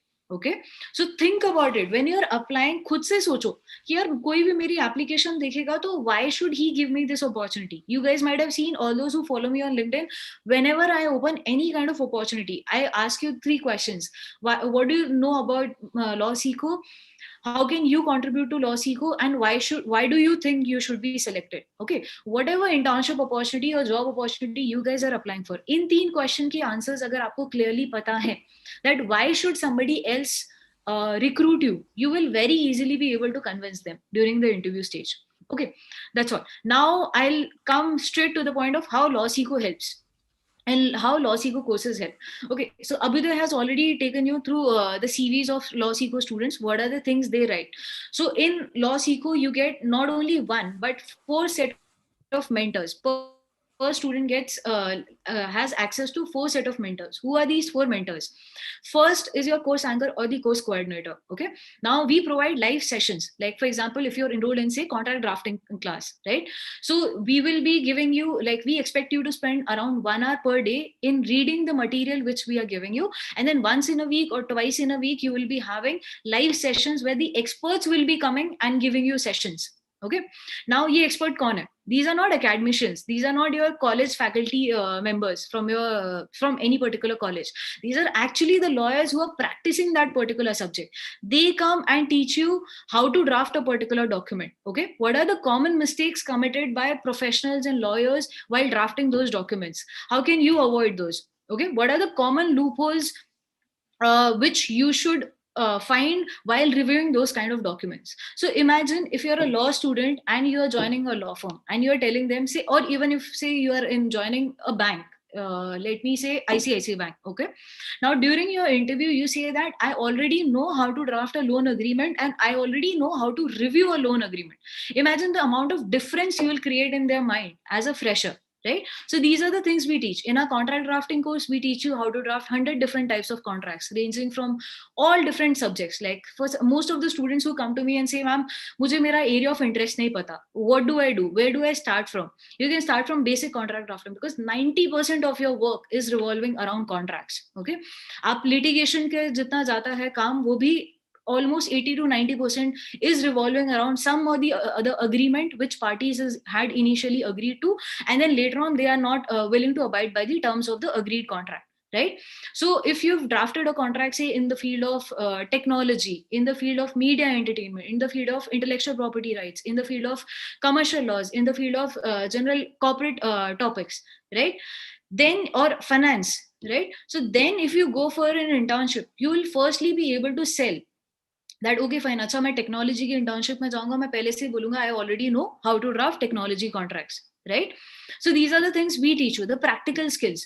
So the first mentor is there to help you with clarifying your general doubts related to that particular topic or that particular class. Imagine you miss a particular class. Now most of our classes are scheduled in the evening hours, just in case you're not able to attend a live session and you go through the recording later on, because we provide the recordings also.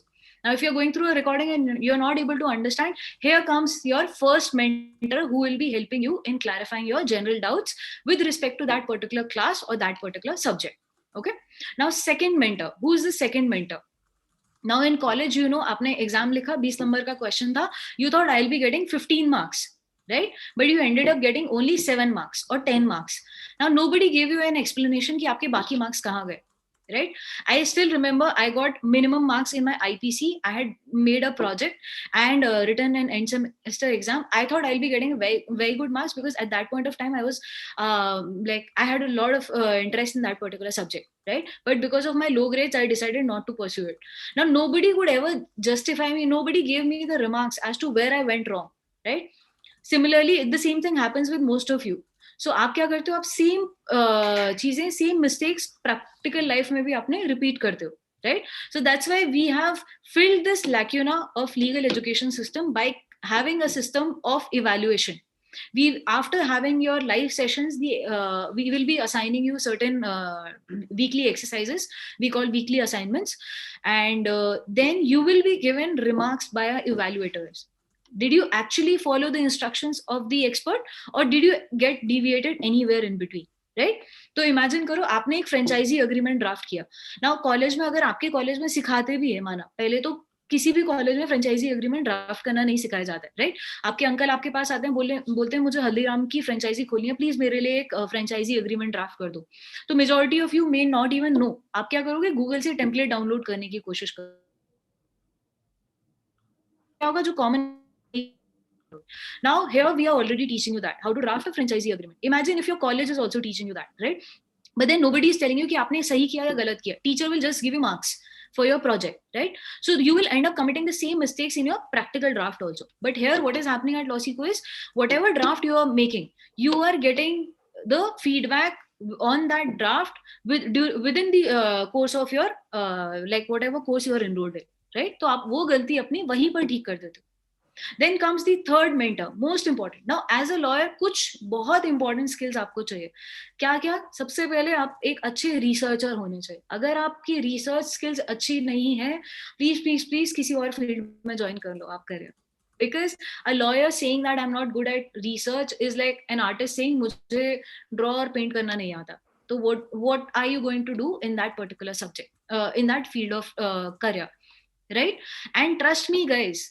ये जो generation है, आपकी और हमारी जो generation है, Facebook Instagram पे जो सबको स्टॉक कर चुके हैं, अपने रिलेटिव से लेकर, फ्रेंड से लेकर, प्रोफेसर से लेकर, गर्लफ्रेंड बॉयफ्रेंड, सबको, ये वो जनरेशन है जो रिसर्च में सबसे स्ट्रांग है. क्योंकि अगर आपने वो काम किया है, स्टॉकिंग में अगर आप एक्सपर्ट हो, तो आप रिसर्च में भी एक्सपर्ट हो. आप वो जस्ट सेम स्किल सेट्स को सही जगह नहीं यूज कर रहे हो, ठीक है?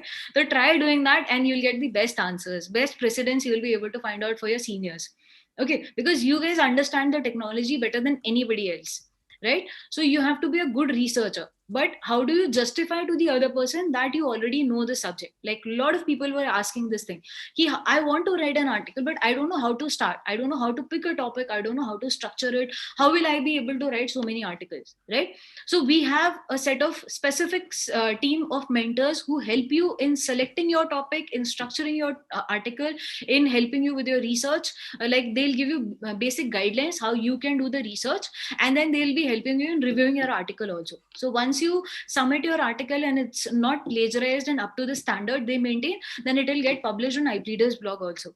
𝘫𝘬𝘐 blog at present has more than 10 million viewership per month, right? So your article gets read by so many different people, your It's friends, doubling family. now. This month we may just like reach 20 million, and our team is publishing like 200 articles in a month. So 200 students are getting published every month, and our team is happy to publish more articles. So we are encouraging students to write, taking a lot of one-on-one sessions and group mentoring sessions for this.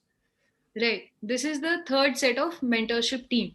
Fourth set, most important team, which is my team, which is the placements team, right? We help you with one-on-one mentorship, group mentorship, from your reviewing your CV, cover letter, helping you with mock interviews, giving you basic guidelines for do's and don'ts during internship, how to build your LinkedIn profile. These are all the things we cover.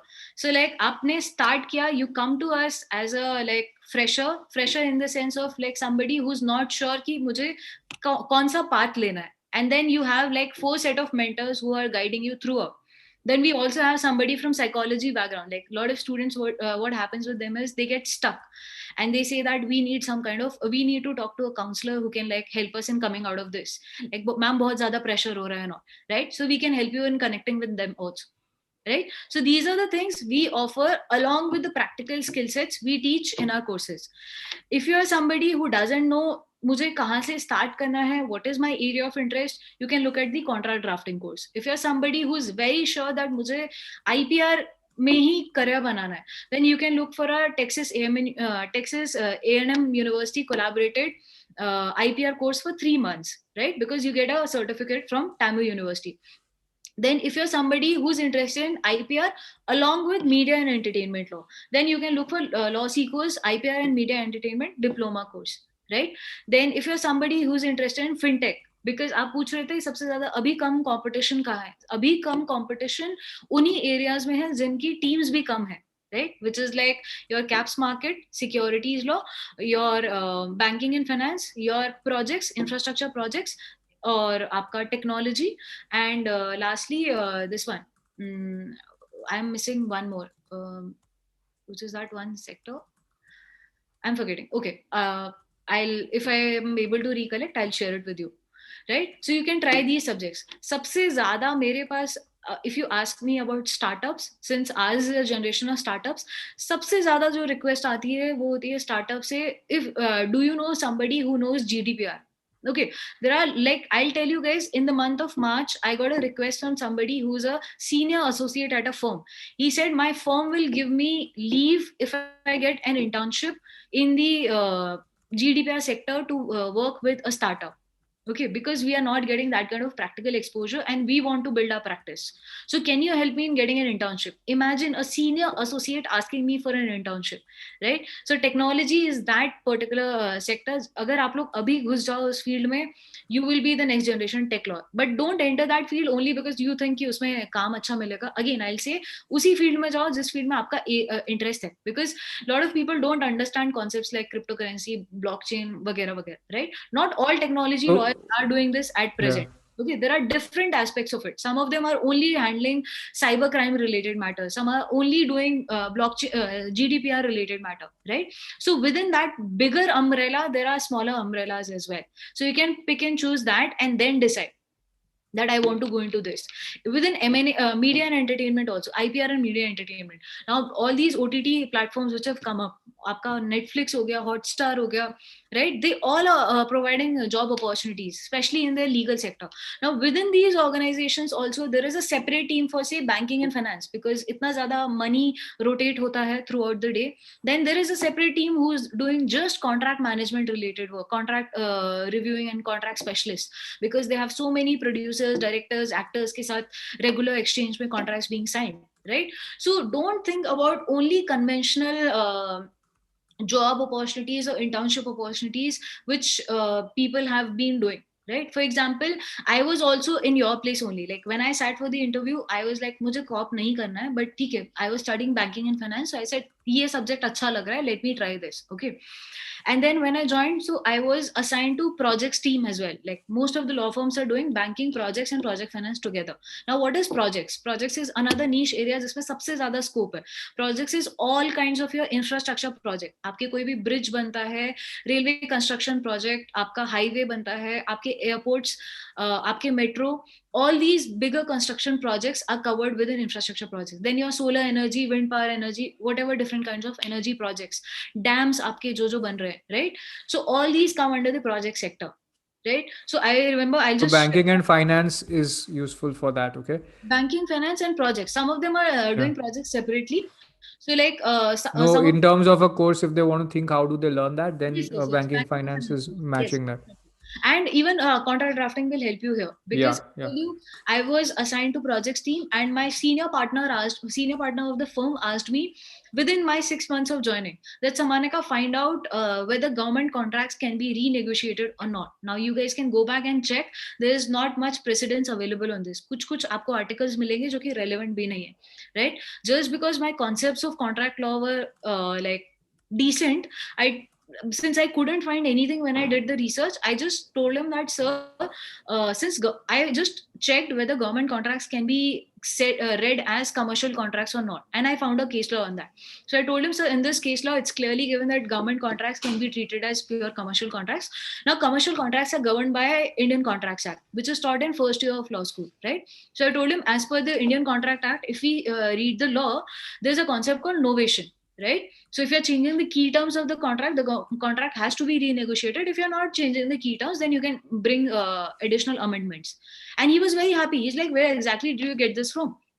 I said, sir, ये तो first year में पढ़ाते हैं novation के concept. He said, find me a case law who says this. And that email was like, he just copy pasted it and sent it to the client, because he was so happy with that research. Like he did not even change the tone of the message, right? So if your basics of contracts and banking finance are correct, you can join the projects and project finance industry. So these are the new teams which are coming up. Some of you asked me, ma'am, M&A का क्या scope है? M&A में, like I was interested in M&A sector, but due to COVID, people said mergers and acquisitions नहीं होंगे. See, we were expecting this.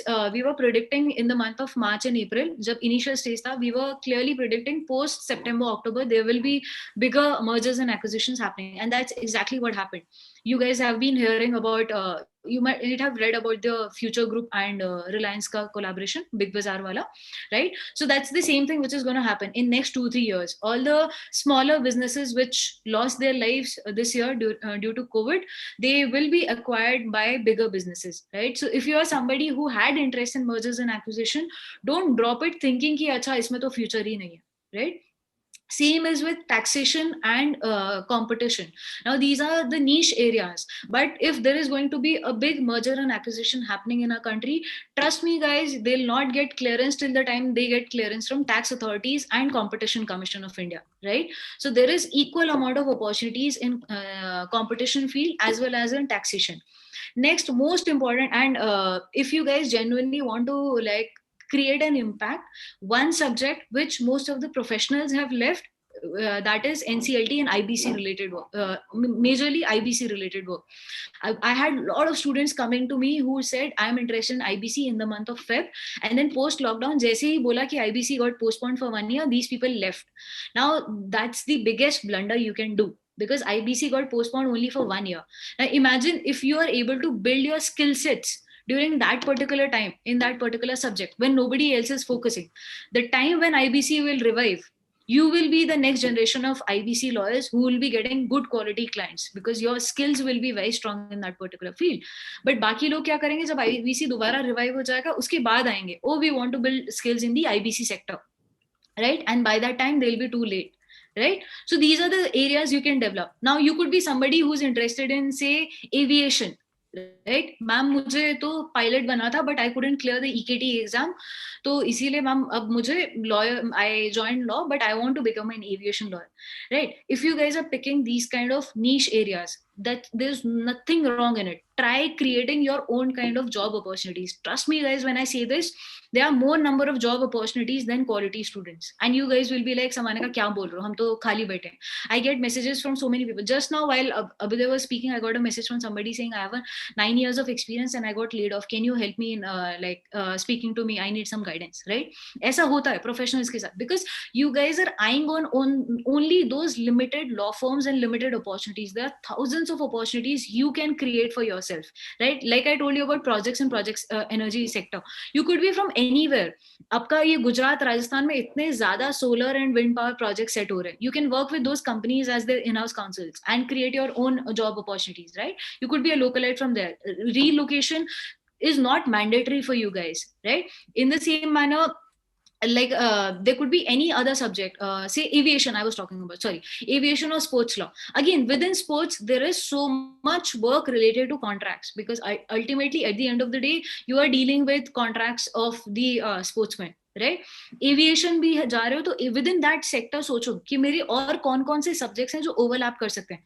For example in the project sector, arbitration and contracts were the two subjects which were overlapping so much at every stage, other than labor law. Of course, labor law was also overlapping.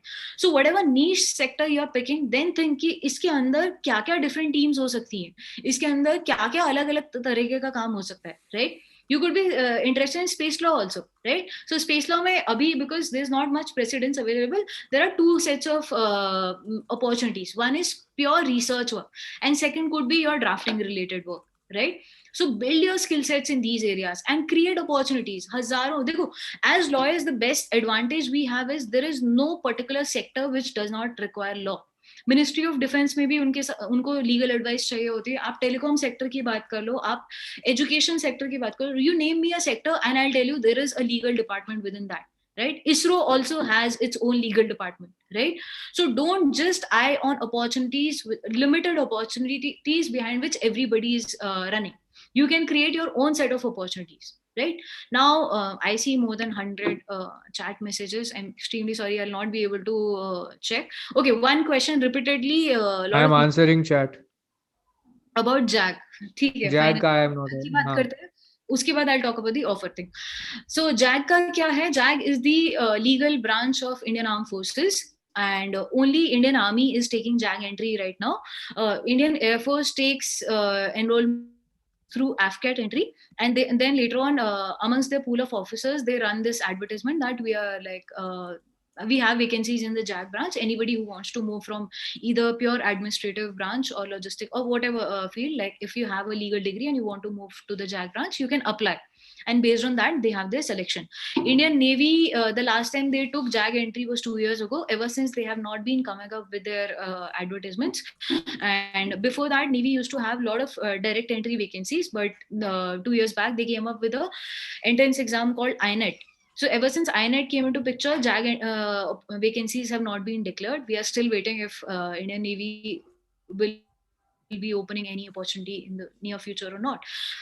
At present, Indian Coast Guard and Indian Army are hiring, like recruiting people through JAG entry. JAG stands for Judge Advocate General. And now what is the procedure?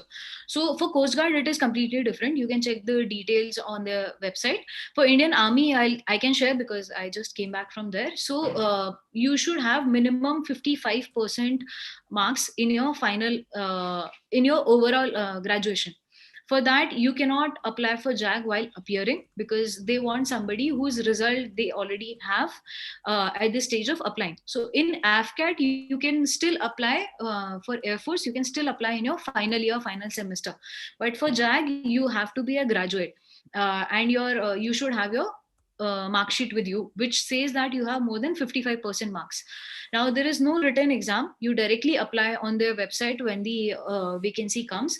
I would recommend you already create an account on Indian Army's website, because there are a lot of things you have to upload, like your photograph, your signature and all those things. You have to create an account. So just create your account on the official website, and whenever the vacancy comes, it will give you the option based on your educational background. What are the options you can can apply for. So you can say that I'm interested. Like it'll give you the option of JAG. You just click on that and you submit your application. After that, after submitting your application, like they take around 1.5 months, they'll send you an email asking you to select your choice of SSB center based on the options they give. And there's a very short deadline to select. Otherwise, they assign you a center based on their own automatically. Right. So as per the allotted dates and the center, you have to report there. It's a 5 days selection process. It's called SSB, Service Selection Board. So I have done one full webinar on this with an expert, because I will not tell you ki ye karo, ye mat karo. For each one of you, the things like it's a test of psychology, basically your psychology, right?